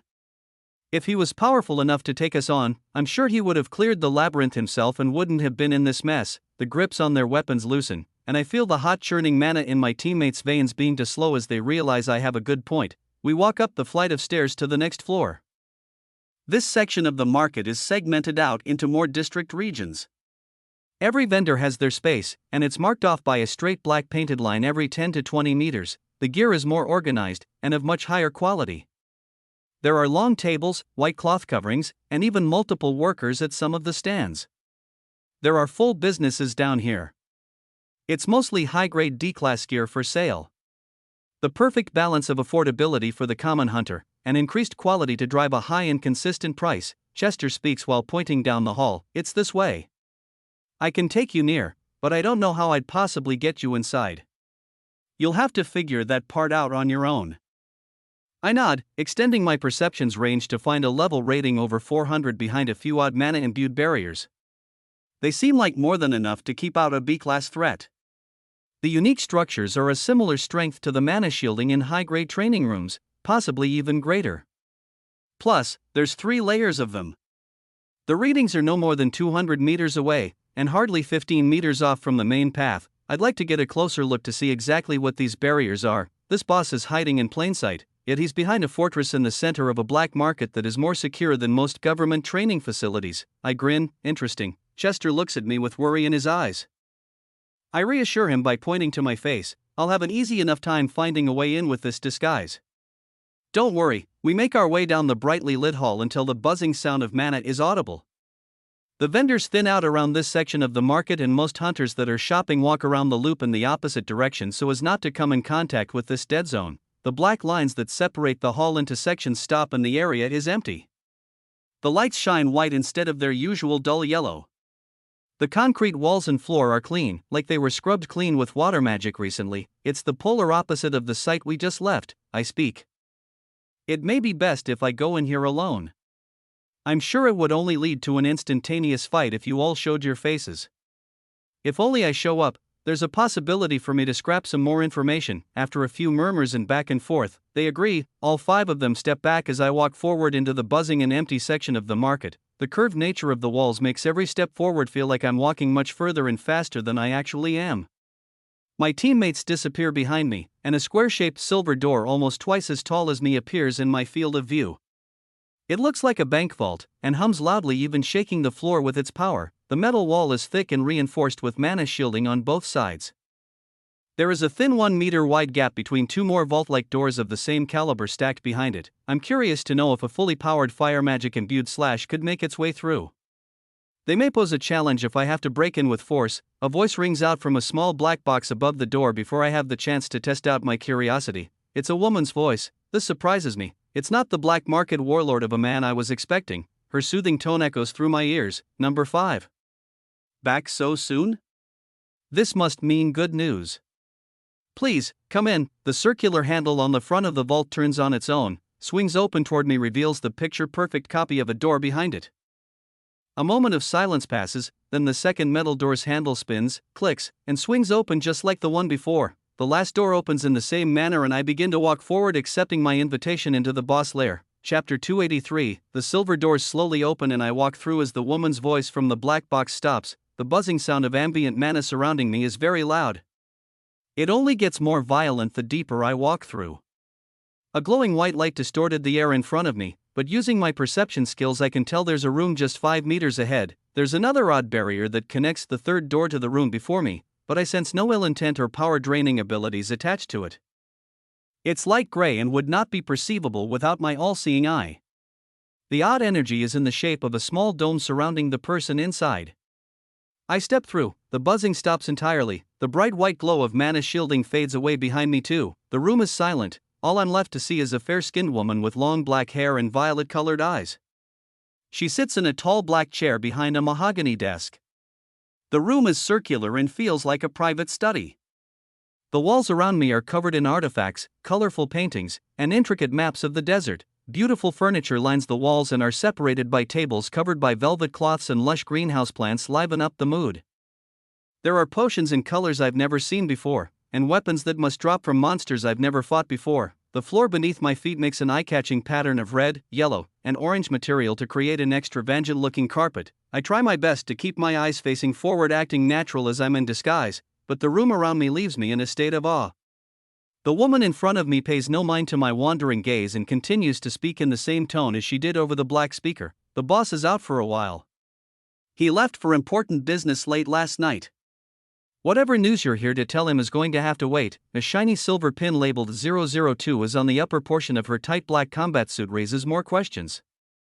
I use inspect and appraisal, underscore underscore underscore underscore underscore underscore underscore underscore underscore underscore underscore underscore underscore underscore underscore underscore underscore LV of 414, active items, platinum amulet of protection, 85% defense, golden amulet of strength, 70% strength, golden ring of magic, 65% mental strength, silver ring of protection, 45% defense, high-grade A-class shielding artifact, 4 out of 10, I see, active skills, hush, legendary grade, stealth, underscore underscore underscore underscore underscore underscore underscore underscore underscore underscore underscore underscore underscore underscore underscore underscore underscore. She has an upgraded version of that shielding artifact, and her hush skill must have something to do with the lack of noise in the room around us. The woman continues as I come to a halt less than 2 meters in front of her desk. He's obsessing over those black stones that elite mage had on her. I raise an eyebrow, thinking back to Lydia telling me she would collect more drops from those demonic energy-wielding knights. I haven't fully examined those stones myself yet, but it seems their boss is taking an interest in them. The woman sees my confusion and continues, I don't get it either.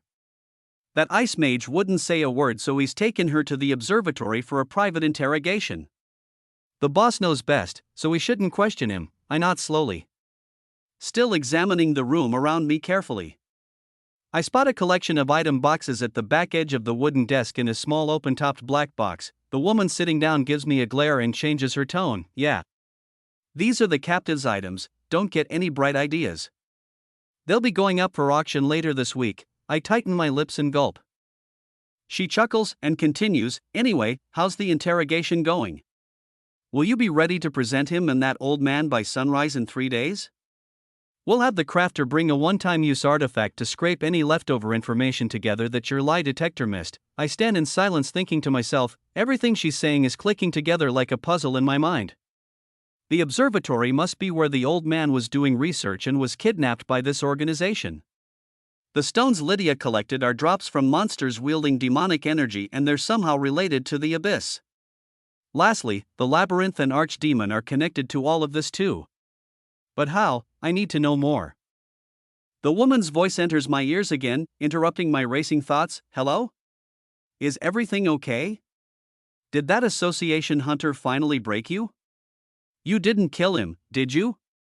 The boss would not be happy about that. She's waving her hand in front of my face, waiting for a response. The longer I don't give her what she's expecting, the more suspicious she'll become. I set out a sigh. It seems like this is all the information I'll be extracting today. She knows too much, but luckily she's given me many clues to help my hunt near its end. Just one more after her, it seems. I begin charging up by absorbing the mana in the air from the doors behind me. In one swift movement without changing the expression on my face.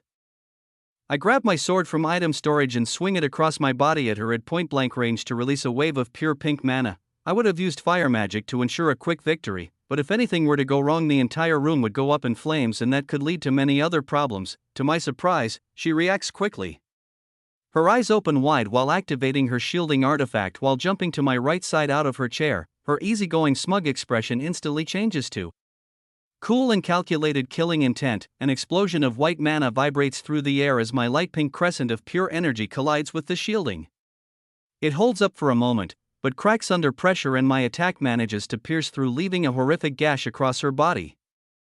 Although A-class in name, I have my suspicions the craftsman who made these items is overhyping his work with the artifact names.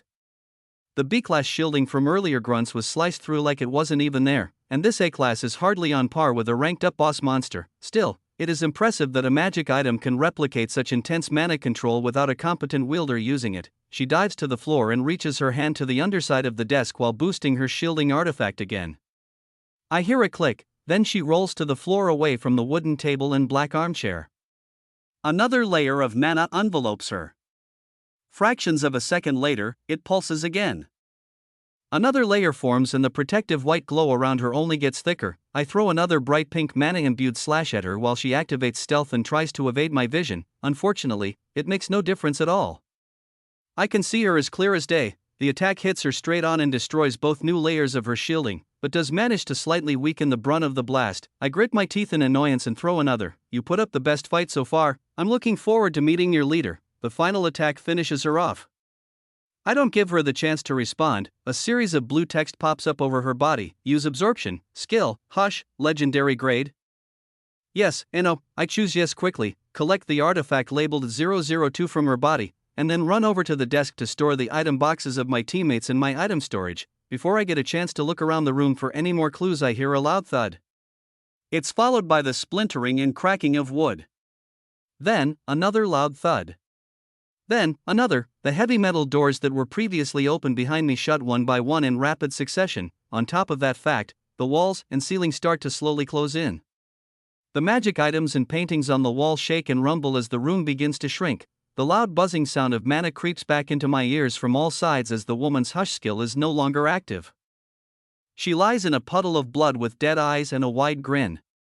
Her final gaze points toward the glowing red button she pressed underneath the boss desk. Chapter 284, she triggered a death switch. That red button activated a security precaution to destroy evidence and trap any intruders inside if their room is compromised. I've got to give this woman credit. She caught on to the situation pretty quickly and reacted in a professional and timely manner. Nevertheless, I have to focus and get as much gear as I can. Then, get out of here. My eyes dart to the other side of the wooden desk to see a bundle of mana crystals and 2 piles of potions. One half of them glows bright white and the other glows gold. Without thinking twice, I open my storage and let them all fall in. The buzzing mana shielding from the doors begins to spread throughout the outer walls of the whole room as they shrink toward me fast. I take out my blade and begin to charge up an attack, but hesitate on going all out. There's an entire floor above me, not to mention an entire city above that. If I damage the structural integrity of this marketplace, I'll be in a much bigger predicament. I don't mind killing those who get in the way of my freedom, but innocent bystanders don't need to get hurt if I can manage it. I release a refined strike of pure pink mana at the silver door. It's similar to the strength I threw at the woman earlier. A loud crack and buzzing sound splits through the mana shielding and leaves a thick cut on the hard metal, but my slash is stopped by the next layer of shielding behind it. The energy dispersed from the blast makes the walls and ceiling above me shudder and creak as they close in at a steady rate. The shielding on the door regenerates almost instantly, bringing me back to square one. Rolling my eyes, I mutter under my breath in a sarcastic tone, "Great." I react and try to let out a mana blade with 25% more power. On impact, even more white energy erupts from the broken shielding and the ground shakes. The blade slices through the first door's front and back shielding but gets blocked by the second. My jaw tightens as the room shakes and deep cracks start to form in the ceiling and walls. Small bits of rubble fall and the sound of heavy metal support beams around me quivering and bending at odd angles makes me start to rethink my approach. To make it through all 3 doors, it'll take a full-powered strike, but the backlash will surely take out everything above and below me for at least 15 to 20 meters. There's only a single layer of shielding behind these walls, floor and ceiling. It's a weaker point than the door, but attacking it directly would end in a similar result. If I don't destroy this shielding mechanism entirely, it seems it will regenerate indefinitely. Blasting it to pieces could work. But it may be futile as well. An act of mass destruction may just be for nothing. It would be best if I avoid that option. My eyes dart around the room as the tables and small dressers begin to tip over. Painting and magic items fall off the walls. One of the works of art shows a man in a silver suit of armor holding a golden sword on top of a green hill. He's facing off against a black dragon with a red underside covered in dark flames. I turn to the other wall as one of the large trophy cases full of jewelry, daggers, and swords starts to tip over and fall. The front glass rattles as it falls toward the floor, fractions of a second before it hits. I open a spatial magic portal below it. And dozens of items and artifacts fall into my storage. Might as well take something if I'll all just be crushed or destroyed anyway. I step back, bracing myself against the mahogany desk. Then, something clicks. Right, if it were destroyed, I'd deactivate all my active skills and place my blade back into my storage system while expelling any hint of magic in my system before attempting my next idea. The room around me goes black and white as my demonic energy manipulation skill activates. The buzzing noises stop, and all my mana sensory shuts off too. It's still a strange phenomenon, but familiar enough now that I don't hesitate to eject a full unit of demonic energy from my core directly at the door. The second I do and my pathways are clear, I deactivate my skill and reboot my mana senses. I don't dare activate my shielding. The color splashes back into my vision as the crackling sound of mana forcibly being destroyed in a violent chain reaction fills my ear. The entire front door of the chamber door bursts into sparks. It spreads around the outer layer of the room and seeps into the doors behind it as well. The overwhelming power of the shielding was a burden when trying to slash through it with brute force, but it's a blessing in disguise when reacting with this dark foreign matter. The stronger and faster the mana flow is, the quicker and stronger it burns and crackles away. My eyes open wide in awe as the violent sparks engulf the doors and the entirety of the room in a matter of seconds. The walls continue to close in as the sparks get more and more violent, making it hard to even hear myself think. From the data I've gathered so far, as long as I don't use any mana shielding, or directly touch the sparks while using an active skill, it will not harm me. I stand my ground and wait as the display of light hits its climax.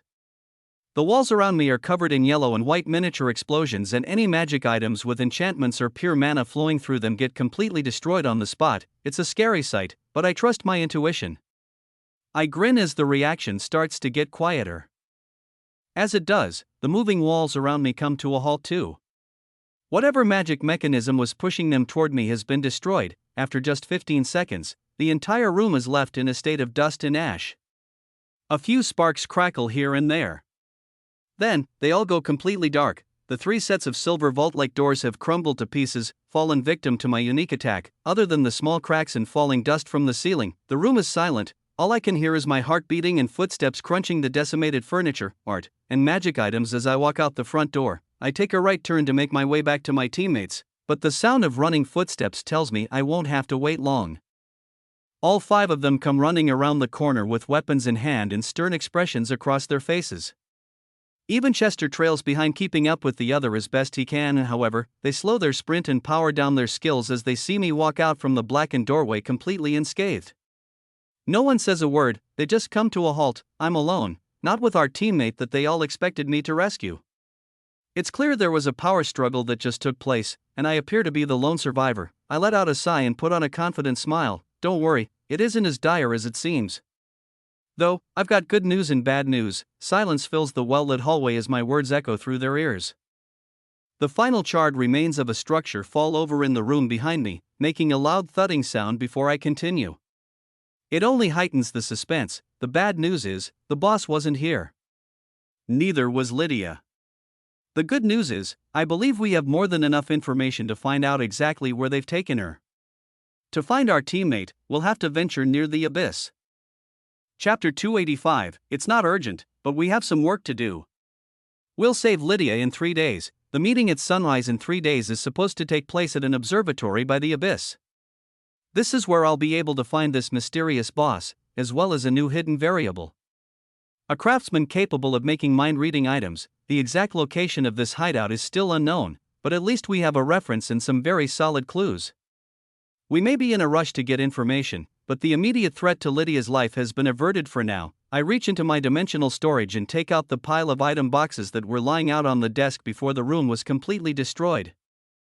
Here, I managed to find all your gear too. My teammates pause for a moment, still taking in my words from earlier and staring at the sight before their eyes. The burnt and decimated remains of the office behind me raise too many questions to ask, so they just take their item boxes and sort out which one belongs to each of them. Ari speaks up first. I think our best plan of action is to get out of here. Then everyone can share their findings once we have a safe and secure place to talk. I nod, agreed. My gaze travels left and right while I scan the marketplace, finding the point nearby on this floor where most people are traveling upward. I point in that direction.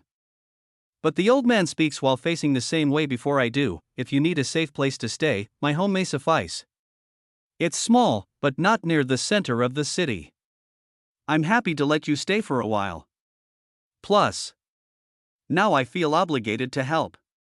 I had no idea you were heading to the abyss. Abby looks hesitant and speaks while tying her item box around her waist. What's the abyss? And how can we trust him? Won't an old man just slow us down? The green-haired healer has been in a very bad mood ever since we were released, and rightfully so. I understand why she's pissed off, so I respond mid-sigh trying to de-escalate the situation. We can trust him. Chester is as much a victim as all of us.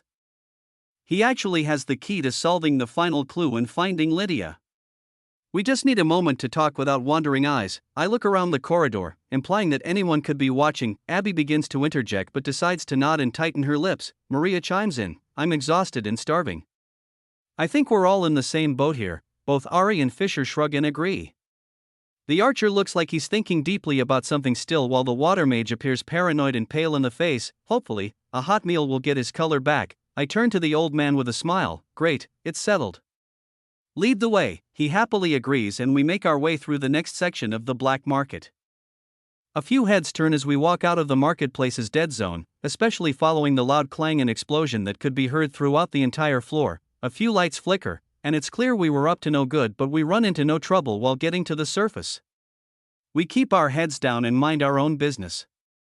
I've reverted back to my original form, but keep the picture of the number 5 and now number 2 agents clear in my mind. I have a feeling their appearances may come in handy moving forward. As the 6 of us make it up a final flight of stairs, 2 oversized and underleveled guards open the silver doors to the surface.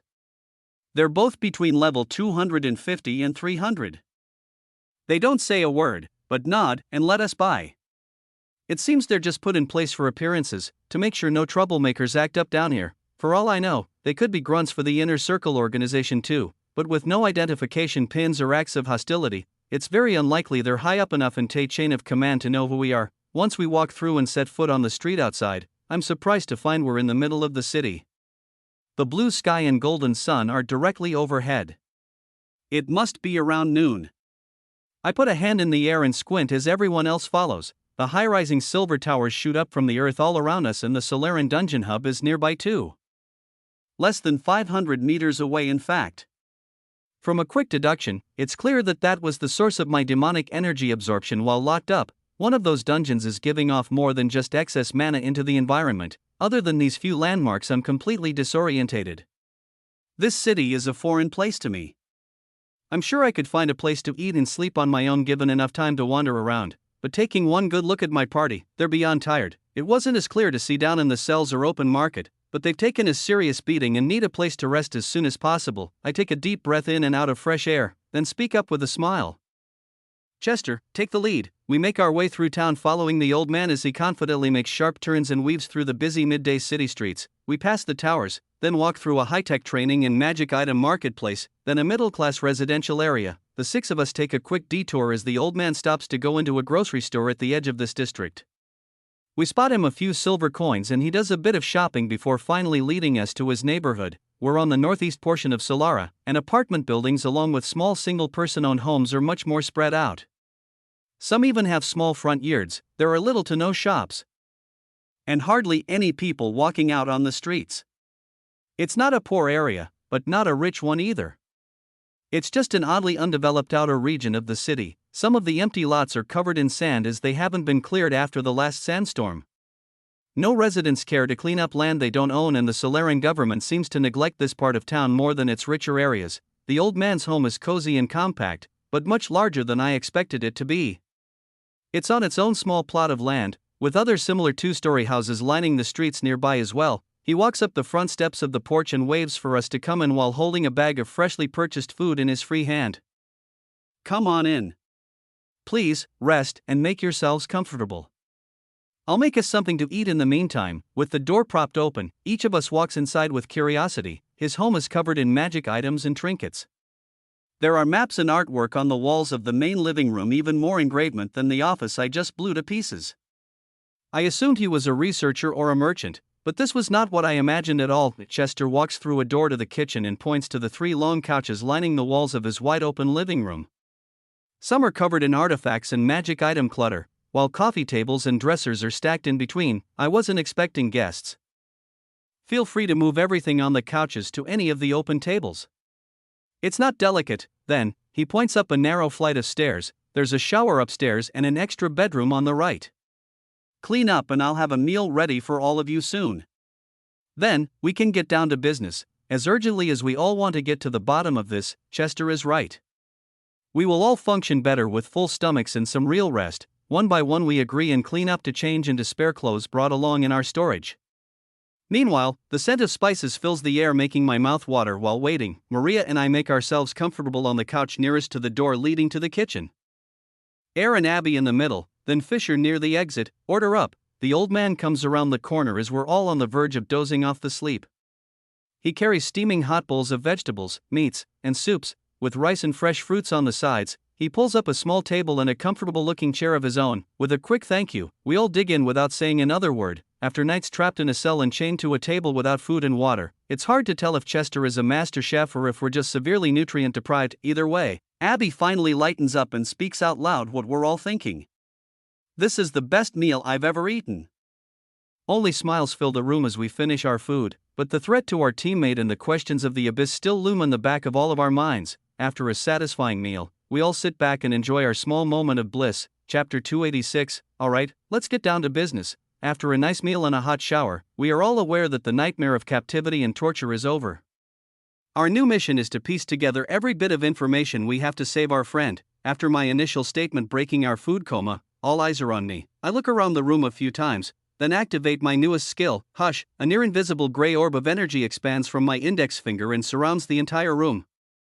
All sounds of the outside world completely vanish, and we're isolated by an impenetrable sound barrier. It doesn't hold any physical mass and can be walked through without any external sensation.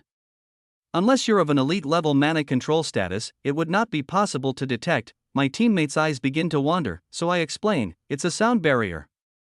A new ability I picked up recently. Ari, Abby, and Maria are used to my random odd new abilities, but Fisher and the old man look amazed. Still, they let me continue in the silence. Let's recount the last few days.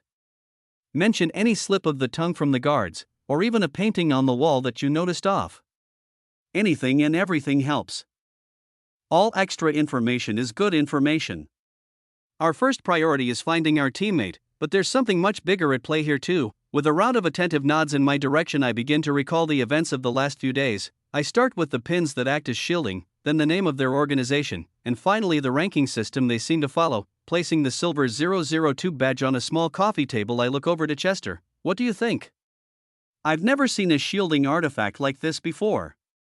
It's easily on par with ranked up bosses. He examines the pin as I continue on about the short-haired blonde's torture techniques and how she mentioned Brutus giving up information on all of us. Abby gets red-faced at this point and interjects through gritted teeth, so they were involved. That's the final straw. Ever since I joined the association, they've only treated me like a well-paid slave.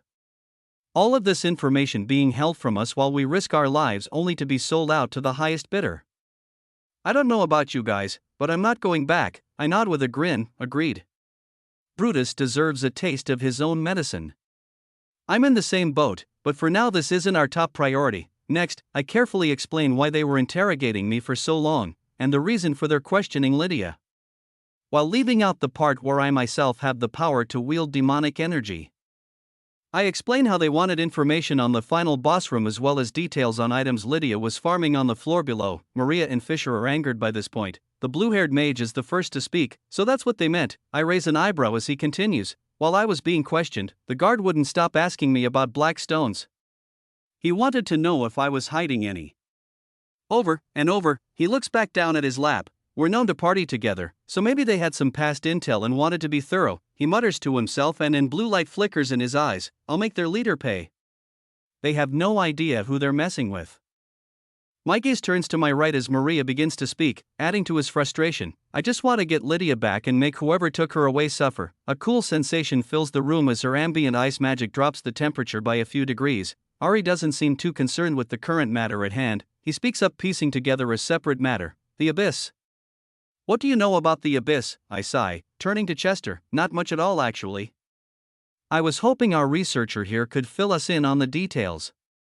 Their number 2 in charge said they would be a meeting at sunrise in 3 days at the observatory near the Abyss, with enough all-seeing eye and enemy detection scans of the city with days to do so. I'm sure I could find this place on my own. However, information from this source may give some extra insight. He chuckles. I'm just an old curious merchant. Researching the old artifacts I've collected over the years is more of a hobby than an official title. But I'll gladly take the role. He smiles and holds the silver pin up in the air. First things first. This is a fascinating piece. It's made by a craftsman on a level I've never witnessed before. There are no items like this available on the open market, and it's man-made without a doubt. He sighs. With that being said, the organization we've made an enemy of is one that has been running the underworld of this city for quite a while. Their leader is slick and elusive, while the underlings are killed, captured, and swapped out often. There have been a few occasions in which average Solaran hunters turned in the inner circle's thugs. We all stare at him wide-eyed, keen to hear what he has to say next. It's known that a near-impenetrable base was operating in the black market, but not even the Solaran government cared to step in. Sometimes when they have a task too heavy to handle, they'll ask the inner circle to get it done. Silence fills the room again. I speak up with a suspicious tone. So these guys are well known? So much for a secret organization. Chester laughs. No. You've got a point. They're only well known in the higher circles. I would never know much about them if their underlings hadn't come to my old pawn shop for rare items every once in a while over the years. I'm retired now, but I've watched this city grow along with the people in it. I'd be blind to not know how things work around here. There's a long pause, then he stares me in the eyes. I know you're strong. Stronger than any hunter I've ever met, in fact. Just know, if you make an enemy of the inner circle, you'll either die or be forced to see how deep the rabbit hole really goes. Another long pause follows as I ponder the old man's words. Then, I respond, I understand. I'd like to know everything. A thin smile curls onto the corner of Chester's lips. Then he gets up from his seat and starts to head upstairs. One moment, I have exactly what you're looking for. Less than 30 seconds pass, but the building tension in the room grows, making it seem like an hour passes before he finally comes walking down the creaking wooden steps holding a stack of papers. Here. Everything I know from researching the anomaly known as the Abyss. Chester places the papers on a center coffee table and we all lean in to take a look. There are illegible scribbles and drawings of the city within the desert with red XS around its borders labeled with dates. I'll start from the beginning. The more context you have, the more this will make sense to you younger ones. He explains, out in the Dark Continent, each sector has a major city capital with a labyrinth attached. This is Sector 4, technically the weakest region of them all. We all nod, not wanting to miss a word. Just like major countries outside the walls, the more magic energy enters the labyrinth, the bigger it becomes. He swallows. If you don't mind me asking, how many floors did this one have? I reply, 26. Chester thinks for a moment. Interesting. Considering that the vice-region capital you all came from has well over 10 times as many inhabitants and divers that we have here, it's safe to assume it has 50 or more floors. Fisher interjects. So what? The floor number doubles for the increased population of a region for every power of 10. This isn't secret information. What's that have to do with any of this? The old man chuckles. It has much more to do with it than you may think. The 8 major powers partnered with the association rule the world in modern times. The vice region may have one of the largest economies and highest populations today, but many forget about the capital city that stood here in the 9th region before the war. The old man takes a long breath to cool his nerves. Deep within the abyss, you will find the greatest forgotten labyrinth of them all. Chapter 287. I whisper under my breath, no way. Of course, Chester smiles and points to one of the more precisely drawn maps on his notebook papers. Happily eyeing me as he realizes I'm piecing together the puzzle on my own. One of the papers has a ring separated into 4 sections labeled 1 to 4 and a black void in the center of it. He moves it out of the way and points more specifically to a detailed map of Sector 4 with detailed markings. The drawings show the city of Solara, then a series of structures with notes and descriptions right between the city and the approaching black void. One of the structures is labeled the Observatory. There's a small map key that outlines the rough distance between points. It's about 10 kilometers off the northeastern border. So, about a few hour-long trek at a moderate speed. He speaks. This right here is the region I was doing research on over the last few weeks before I was kidnapped by the inner circle and questioned for days. There's an abandoned stargazing observatory that is atop a large cliff right on the edge of the incoming abyss. Ari interrupts. Incoming? What do you mean by incoming? And north. East, Chester interrupts. Yes, northeast. This is the closest portion of the city to the abyss. With every surge, the darkness grows closer. It's only gotten significantly worse over the last few months. Most of the neighboring villages outside the city were evacuated. Chester pauses. We have no idea what happens once they're swallowed up. Ari keeps his cool, calculated expression, seemingly not disturbed by this news but thinking hard. The old man goes on, most of the tests I've been doing have been to find the best way to reverse its spread. But the matter is impossible to manage and has a violent reaction to any magic that interacts with it. The most fascinating discovery so far is that if a person doesn't activate their magic skills and carries no enchanted items, they can walk through like it is heavy air. I nod, realizing exactly what this substance is. He continues, it isn't harmful to humans as long as no mana interacts with it. Actually, if we take sight and touch out of the equation, the substance is basically not even there. It doesn't show up on any radars and gives off no heat or energy readings no matter what I do. The only problem is the darkness, and increasing density the further we travel in. There have even been rumors of monsters that lurk deep within the abyss. No one has managed to kill one yet or directly prove their existence, but I've heard one roar with my own ears just a few nights back before I was caught. Chester stops talking, giving all of us a moment to digest everything he's just said. To me, it sounds like this abyss has refined and used up demonic energy. The properties he's described and the inability for me to sense or absorb it add up. This is the excess energy that is produced from some reaction that happens every time there is a surge. The monsters he talks about, on the other hand, confuse me quite a bit. For a monster to survive or even thrive in an environment like this, it would need the ability to control its mana output and not react with the energy around it. Meaning they're all at least ranked up beasts. Or, an even more interesting idea, they're not wielding mana at all. Just like the Black Knights. Demonic creatures, I point down at the map and finally speak up. The corners of my lips turn up with curiosity, so it'll be quite simple. We show up at their meeting spot and rescue Lydia, just like that.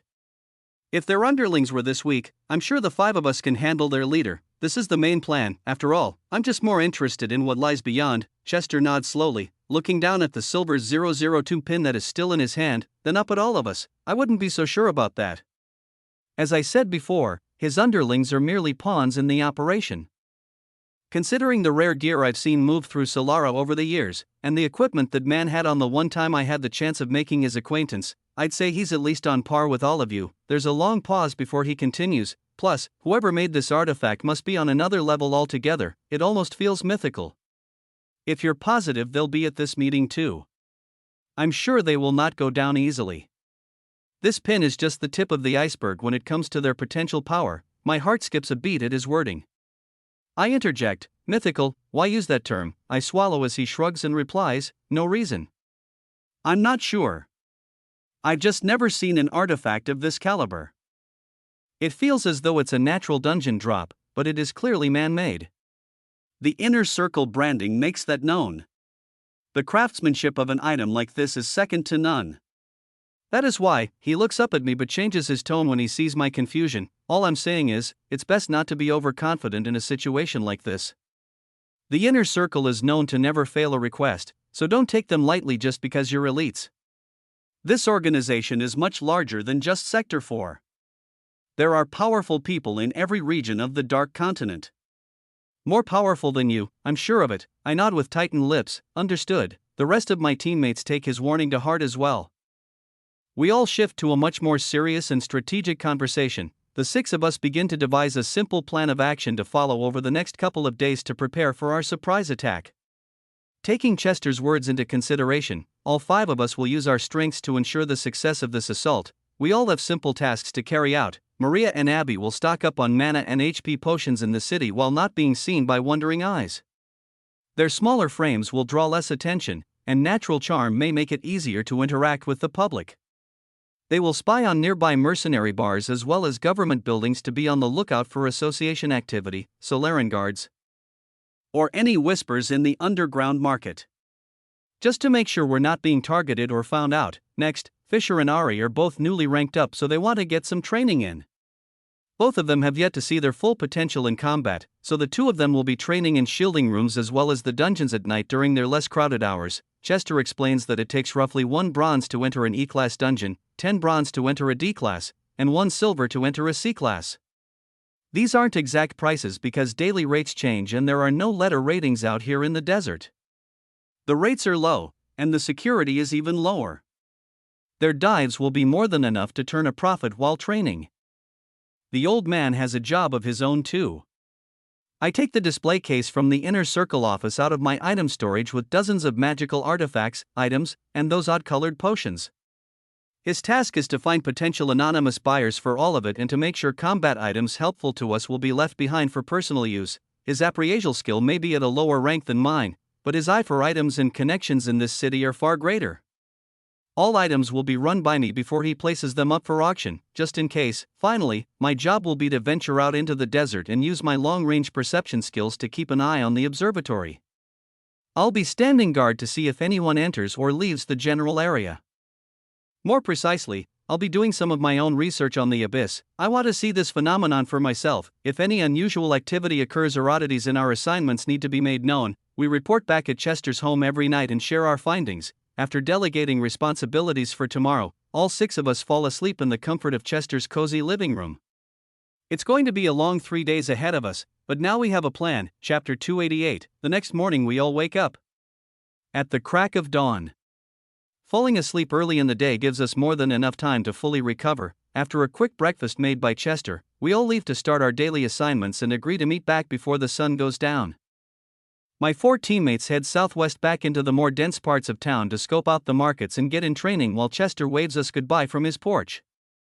I make my way further north, bringing some extra food and water along as well as a detailed map of the region. Chester promises me he'll have all the gear sorted with reasonable price tags that he'll be able to auction them for. Knowing this, I leave with a smile full of energy. Less than 10 minutes of walking through the thin region of the suburb-like residential area goes by before I'm met with the outer edge of Solara. The vast desert in front of me leads off only to the mysterious abyss, although I can't see it from here. I can definitely sense its presence. I step off the stone road onto the cool sand. Then, activate my wind magic to start propelling my steps forward to make my way northeast at double speed while gliding a few meters above the ground. The sun is still rising, and the desert is still not too hot from the midday rays. However, the blue sky and yellow sun are slowly making themselves known. It's just sand and rock with the occasional rolling hill and valley to spice up the landscape. After almost an hour of travel passes, the sand below my feet is getting hot and I'm actively using my new ice magic skill to keep my temperature regulated. The rising and falling dunes of sand don't change much at all. And the far-off mountains hardly get closer the further I travel. One thing that drastically shifts is the amount of open desert between me and the eerie blank spot in my perception. Just as the map lays out, I'm nearly 10 kilometers in and it's getting very near. What I thought was just a blank region of the desert a few days back, now finally comes into view as I make my way over a hill of sand to look down into a deep valley. From over 800 meters away, it's very visible with the naked eye. A jet-black wave of fog looming far off in the distance is stopped at a halt just waiting to flood the desert. Eye's edge is flat like a wall standing at least 25 meters high, but squinting off into the distance. It looks like the black matter gets thicker and taller even farther out. I whisper under my breath, this is definitely refined demonic energy, but why is it acting like this? There's so much energy in such a wide open space that it doesn't make a hint of sense. Whatever being or planetary disaster expelled this energy is capable of feats my mind cannot comprehend. My body lets out a reflexive shudder, but I take a deep breath and continue examining the landscape. I take a few steps forward to walk down the valley, but my eyes drift downward at the even more fascinating sight in front of me. Split in half by the edge of the wall of demonic energy, there are the remnants of an old town. It looks similar to the unnamed village my team stumbled upon when we first entered the Dark Continent. It was most likely home to just a few poor families sticking together as they're not welcome in neighboring cities for one reason or another. The streets are sandy paths and the houses are made from leftover wooden building materials, cloth, and stone. Less than 21-story homes are left sticking out from the black abyss. My heartbeats start to pound in my inner ear as my eyes scan the area carefully while moving forward on high alert. I've never seen anything like this. Far off to my left, the valley curves upward with a single path leading to a rock-filled portion of desert. Its peak is only half a kilometer away. The orange rocky cliff hangs over the top of the black pool of darkness and a white dome-shaped building sits on top of it. My eyes light up. That must be the observatory. I activate enemy detection and inspect from a distance to see if there is anyone inside or nearby.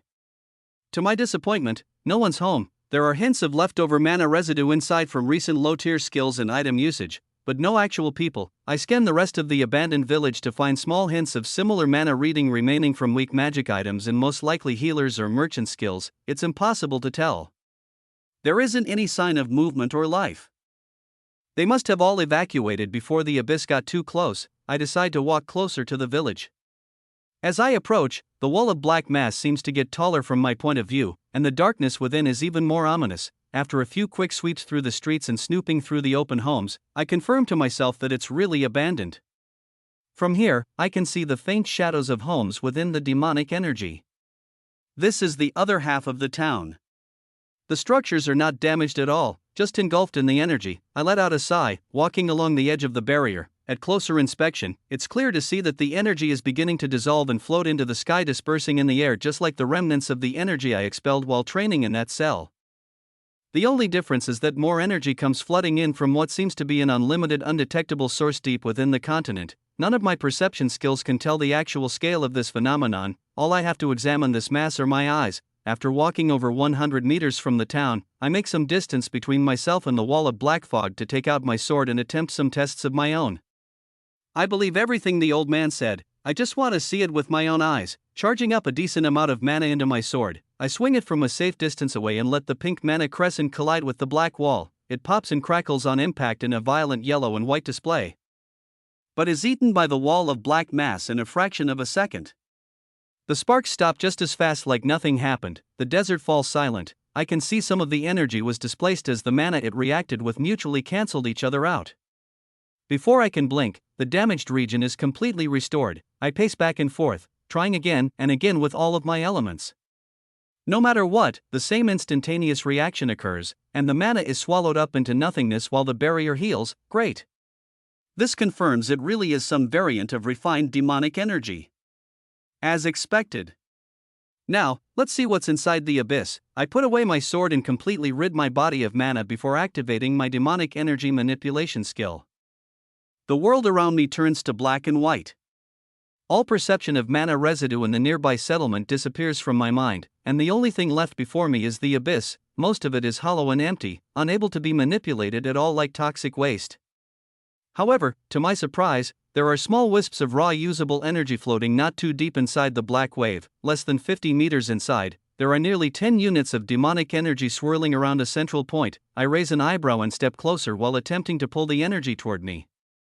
I can't visually see a thing, but my manipulation skill lets me feel that there is raw energy there without a doubt. There's only one unit left in my core. So absorbing more when it's available in such high density is a great opportunity. As I pull one unit toward me, the entire bundle of 10 drifts my way too. It starts spinning around a center point in an erratic fashion but is still manageable to control and manipulate while reeling it in. I take another step forward, closer to the edge of the abyss. Eager to absorb the energy, but now on guard because of the unnatural ease of extraction, the energy I'm pulling in begins to move toward me at a faster and faster rate the closer it gets. As I stare straight ahead into the darkness, two glowing red eyes appear staring right back. Chapter 289, a pair of crimson eyes peer at me from within the abyss. They're filled with the anger and killing intent of a wild beast. I jump backward at the sight of it. My vision is completely black and white, making this bright red gaze stand out even more to me. I can't sense any monsters nearby, but I begin to connect the dots while skidding to a halt on the desert sand a ways back from the black wall, expecting some horrific and bloodthirsty demonic creature to crawl out from the fog. I grit my teeth and deactivate my manipulation skill. If it's anything like the knights I fought on the 25th floor, one solid wave of mana will take it out no matter how strong it is. To my surprise, the moment I deactivate my skill, the glowing red eyes disappear from my vision. Golden sand below and blue sky above come back into full view, and the black abyss slowly churns lifelessly in front of me. My breathing is heavy, and my eyes shift back and forth. I'm positive what I just saw was really there, but now it seems to have been an illusion. I use all my mana-powered perception skills, but they do nothing for me. There is no level that pops up, no readings on my enemy detection radar, not a single bar of text from my appraisal skill, and most importantly, my all-seeing eye draws a blank. I gulp, taking another step back, then reactivating my demonic energy manipulation skill again. A loud growl fills my ears, and the crimson orbs stare at me from the edge of the black abyss yet again with unwavering resolve. The outline of a large wolf begins to form around the floating eyes. It waits patiently for me to approach, but doesn't show any signs that it will willingly walk out from the wall of darkness. Its eyes burn red, and the vague outline of its body from behind the black wall has 10 units of raw energy swirling inside it. My mind begins to race at the thought that the only reason it let me manipulate its energy earlier was because it was curious to see what was greeting it from outside its domain. With this demonic skill activated, I can't use any of my magic. However, without it activated, I can't see or sense this creature at all. I have no gauge of how strong demonic monsters are, and I'm not sure if right now is the time to find out. Well, first things first, I'll need to check if you're working alone. Extending the range of my demonic energy manipulation skill, it can be used as a makeshift radar system. It seems like whatever this wolf creature is, they store raw energy deep within them. If there are any like it in the vicinity, I know exactly what to look for. After about 15 seconds of searching, 3 other similar bundles of roughly 10 units of energy just like this one scattered around the edge of the abyss waiting for something to draw their attention. Luckily, they aren't too close by. I let out a relieved sigh, powering down my skill to let mana flow through me again. Taking out my sword, I release a barrage of high-powered attacks at the portion of the wall where the crimson-eyed wolf stood moments ago. It may be invisible to me now, but if anything is caught in a chain reaction like this, it's as good as dead. As the sparks fly and the thin layer of black wall mends itself, I put away my sword and switch back to my black and white vision. The final remnants of the wall are forming back to their original form, but the glowing eyes of the wolf creature don't budge. It's waiting too far into the abyss for an attack like that to affect it at all. I assumed so, but wanted to give it a shot. Its burning red eyes still stare at me from a distance, but it refuses to walk out from the safety of its dark protective veil. Curiously, I take a step forward. With only a handful of the monsters in the area, and just one within a range, I'd like to try another test. This one has a more promising potential outcome. Taking another step forward, I point a finger straight ahead. The closer I get to the red eyes, the deeper and louder the guttural growl becomes. With every step on the hot sand I take, the more clearly I see this beast for what it is. Less than 5 meters from the slowly churning black wall, I let my final remaining unit of demonic energy flow from my core through my right arm, and out my finger as a cool dense blade. Unlike the magic from my previous attack, the thin crescent slices through the less dense refined black energy and heads straight for the outline of the wolf's neck. At this close range, its eyes shine bright and its thick black fur and muscular body become visible too. The creature stands nearly half my height and is over twice as long. Its claws dig into the sandy ground below and its curved white teeth reflect the red glow from its eyes. As my thin blade of energy gets close to the beast, its gaze sharpens and it twists its body away with a snarl. The energy hits the side of its body, missing any direct vital points, but leaving a hefty wound behind on its side. It's hard to tell exactly how badly it's been injured, but considering the ear-piercing howl it lets out, I'm guessing it's pretty bad. Great, here comes company. Not wanting to bite off more than I can chew, I do a quick scan of the environment to find the other creatures start running my way almost instantly. They're fast. I grit my teeth.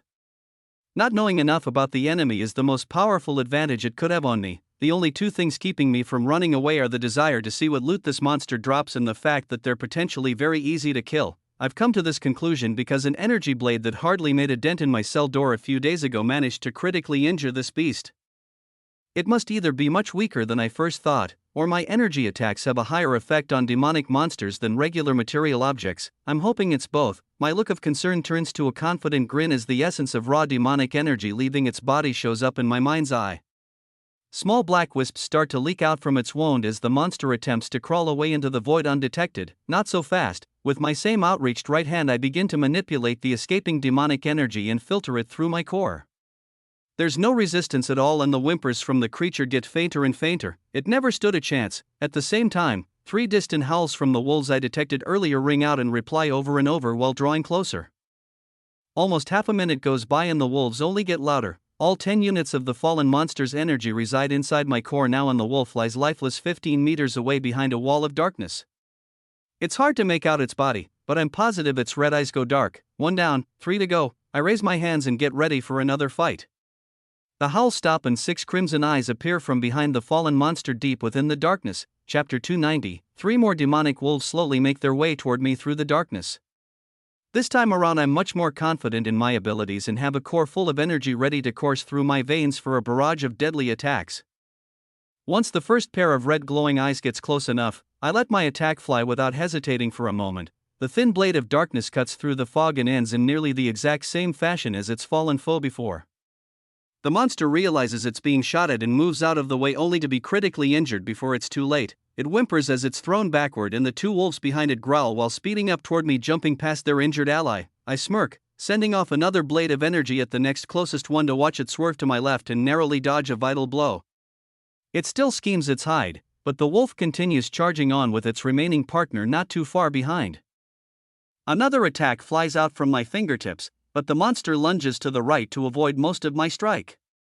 It gets hit again, but its speed doesn't slow. I clench my jaw and focus as the two remaining wolves start to approach the barrier between the demonic energy and the clear air of the outside world. Using both hands, I let out a dual attack to make sure no matter which side it jumps to next, the creature will be wounded. As predicted, the monster faces its final moments just a few meters from the slowly shifting black wall of matter. The remaining wolf, on the other hand, seems to have different plans. It jumps over its fallen ally and breaks through the wall of darkness with a growl and pulsing red eyes. I wasn't sure if it was even possible for them to come out from the abyss, but it seems my question has been answered. The wolf creature is no longer just an outline of fur, teeth, and glowing red eyes. The monster looks like an alien being. This is no normal dungeon monster. Its thick fur gushes out refined demonic energy with every step it takes. Not much, but enough to notice that trace amounts of the raw material in its body are being used and dissolved into the air like a life force. It wasn't very clear when it was under a veil of black clouds, but out in the open it's clear that there is a black and dark purple aura constantly coming off of its body. Saliva drips from its row of fangs and the beast follows a random zigzag pattern, kicking up sand as it runs closer. It watched me take down its friends and has already learned from their mistakes. I react by releasing 2 more waves of thin energy toward the wolf, but its erratic movements and sand in the air allow it to only be grazed by 1 blade. Again, I release 2 more as it comes closer and closer, only to hit its side, making a deep gash but not slowing down the demonic wolf by any means. It jumps in the air with claws outreached and fangs ready to sink deep into my flesh. I release my final 2 waves of dark energy and they impale its body from close range. One through the heart and the other straight through the underside of its neck to pierce its skull. I fall backward onto the hot sandy incline behind me and the demonic creature lands with a loud thud as well. I let out a sigh, then chuckle to myself while standing to my feet. If I was in my normal form not wielding demonic energy, these beasts would be a breeze. With their speed and reflexes taken into account, the wolves I just faced are hardly that of a level 100 mob. I'm just not used to combat without using my mana-imbued items and skills. They caught me off guard, but I easily handled it before it was too late. Well, that's one problem taken care of, but my questions are not answered. In fact, now I have more. I put my hands on my waist and stare down at the lifeless wolf creature, pretending to wait for a response, then use my manipulation skill to refine the raw energy seeping from its fallen corpse. Not wasting any time, I absorb the energy from its 2 partners as well. Each of them has between 7 and 10 units floating inside them. The more strength and power they exert, it seems as though they would use up more of the energy, leaving less raw matter behind. As tested previously by the first wolf, the moment their raw energy stores run out, they die. It's their life force energy, but also their means to use strength and power. Even now, an odd phenomenon is taking place. The corpse of the fallen monster is beginning to dissolve into the air at a rapid rate. Just like the refined energy from the abyss, it is being consumed and evaporated by the atmosphere, racking my brain for a better explanation than my loosely thrown together theory. I deactivate my demonic energy manipulation skill to let the color of the world flood back in around me. It would have been a refreshing shift, if not for the fact that the corpse of the black wolf disappears completely from my vision. All that remains in its place is a tiny black gem. Its glossy surface reflects the sun's rays. I gulp, walking over to it and switching my vision back and forth to see the monster reappear and disappear every time I change my skill. For every passing second, the remains of the creature get smaller and smaller in my demonic vision, while for some reason I'm unable to see the beast at all while using my mana senses. It takes less than half a minute before the only thing remaining in both of my visions is the black stone on the floor. Picking it up from the golden sand and holding it in my palm, I can confirm it's exactly like the stone from the Knights in the Labyrinth. The only difference is their size. This gem is not even 1/5 as large as the Knights from the 25th floor. Still, it's a clue. Putting the stone into my item storage, I think about whether or not I should enter the abyss to try and scavenge the remaining stones. For now, it's not a smart idea to step into unknown territory without more information. It's best I battle more of their kind at this lower level before doing anything rash. I begin walking along the edge of the abyss while scanning for more enemies. A few hours pass and I repeat more of the same. Using demonic energy as well as mana crescents every 500 meters or so to attract trouble, a few low growls and glowing red eyes pop up in my vision and a similar scenario plays out. If I release 2 slashes at once, I can take down the lone wolves without giving them the option to call for help. Aside from the wolves, the further from the city I get, the more I extend my manipulation sensors into the darkness. Deep within, it's harder to sense at this distance, but I feel the presence of a few creatures wielding well over 30 demonic energy in their bodies. This is another reason for killing my prey swiftly, is to not alert these friends. I'm curious to know what these powerful monsters are. But I'm unsure if my crude attacks will be as effective on them compared to these wolves. No more unnecessary risks. Today, I stick to what I'm good at. I managed to defeat 6 more wolves of similar strength and stature in total, but only one more allows me to kill it outside of the abyss. While absorbing the last opponent's energy, my core nears 50 demonic energy units stored inside. To my surprise, I begin to feel an odd pressure in my chest.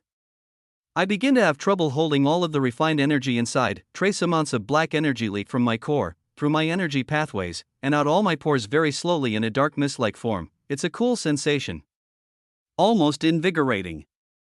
It doesn't hurt, but I don't like the fact that I'm not doing it on purpose. If I were forced to switch back to using mana right now, it wouldn't be pretty. Whatever is happening, it can't continue until I understand this better. I release enough energy from my core in thin streams from my fingertips to allow it to rest at a stable level. Around 45 units seems to be my max without it spilling out in an erratic fashion or that odd pressure in my chest getting worse. With a sigh of relief as the oozing black energy stops coming out, I whisper under my breath again, that's enough for today. At this point, I'm far from the city and observatory I was meant to keep an eye on, and over half the day has already gone by. These have been some interesting tests and a great step forward in my research. I step away from the edge of darkness and begin walking back to the abandoned village. Chapter 291. The sun has already hit its high point in the sky and is beginning to fall down toward the horizon.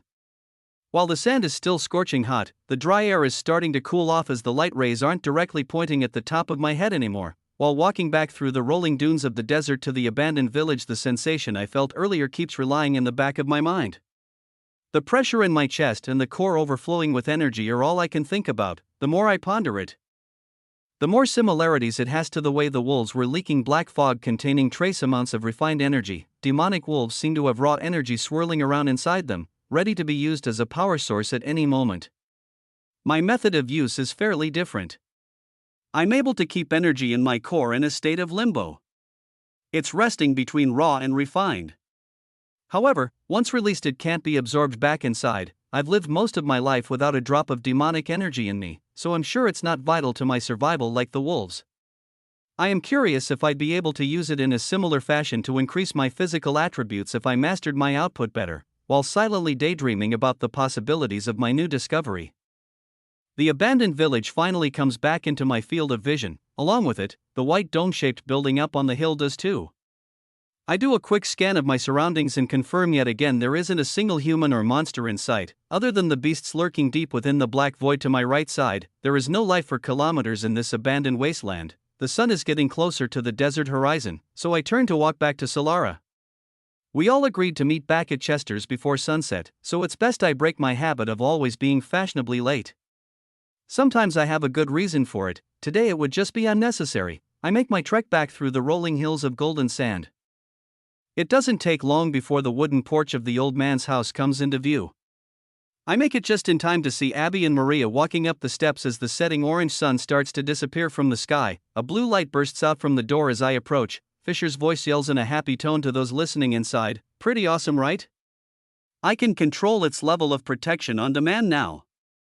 It's like an extra layer of mana shielding made from water magic without using up nearly as much energy." I step through the door to see where exactly this blue light is coming from. The swordsman is standing in the middle of the living room emanating a light blue glow. A thin veil of shielding covers his whole body, and it's visible to the naked eye. Using my all-seeing eye for a closer look, I confirm his words with a smirk and a nod as we make eye contact before speaking up. "Not bad. That's your ranked up perk? The water defense you mentioned earlier." My eyes scan it up and down before continuing. "I had no idea it could be manipulated to different intensities." "Interesting." He smiles and turns to Ari. "We found out all kinds of things about our ranked up buffs. There isn't much known about them from my standard education. All I know is this is a high-tier perk. Sometimes people don't even get a buff at all. Often a hunter's skills just get upgraded. I think the fact that we're already maxed out at legendary grade means we got something extra." "Show him yours." Ari nods and stands to his feet. "Sure, I got some practice in too." "Take a look." The archer begins to shine bright white. Meanwhile, I think about what the water mage said. I know for certain legendary is not the maximum skill rank. Upgrading further would just require a lot more proficiency points, pp. If a hunter's skills can't be upgraded manually, a buff is rewarded, then again, I received a buff with plenty of points left to use. Maybe it has to do with a hunter's nature. A ranked up perk could be different depending on the wielder's goals and desires. I give up on my train of thought as Ari begins to materialize white magical objects in his hands. They glisten and shine like his white arrows, but shapeshift from the form of daggers to a large shield, then into a long sword, and finally a fantastic glowing bow. He holds it tight, then lets the object disappear into thin air. Not even mana residue is left behind. It gives off the same reading as when an item is placed into an item box. The energy is gone from this dimensional plane. He speaks, whatever weapon or physical item I picture in my head can be created with the same essence as my spirit arrows. It uses very little mana and they're much stronger than normal magic items. Fisher crosses his arms, very strong indeed. One of his conjured blades easily went toe-to-toe with my bonded water sword. Not to mention our base level increase in overall mana control is astounding. It's like I'm breathing in magic with every breath I take. We're on a whole new level. I nod with a thin smile, happy to see Fisher coming back to his old self. Good. Great to see some fast progress. If the boss is ranked up and as strong as Chester says he is, we'll need all the help can get. Tomorrow, both of you should train more and see if you can push those abilities to any new heights. A single day of practicing a skill often doesn't show you everything it has in store. I turn to Abby and Maria. How about you two? Anything unusual to report? They both shake their heads and then Maria speaks. We went to the mercenary guilds, snooped around the bars, popped into the government office in disguise, and even checked out the dungeon hub. There was no sign of anyone talking about us, the inner circle, or the association. It's like we were never even here. Business is moving like usual. Abby crosses her arms. True, but it's not exactly like we were never here. She chuckles. The mess you made down in the black market raised a few eyebrows. However, no one dared to walk into the dead zone region of the second floor to check it out for themselves while we were down there. At the front gate, the guards just let us in and out without any mention of it. There were some whispers from nearby merchants, questioning why there had been no one entering or exiting the dead zone today. Most of them are convinced the boss and his minions are out of town. But I'm not sure how long their blind fear will last. People will get curious. I nod. Good. We just need to hold off any wandering eyes for one more day. Tomorrow, both of you stay down there to make sure no one messes things up. We don't want the wrong person to see something they're not meant to see. Finally, my gaze shifts to Chester. He has an excited look on his face and stands next to the tall display case of items I tasked him to sort. Each of the items has small notes on them with descriptions and price points for market value and expected auction price, plus their specific perks and buffs. He speaks, if we were to sell all of these slowly over the next few months, I'm sure a small fortune could be made. I nod, letting him continue. But, you said you wanted them all sold by tomorrow. If I go to some of my old connects in town and sell to some trusted anonymous buyers, they'll purchase bulk items for a seller's price. About 100 gold for everything is my modest appraisal. I shrug with a grin. Great, get them sold tomorrow. Anything over 0 is profit, but try to get the best price you can. Chester turns around to pull out the blue and gold potions along with a smooth curved glossy black dagger as dark as night. These items, on the other hand, I think are far too unique to sell. There are no merchants or hunters in town capable of giving me a reasonable price for them. It may be worth keeping them for the future battles. I look down at the gear and activate appraisal. Extreme Strength Potion, X10, MP Invigoration Potion, X10. The potions show interesting readings in the familiar blue text boxes, but the dagger shows nothing at all. It's clearly a monster drop, but there isn't a hint of magic in it. I use my all-seeing eye to get more information. Extreme Strength Potion, info. This Extreme Strength Potion will boost the user's base strength stats by 120% for 5 minutes. If initially consumed while on full HP, it increases the speed and agility stats by an additional 25%. The user will have a 50% debuff of all base stats for 30 minutes following potion use.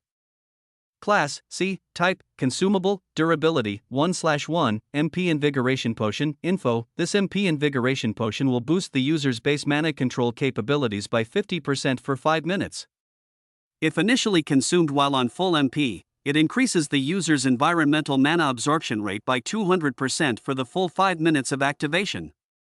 The user will have a 75% debuff on all base stats and a 99% debuff on mana absorption for 30 minutes following potion use. Class B, type, consumable, durability, 1/1. I've never seen anything like this. The potions look interesting, but what stands out most to me is the endless black void within the glossy curved dagger. It gives off the same lifeless, undetectable readings I get from staring into the abyss. Chapter 292. I take the black dagger from Chester's hands, disregarding the glowing crate of potions in his other, and begin twirling it around my fingers to view the weapon from every possible angle. It's smooth and incredibly lightweight. The old man starts to explain how the potions work based on a book he read about similar items years ago, but I drown out his words while staring down at this unique artifact. The base of the grip fits tightly in my right hand, and the curved blade is about the length of my forearm. My eyes practically sparkle while looking down at the incredible item. It feels as if there's a bottomless abyss within the blade yearning for power. I'm sure this item cannot wield mana, so I don't dare risk it and try. All I want to do right now is activate my demonic energy manipulation skill and test out my theories. Its surface is made of the same hard stone-like substance that the crystals dropped from the Black Knights and demonic wolves.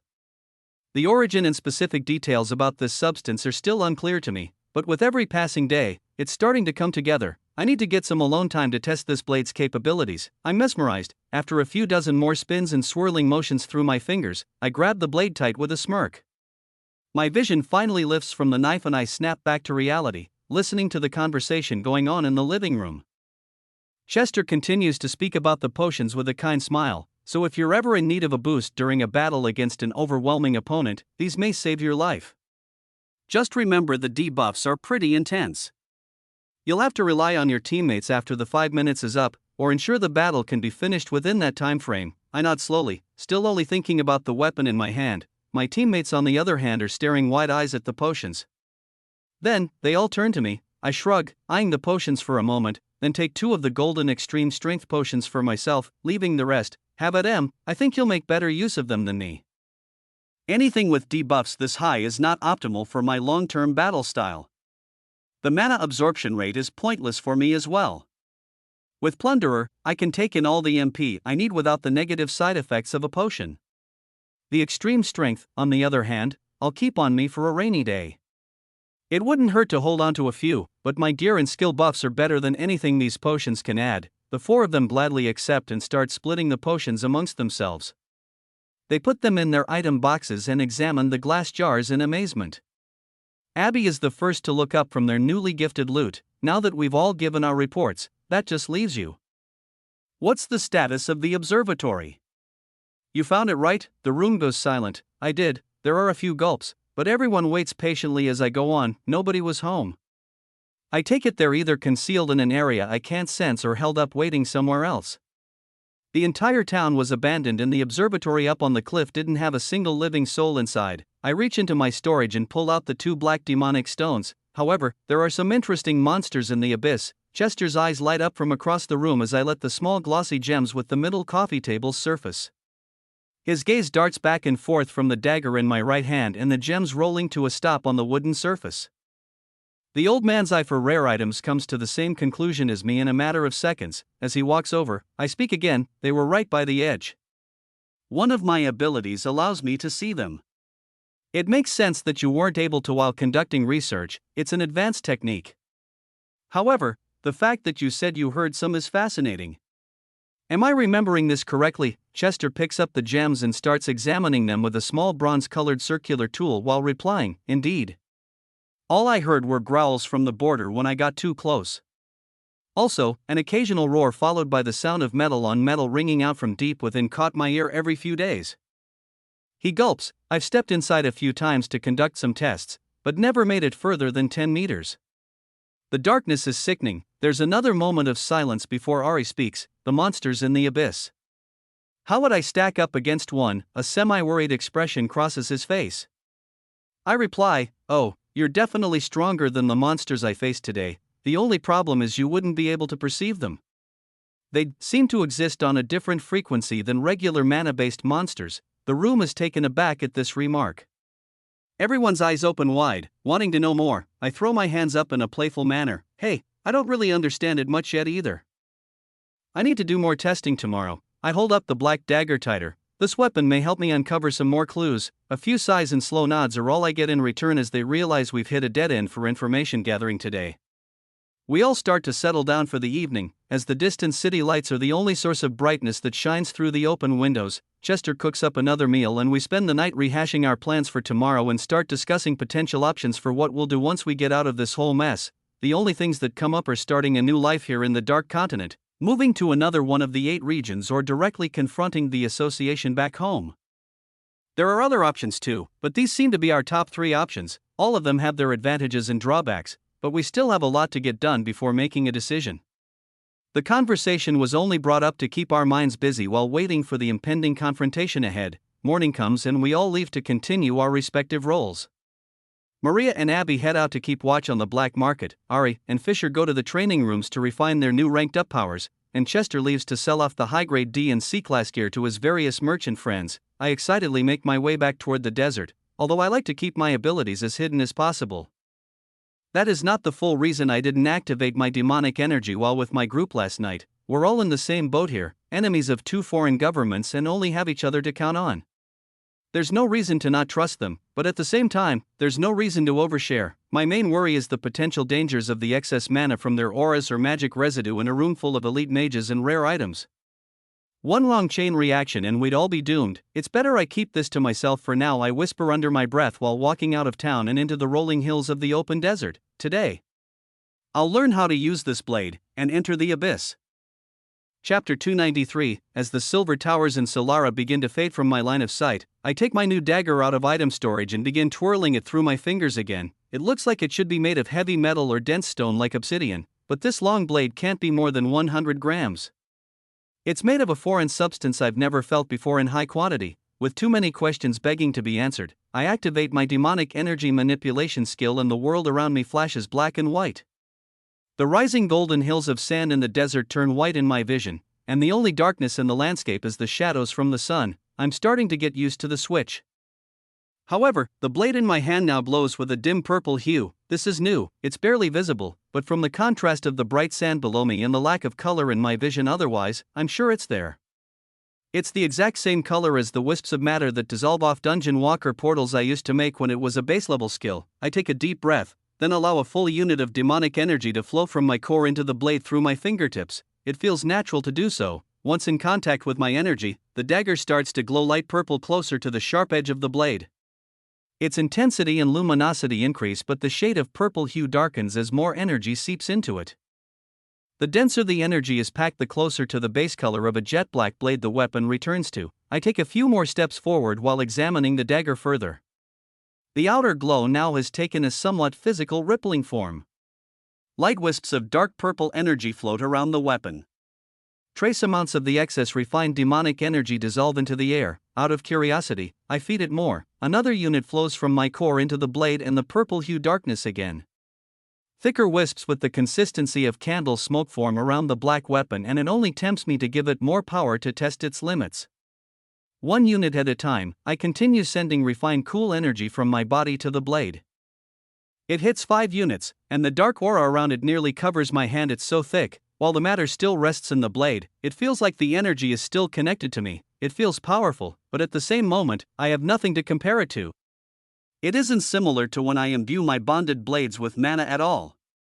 Instead of energy being ready to expel at a moment's notice like my fire or pure mana attacks, this one is just powering up the weapon itself. I can feel the black dagger being saturated, but that's about it. There is no extra control or immediate buffs gained. I've just created a stronger blade. Wisps of black energy continue to surround the weapon. The more that's in the blade, the faster its residue dissolves into the atmosphere. I give it a test swing through the air. The motion is quick and silent, leaving a thin trail of dark purple energy behind it. Sporting a grin, I swing it again. It leaves another streak of black and purple cloud-like residue across my vision as if I'm peering into the night sky through the desert sand. The trails of energy disappear into the air, and I whisper under my breath, "The midnight dagger."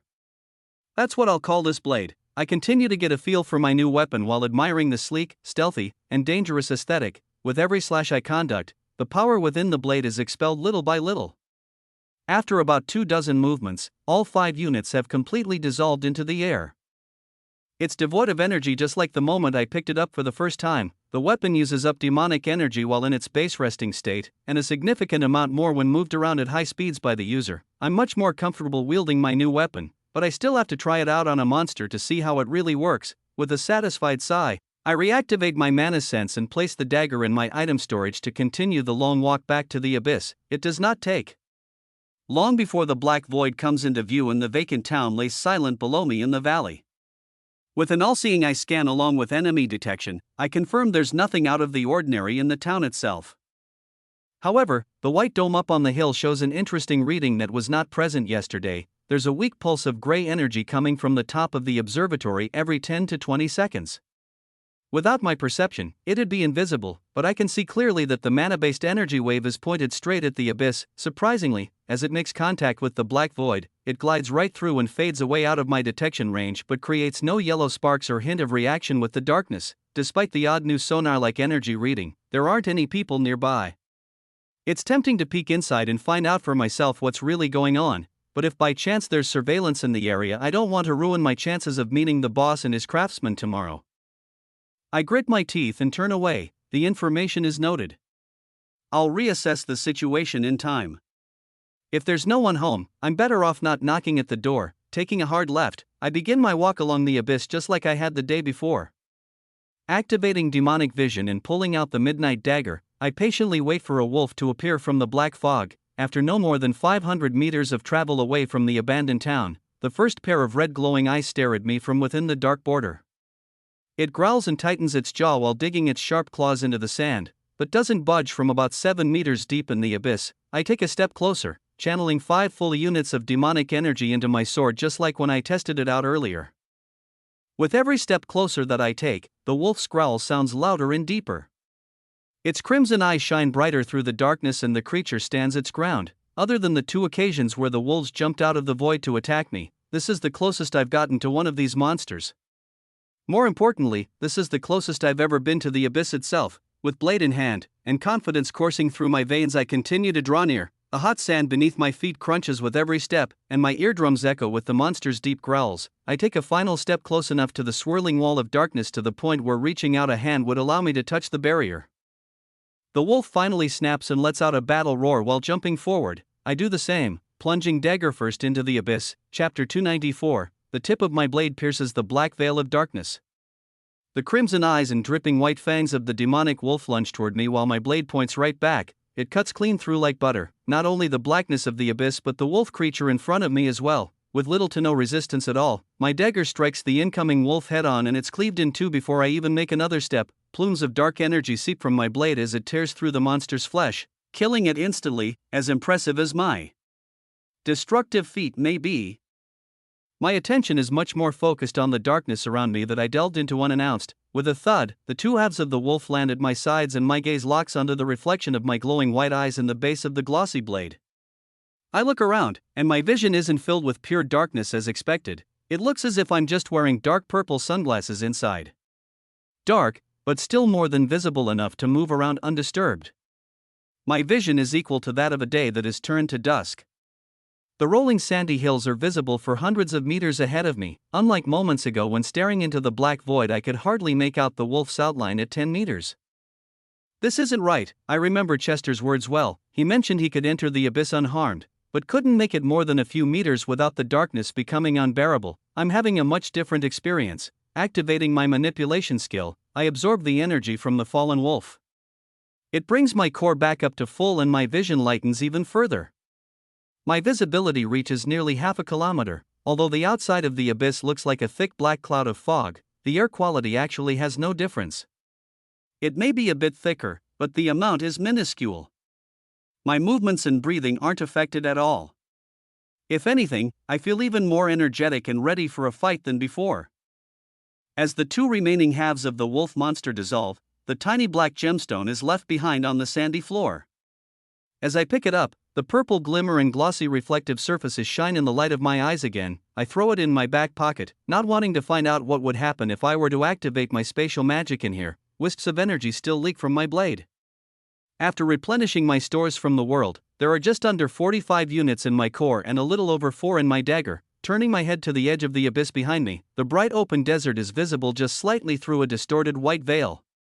It's the polar opposite of what the abyss looks like from the outside. Impossible to miss from a distance, but with no way of tracking where I am in here other than my positioning compared to monsters, my plan is to keep close to the outer edge, or, at least within a visual range. It looks like I have some work to do. With a grin, I move forward deeper into the purple-tinted realm without another thought. Tightly gripping my blade and scanning the area for dense pockets of raw demonic energy, I start my trek. I continue making my way east, and slightly north, walking deeper into this unknown. It feels eerily silent, but then again so is the entire desert. About 20 minutes pass before a grouping of 4 wolves come charging my way with glowing eyes and no fear or hesitation in their movements. I sense them coming from a distance, but their travel trajectory hints toward the fact that they could sense me too. Plus, there are many of them traveling together now.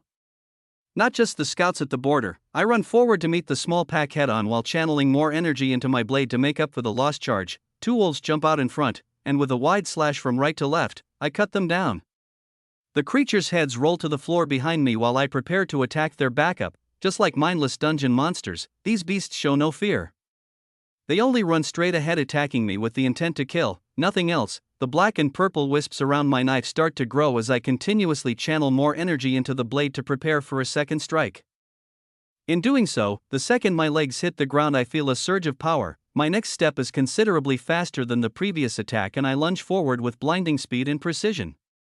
All of my perception senses increase for a moment as well. The wolves don't have any time to howl for backup, they're defeated before they even know what hit them. I smirk and turn around as all 4 fallen enemies stop moving and begin to dissolve. Similar to my blade, black and purple wisps of energy evaporate from my arms and shoulders, adding to the refined energy of the abyss.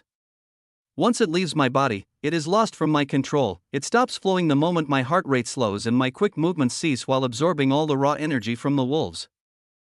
There is some left over that I can't absorb. It just floats slowly into the air as the remains of the monsters' bodies dissolve. I collect the 4 black gems and continue my walk, making a mental note of the energy surge I just felt. It was like a temporary speed, strength, and perception buff, but with such weak opponents, it's hard to tell by how much. It activates when my blade gets fully saturated with demonic energy and the output I'm channeling through my pathways has nowhere else to go. The power slowly seeps through my muscles and invigorates my body. Afterward, I don't feel tired or fatigued at all. I need to conduct a few more tests. Over the next few hours, I run into more small wolf packs of 2 to 6 monsters per grouping every kilometer I travel. My newest power-up is useful to take the wolves out quickly, but I'm only able to activate it when my blade is full. Even while battling 6 demonic beasts at once, I hardly have more than a second to produce any results. The phenomenon's true capabilities are still an unsolved mystery to me. I curiously continue to probe the void for something stronger. Eventually, as I travel further east than I did yesterday, and nearly half a kilometer north into the abyss, the remnants of an abandoned town come into my field of view. It's much deeper in than I'd initially planned on diving, but something interesting catches my eye. I'd brush it off as just another evacuated settlement if it wasn't for the odd light purple, almost white, aura hovering over the vacant houses. There aren't more than 20 houses in total, and most are made of wood and leftover scrap metal. Squinting from this range, the outer glow of the oddity is visible, but the only way to see what it really is to walk over and check it out for myself. The closer I get, the brighter the aura becomes. Once less than 20 paces away, the aura turns out to not be what I expected at all. White and purple fire burns bright, flickering slowly and scattered in small patches along the sandy streets and even crackling atop a few small huts and houses. It looks like it was thrown about by an angry fire wielder randomly. The fact that the flames are here isn't the odd part. It's that they don't show any signs of growing larger or flickering out. They just burn in place, giving off the light glow that drew me in. Every step closer I take, the more it doesn't make any sense at all. The moment I make my first step into the vicinity of the village onto a well-traveled path, I feel the sand shudder and vibrate beneath my feet.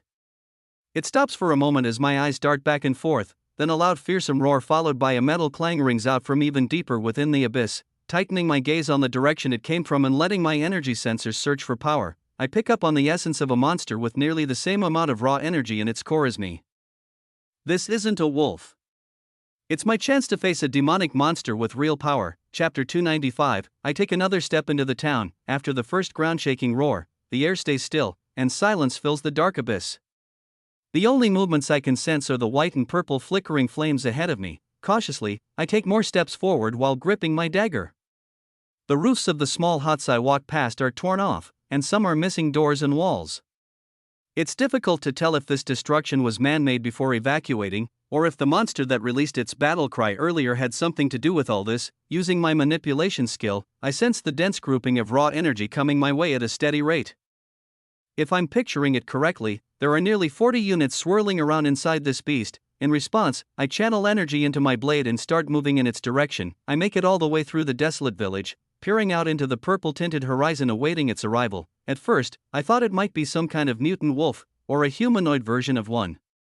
However, considering its roar, it sounds too familiar to a type of monster I've fought in the past to resemble a wolf howl. My suspicions come true as the 4-meter-tall shadowy figure of a high orc comes stomping toward me from over a risen sand dune. Its skin is dark purple, and its armor is jet black. The creature's crimson eyes are the first thing that becomes visible while it charges my way. The monster raises a long glossy sword similar to my dagger's coloring and lets out a roar. It locks its gaze on me while its body begins to exude high amounts of demonic energy. In doing so, it accelerates much faster. Sand flies up in the air to its sides as I finish channeling excess energy into my dagger. This activates my buffs to let the dark matter leak out from my body as well. The creature is fast, but I'm faster. It's time to fight. Grinning, I lunge forward and match the demonic high orc's speed without an issue. My gaze tightens on its armor the closer I get, darting my eyes up and down to try and pinpoint a weak area to strike. It's almost entirely covered from the neck down. Other than its head, the areas I can strike are the backs of its knees, elbows, and a small area around its waist. That's where a majority of its demonic energy is leaking out from, so it's signifying holes in the defenses. With eyes locked on the prize, I continue running forward as the armored high orc runs down the sand dune with its black blade raised. I jump upward, powered up with my new speed and strength buffs. As the demonic creature swings its blade down at me, a clang rings out on impact. The heavy breath of the beast can be felt from less than a few meters away, and its red eyes illuminate the area where we clash, announcing the battle's start. It's strong, much stronger than I initially imagined. Once we collide, even with my buffs, I'm slightly overpowered strength-wise. My mana control is worthless, and my stat-boosting gear can't be used. I'm reliant on the base stats of this body double's nerfed form plus whatever extra power the mysterious Midnight Dagger can lend me in the heat of battle. Although it slightly overpowers me, I still clearly have the upper hand. The monster's long sword begins to crack against the flowing essence of my dagger. My blade sinks into the metal of its weapon as it attempts to push it down further toward me. Surprisingly, neither its sword nor armor glows, channeling energy like mine. It seems this blade is special. It realizes its sword will break if it follows through with this swing any further. So it comes at me from the side with a tightened fist covered in demonic essence. Hit straight on from the side, I'm sent flying down the desert hill while coughing up blood. I'll give it to you, you can hit hard. Unfortunately, that's not going to be enough. I smirk, catching my feet on the desert floor and repositioning myself for our second incoming clash. It has the strength advantage over me, but I have speed. As long as I don't let it catch me in the air again, this battle is as good as won. I turn to let it follow me to a more flat area of the desert right outside the village. Battling on a hill is giving it the unnecessary advantage of high ground. It takes less than 5 seconds to get the beast exactly where I want it. The high orc lets out a roar while following and swinging its arms and blade, frustrated that I keep it meters out of reach at all times. Then, once the battlefield is to my liking, I turn to face it, activating my buffs. In the blink of an eye, I swerve around the creature's left side, narrowly avoiding its blade and aiming for the back of its knee. There's a small gap in its armored leggings, so I aim for it. The sound of metal on metal rings out as my energy-covered blade chips a hole in its armor, exposing even more of its hind leg. The monster swings its blade around to hit me, but I lunge away, slashing at its exposed free elbow. With every step I take, I burn through more demonic energy. Each powerful stride of mine uses up about half a unit, and just dodging burns through another half a unit every 3 seconds that I partake in battle. I could take a few hits from its charged fist if I needed to, but that first one hurt quite a bit. If I were to quantify it, the attack felt like the strength of a level 350 to 400 monster with a strength-based natural affinity. Considering this, and the fact that the wolves I faced earlier with 10 units of demonic energy felt like level 100 monsters, I can safely assume that a single unit of demonic energy is roughly equivalent to 10 levels. Stats-wise, in my weakened form, I only have a few dozen levels up on this creature. It's best for me to stay cautious moving forward. There may be many other opponents like this one that I can't always brute force my way to victory. I'll use a more tactical battle style here, slashing at its weak points until massive holes in its armor become visible. the high orc roars with frustration. These roars turn into cries of agony as I begin aiming for its flesh, not only aiming to weaken its defenses, focusing on speed, and using up a lot of my energy stores. I'm able to bob and weave around the brute with surgical precision. Hit after hit, the beast's vitality is brought down to a critical level. In doing so, the monster gets much slower as well. Every attempt it makes to block uses up more of its own demonic energy. And every swing of its blade becomes sloppier by the minute. The clang and crack of metal echo through the vacant town as its final desperate attempt to cut me down ends in its blade being sliced in two by my dagger. The dark-skinned high orc falls to its knees, unarmed and riddled with slash marks on its arms and legs. I jump above it and deal the finishing blow to the center of its forehead. The corpse, shattered armor, and broken blade fall to the sandy floor with a series of thuds. I step away while breathing heavily. I check the contents of my core. Less than 10 units of demonic energy remain. I'm a bit fatigued, but the physical stress on my body is mostly forgotten as I'm invigorated by the fact that I took down my first difficult opponent in the abyss. That was the first time I've managed to go all out with this new power, and it felt good. The remnants of the high orc start to dissolve, and I absorb the remaining raw energy it releases, bringing me almost back up to a full core, but not quite. The monster used up a lot of its own energy stores in our battle. I bend down to grab the glossy black gem it leaves behind, but the ground starts to shake violently as I do. Just like before I met this high orc, the sand beneath my feet shifts. This time there's no roar. I feel exactly where it comes from. My eyes open wide and my heart skips a beat as I sense a monster wielding over 90 units of raw demonic energy lurking nearby in the abyss. It's been waiting patiently for me to finish my battle before making its presence known. Chapter 296. The sand beneath my feet shifts again, even more violently this time. I'm frozen in place, feeling the presence of a demonic creature magnitude stronger than the one I just faced. I had to use all my tricks and mental power to stay ahead of a creature with a level lower than my own. Lurking less than 500 meters away from me, I sense a monster stronger than anything I've ever faced in battle before, inside or outside of this abyss. This would be a good time to run. Without thinking twice, I grab the glossy black stone off the floor from the high orc I just defeated and turn to leave immediately. There's a difference between seeking out a strong opponent for training my new powers and the death wish I'd be asking for to face whatever this monster may be. Sand flies up from my heels as I sprint back toward the direction of the abandoned town. I'm not sure how, but I feel the glare of something watching me from afar.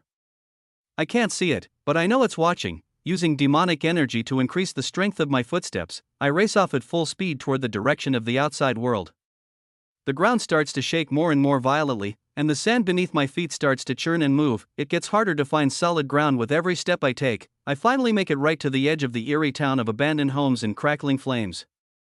This lets me know for sure the border of the abyss is less than a kilometer away, but with the heavy looming presence behind me, it feels like much further. My manipulation skill starts to go haywire.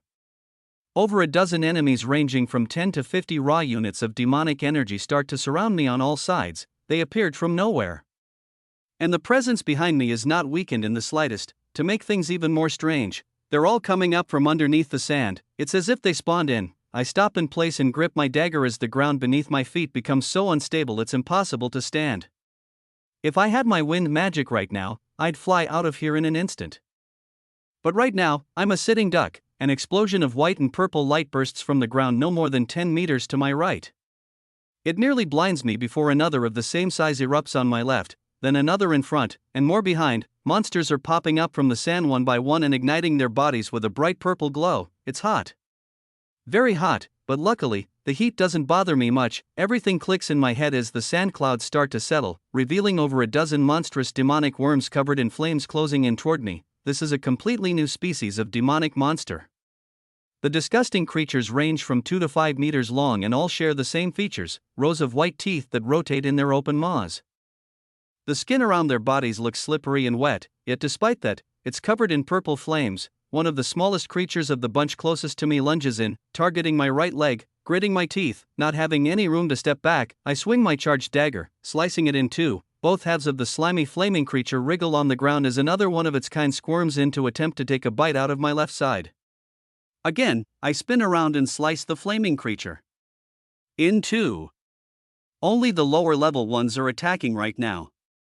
They're scoping out my capabilities with their young and trying to identify my strengths and weaknesses.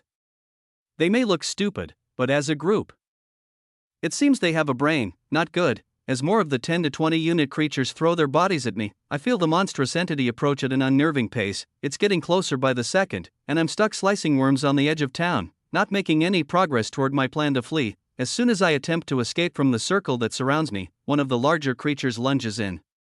Its wide-open mouth has 4 rows of razor-sharp teeth.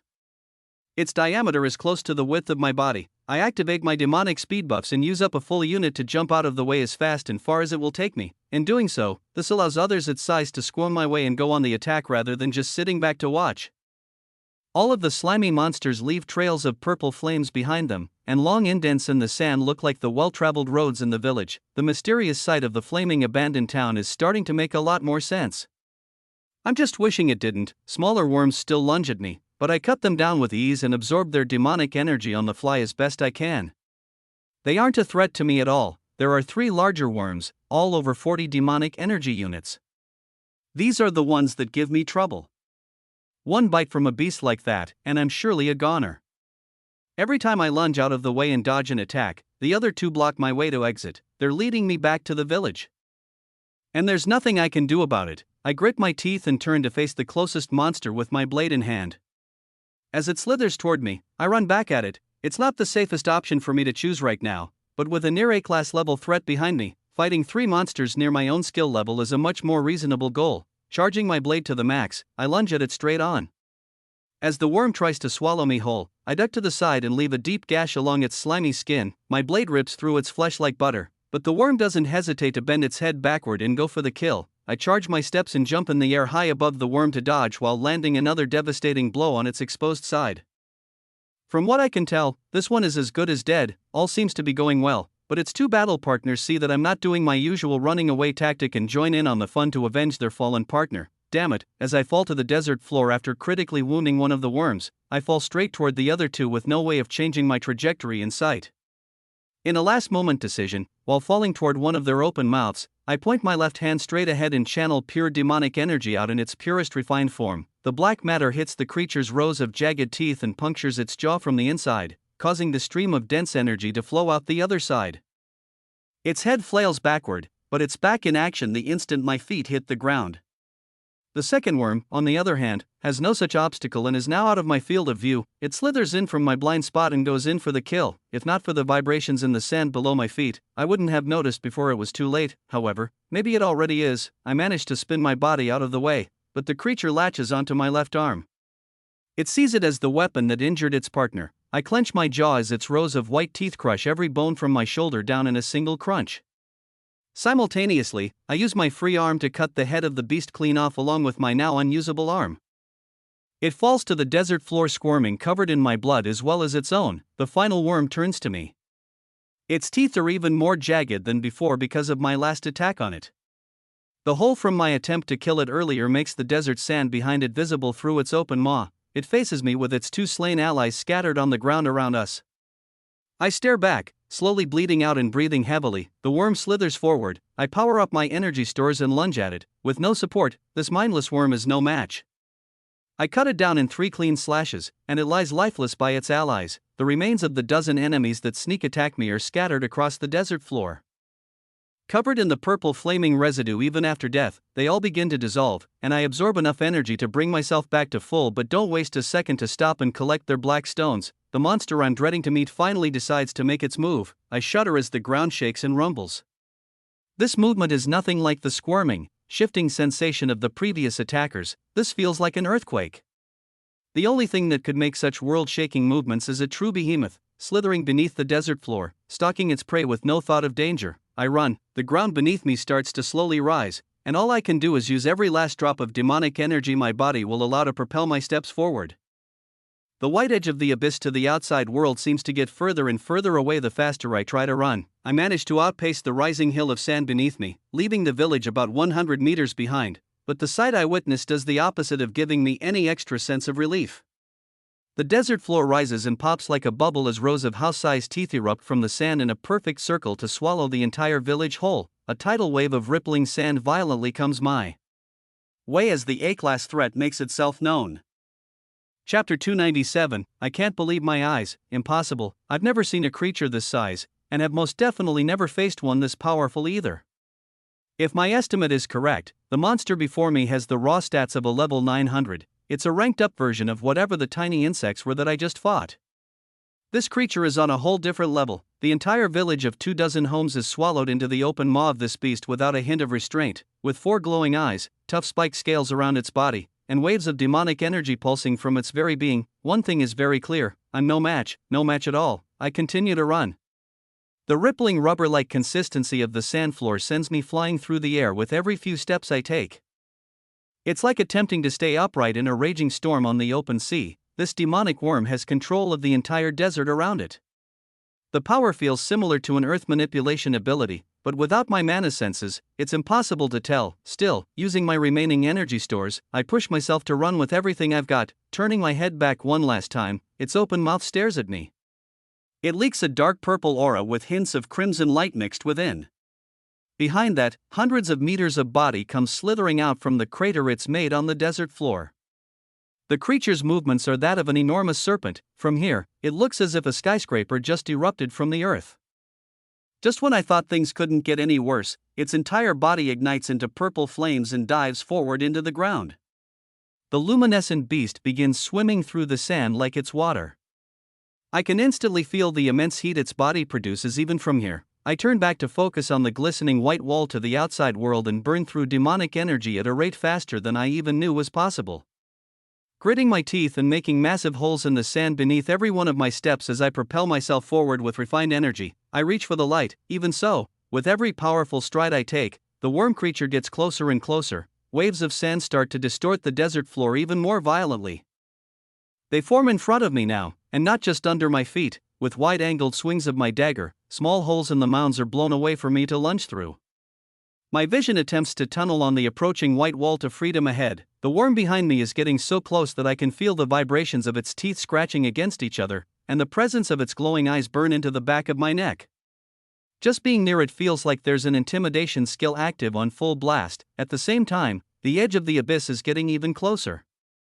It's less than 30 strides away. All of a sudden, the smaller mounds of sand that previously formed barriers in my path start to drift away. They all head toward the white border, and now the sand lays dormant around me on the desert floor. This is my chance. Not questioning it for a second, I continue to run forward with even more speed. Without having to swing my blade or watch my footing for sinkholes, this makes things a lot easier. The desert is flat and silent, the path before me is clear, my remaining energy stores are under a third. At this pace, I'll be swallowed and ripped to shreds the moment I break through to the outside world. Still, if I can activate my mana-powered skills, I may have a chance.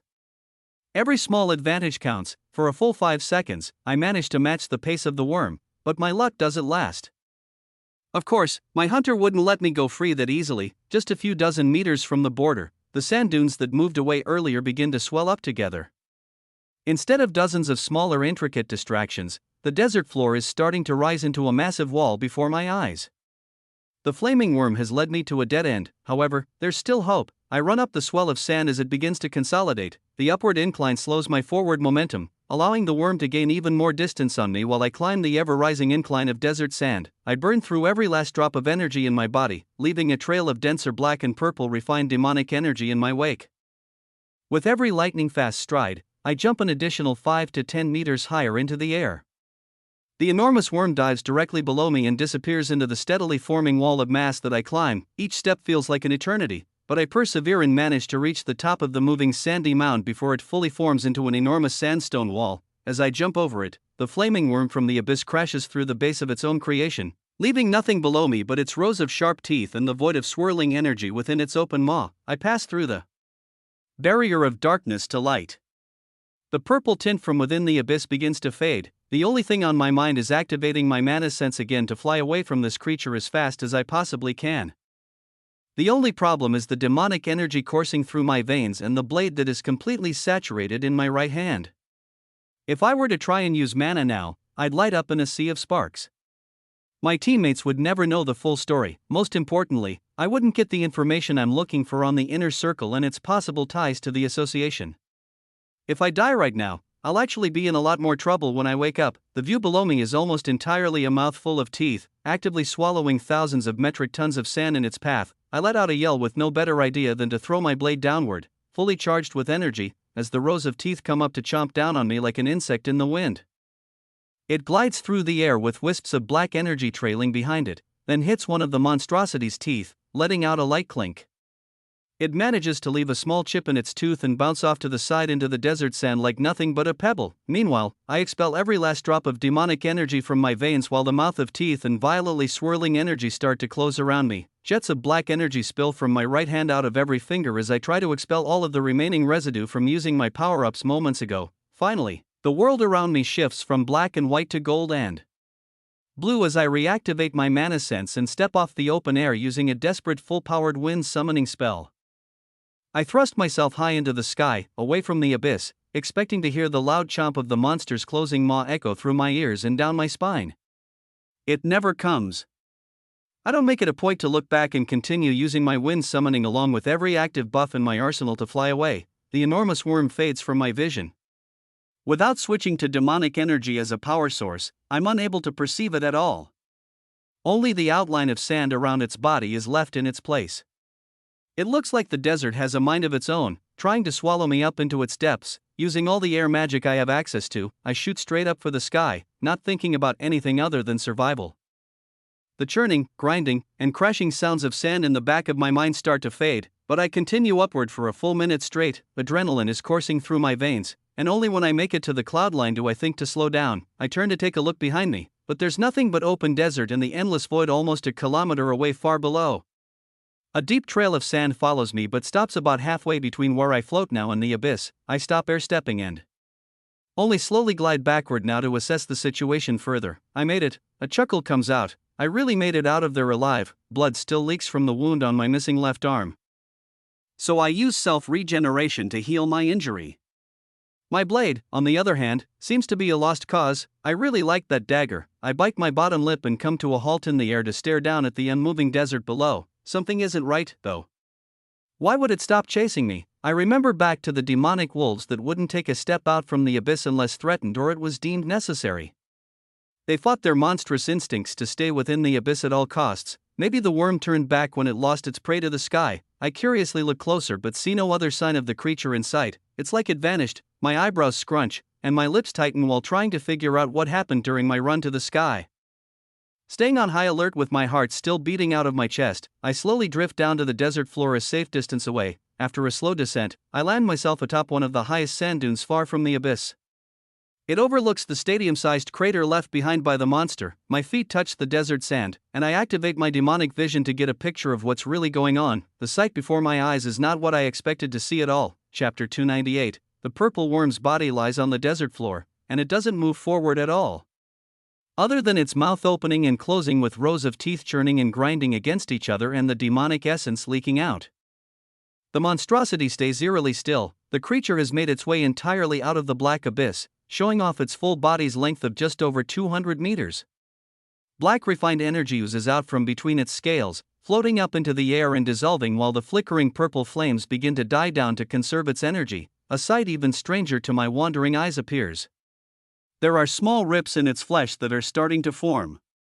The scales curl at their edges, and some even dissolve entirely, falling off to the desert floor. It looks like holes in burning paper as the sun's rays shine down on it. From the growing breaks in its skin, more and more of the black ooze leaks out and floats into the sky. While the desiccated bits drop to the ground, not only is refined energy dissolving in the air, but raw unfiltered energy also flows upward, being released from its insides too. The purple flames are hardly visible now. Once the reaction starts, it only speeds up from there. It looks similar to the wolf that I defeated outside of the abyss earlier. The remains of its body are dissolving along with the energy inside of it. As the reaction continues to get worse, it begins to finally move again, writhing in agony. A deep, mind-numbingly loud roar escapes its maw. The refined energy that leaves its body doubles in an instant, and a shock wave of matter pulses from the creature's core. The desert floor shakes as it attempts to manipulate the sand, but the more power it uses, the faster the dissolving rate increases. More pulses of black energy shoot out from its body. My eyes and mouth stay wide open at the sight before me. The worm's head curls up in the air, and its tail end does too. The massive movement lifts immense amounts of sand over 100 meters into the air while it shakes the entire desert to turn its body a full 180 degrees to face the abyss. huge portions of its scales and body mass fall off and dissolve into the air. Other portions are left to depreciate on their own in the open desert as they fall off the creature's now mutilated body. It lurches forward to crawl back into the abyss. But its skeletal structure begins to show beneath the decaying body. A near A-rank monster, impossible for me to defeat, is being killed by the sun, or so it seems. Maybe it's just the open air or the lack of refined demonic energy in the atmosphere. Whatever the cause of this phenomenon is, it saved me from certain doom, as the four glowing eyes of the worm creature plunge back into the darkness of the abyss. The reality of the situation hits me, the gut-wrenching feeling following my lapse in judgment and crazed battle sense finally catches up to me. The monster in front of me is an opponent I have no chance of defeating. If demonic creatures can get this strong, then so can mana-based monsters. If mana-based monsters can, this only leads to the conclusion that there are surely hunters capable of subjugating them. This is Sector 4 after all, the weakest of all the Dark Continent regions. I only scratched the outer edge of the abyss. If a beast like that roams nearby without a team of A-class hunters on standby to kill it, that only begs the question, what could possibly be more dangerous than this that they're busy with? Then again, there could be no one else with the ability to wield and perceive demonic energy like me. Maybe they don't even know what possible world-ending threats are lurking so close nearby. It's a reassuring thought. However, I doubt the powers above me are that oblivious. If they can hide the simple fact of mana control from the general public, I'm sure an even deadlier power source can easily be hidden away and only used by those who can wield it. So many questions start racing through my head, and it begins to make me sick. As I watch the back half of the demonic worm start to disappear into the darkness, my clenched jaw and tightened fists begin to relax a bit. I let out a long sigh as the tip of the monster's tail completely vanishes into the void. The only remnants that remain are the enormous pieces of decaying flesh and scales. They too dissolve entirely as I stare into the crater left behind by the monstrous force I narrowly escaped from by the skin of my teeth. I gulp. Then, drop to my knees and deactivate my demonic vision. Letting the hot sun beam down on me feels very relaxing. I lie on my back and let out a relieved sigh. For the next half hour, I stay in the same spot atop the tallest dune, switching from my demonic vision back to my mana senses over and over to make sure the worm has really left. In the meantime, I eat some food from my item storage and try to heal up as best I can. After that scare, an immense use of demonic energy, my body is very fatigued. My mind is a bit rattled as well. It may be from the accelerated forced activation of energy while running away, or it could just be the craziness of the last few days finally catching up to me. Either way, until I don't have any other responsibilities, I won't face the unknown monsters in the abyss again. My entire plan to pick information from the inner circle and find the links to the association, along with saving Lydia, was almost ruined completely by my blind curiosity. There is one last thing I need to check. I hop down from the dune and activate my all-seeing eye along with advanced earth summoning. All of the worm's fragments are long gone and dissolved, but I'm hoping I'll be able to find something that I left behind. Even in a damaged state, it'd be nice not to waste nice things. I sift through the sand near the edge of the abyss from a safe range using my elemental earth summoning skill until a glossy black glimmer catches my eye. The dagger that managed to make a chip in the monster's tooth floats toward me from over 50 meters away as I use my telekinesis to bring it near. After a quick examination with both my demonic vision and mana sense, I come to the interesting conclusion that it's completely undamaged. Also, the blade leaked out all of its remaining energy stores on its own. There isn't a hint of power remaining in it. If I'm not constantly feeding it energy, the blade becomes dull. Good to know. Ere stepping away from the abyss, I place the dagger back into my item storage while pondering its origins. The fact that the high orc I faced in the abyss had similar weapons and gear, but couldn't imbue energy into them, piques my curiosity. On top of that, to stand up against a creature with A-class strength and not chip or crack at all? It's another baffling thought. Although it didn't do much damage back to the monster either, I'm still impressed at the raw strength my new blade holds. I fly through the air while keeping my distance from the darkness on my left side. Meanwhile, a thin smile grows on my face. At least I learned some valuable information from my experience with an overwhelmingly powerful entity. It's better to be happy I didn't get a major setback, rather learn to step with more caution in unknown environments moving forward. The sun will set in a few hours, so I still have plenty of time to do a checkup on the village and observatory before heading back to Solo Era. Over an hour passes as I make my way back. Once the vacant desert huts and white dome atop the cliffside come into view, I activate all my perception skills to do a full detailed sweep. I pause my flight path in midair and activate stealth as two unfamiliar mana-based enemy readings pop up on my radar. Chapter 299, up in the observatory, I sense the mana readings of 2 humans. Although I'm a great distance away, I still instinctually hide with stealth and drop down closer to the desert floor for cover after the events that unfolded just over an hour ago in the abyss. To my surprise, the 2 readings are both between levels 300 and 330, my gaze tightens, and I start to drift closer again. One has a swordsmanship skill, and the other has an extreme speed buff skill of 35%. These are fairly common combat skills, but considering their levels, these 2 are far from amateurs. They could be grunts for the inner circle, but they don't wear those fancy pins. So, possibly they're Solaran guards tasked with searching the abandoned observatory to collect equipment they missed during the evacuation. My guess is the former.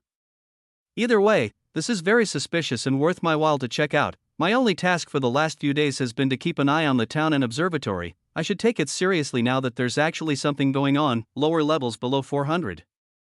Like these, can't perceive me while I'm in stealth mode. No matter what, it'd just look and feel like a breeze is passing through when I approach.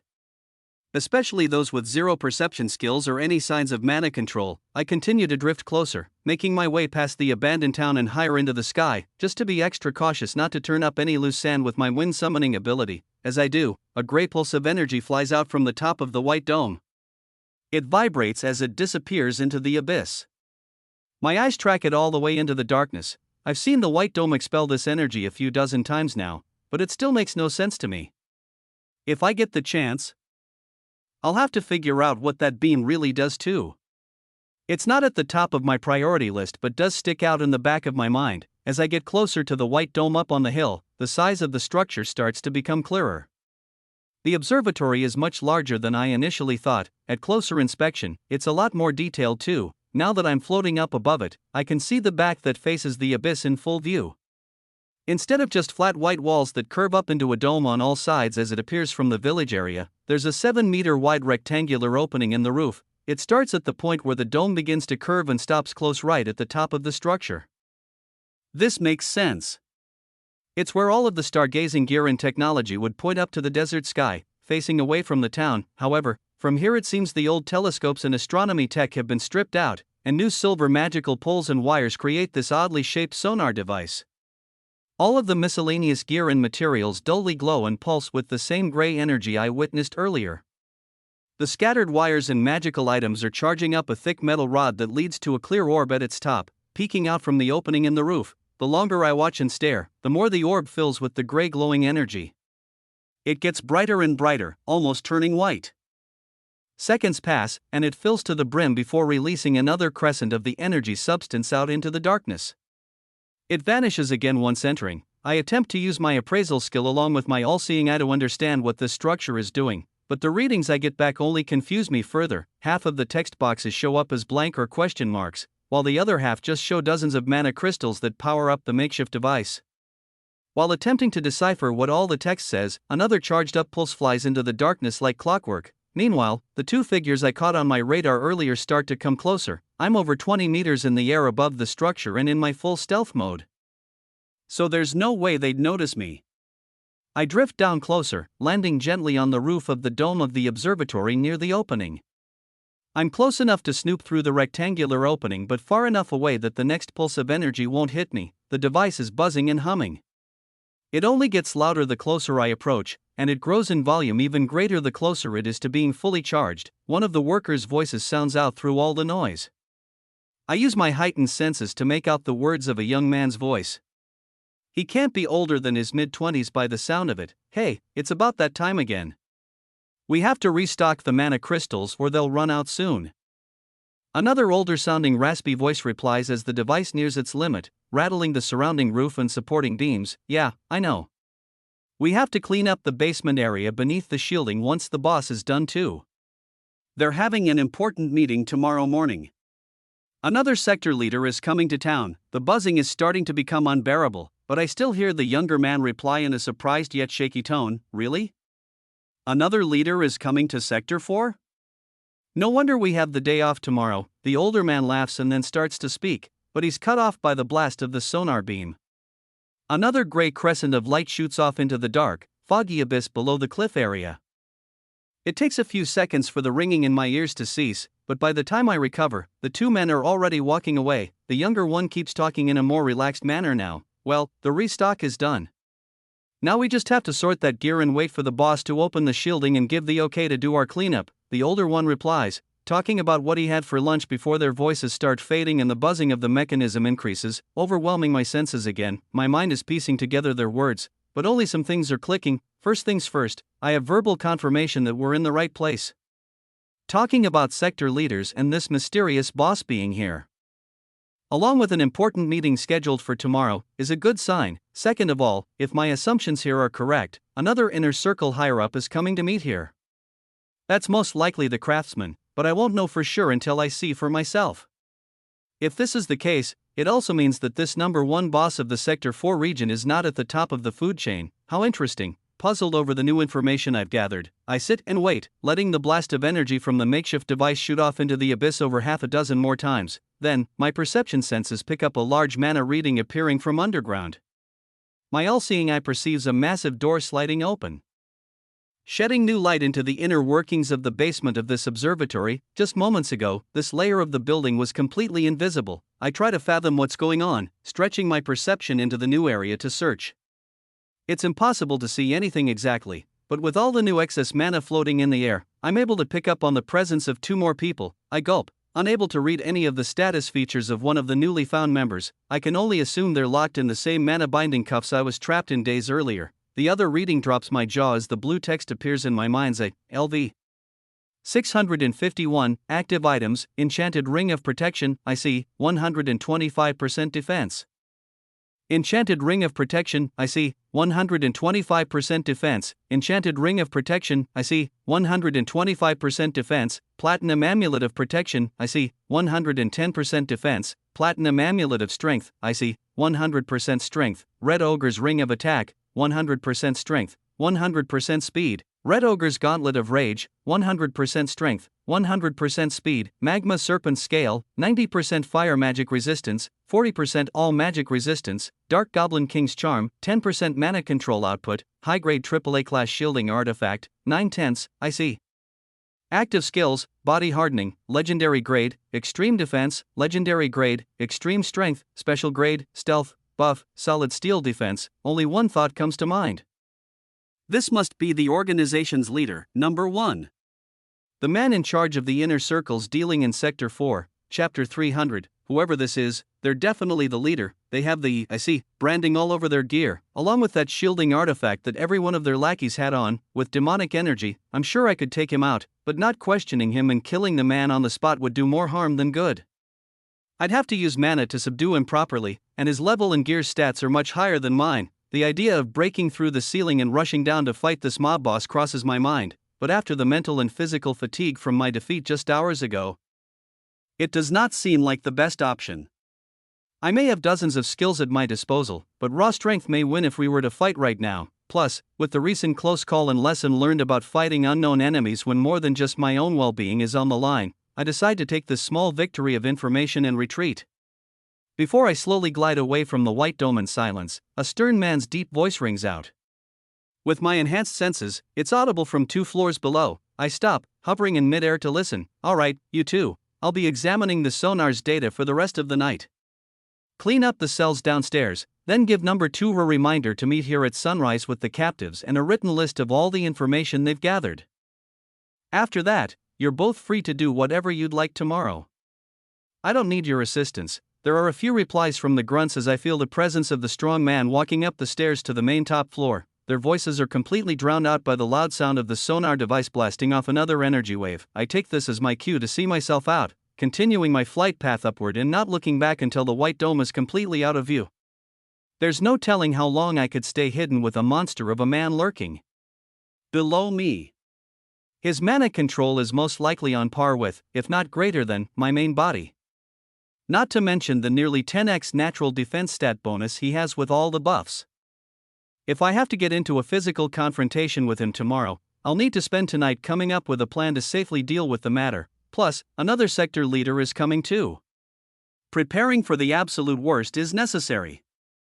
There are a lot of unknown factors at play here, and with the limited time allotted to me, I can't do this one all on my own. If this craftsman requires my full attention, I may have to rely on my teammates for help. While these thoughts race through my mind, I finally break through the cloud line above and whisper under my breath, bottom line is, all of us are going to have to get a lot stronger. I airstep all the way back to Solara, only touching down to the ground and turning off my stealth skill once I make it into the outer residential district on the northeastern edge of town.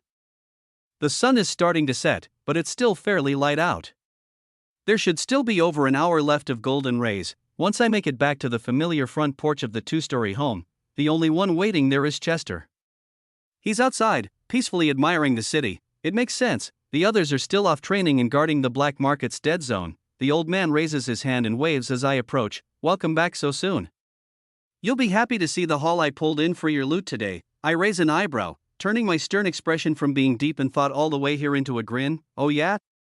How much did you manage to sell? The gray-haired man turns and opens his front door, letting me come inside to see 3 brown leather sacks on the middle table of the living room. Gold coins are flowing from their openings, and at least 10 or 15 coins are scattered across the counter. Chester lets out a chuckle as he sees my eyes light up at the sight. Last I counted, there were about 263 gold coins. More than double my expectations.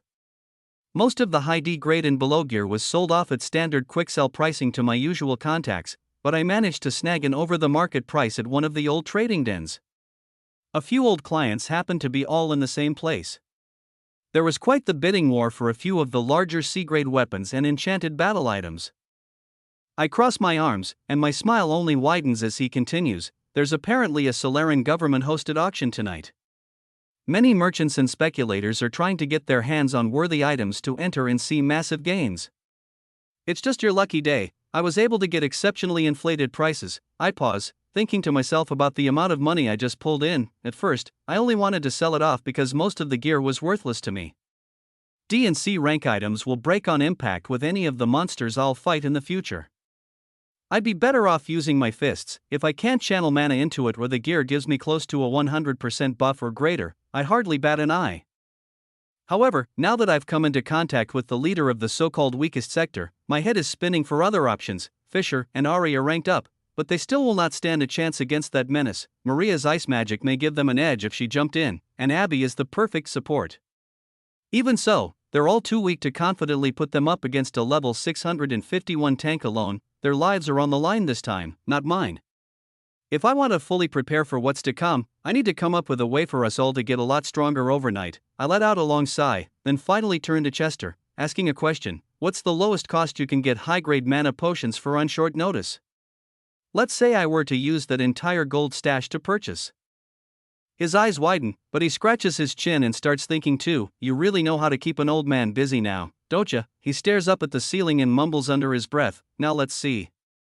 Down at the dispensary, the owner can turn raw mana crystals into potions. At the market price of 1 bronze per mana point worth of crystal, and 100 bronze equaling 1 silver, he pauses, 100 silver equals 1 gold. So each gold piece here would be equivalent to around 10,000 MP worth of potion. I roll my eyes at the thought of it. 10,000 times 263 gold we have is only 2.6 million MP. This is a small fortune worth of mana, but it's nowhere close to enough to raise our mana control considerably. Tens of millions each is the only amount that would raise any of us by a measurable amount. Chester speaks again. However, here on the Dark Continent, the demand for potions and high-grade crystals is far less than that of the cities you come from. Weapons are the higher-tier items that people are usually looking to buy. It's more practical to make a living with them. I'd say if we're buying any potions or crystal items, it could knock the price down by 2 to 3 times. So, 30,000 MP per gold coin, shaking my head while realizing even at this price drop advantage, it's still less than 8 million MP, I reply. Still, this isn't enough. Silence fills the room as we think. My recent shift in necessities is due to the fact it's the only way we could all get immeasurably stronger in the next few hours. With Abby's restore skill, and an unlimited mana supply, maybe our control levels could hit a point where handling these threats wouldn't be so stacked against us. I speak up again, thinking of a new idea. You mentioned the Solaran government is hosting an auction. What exactly is sold in a gathering like this?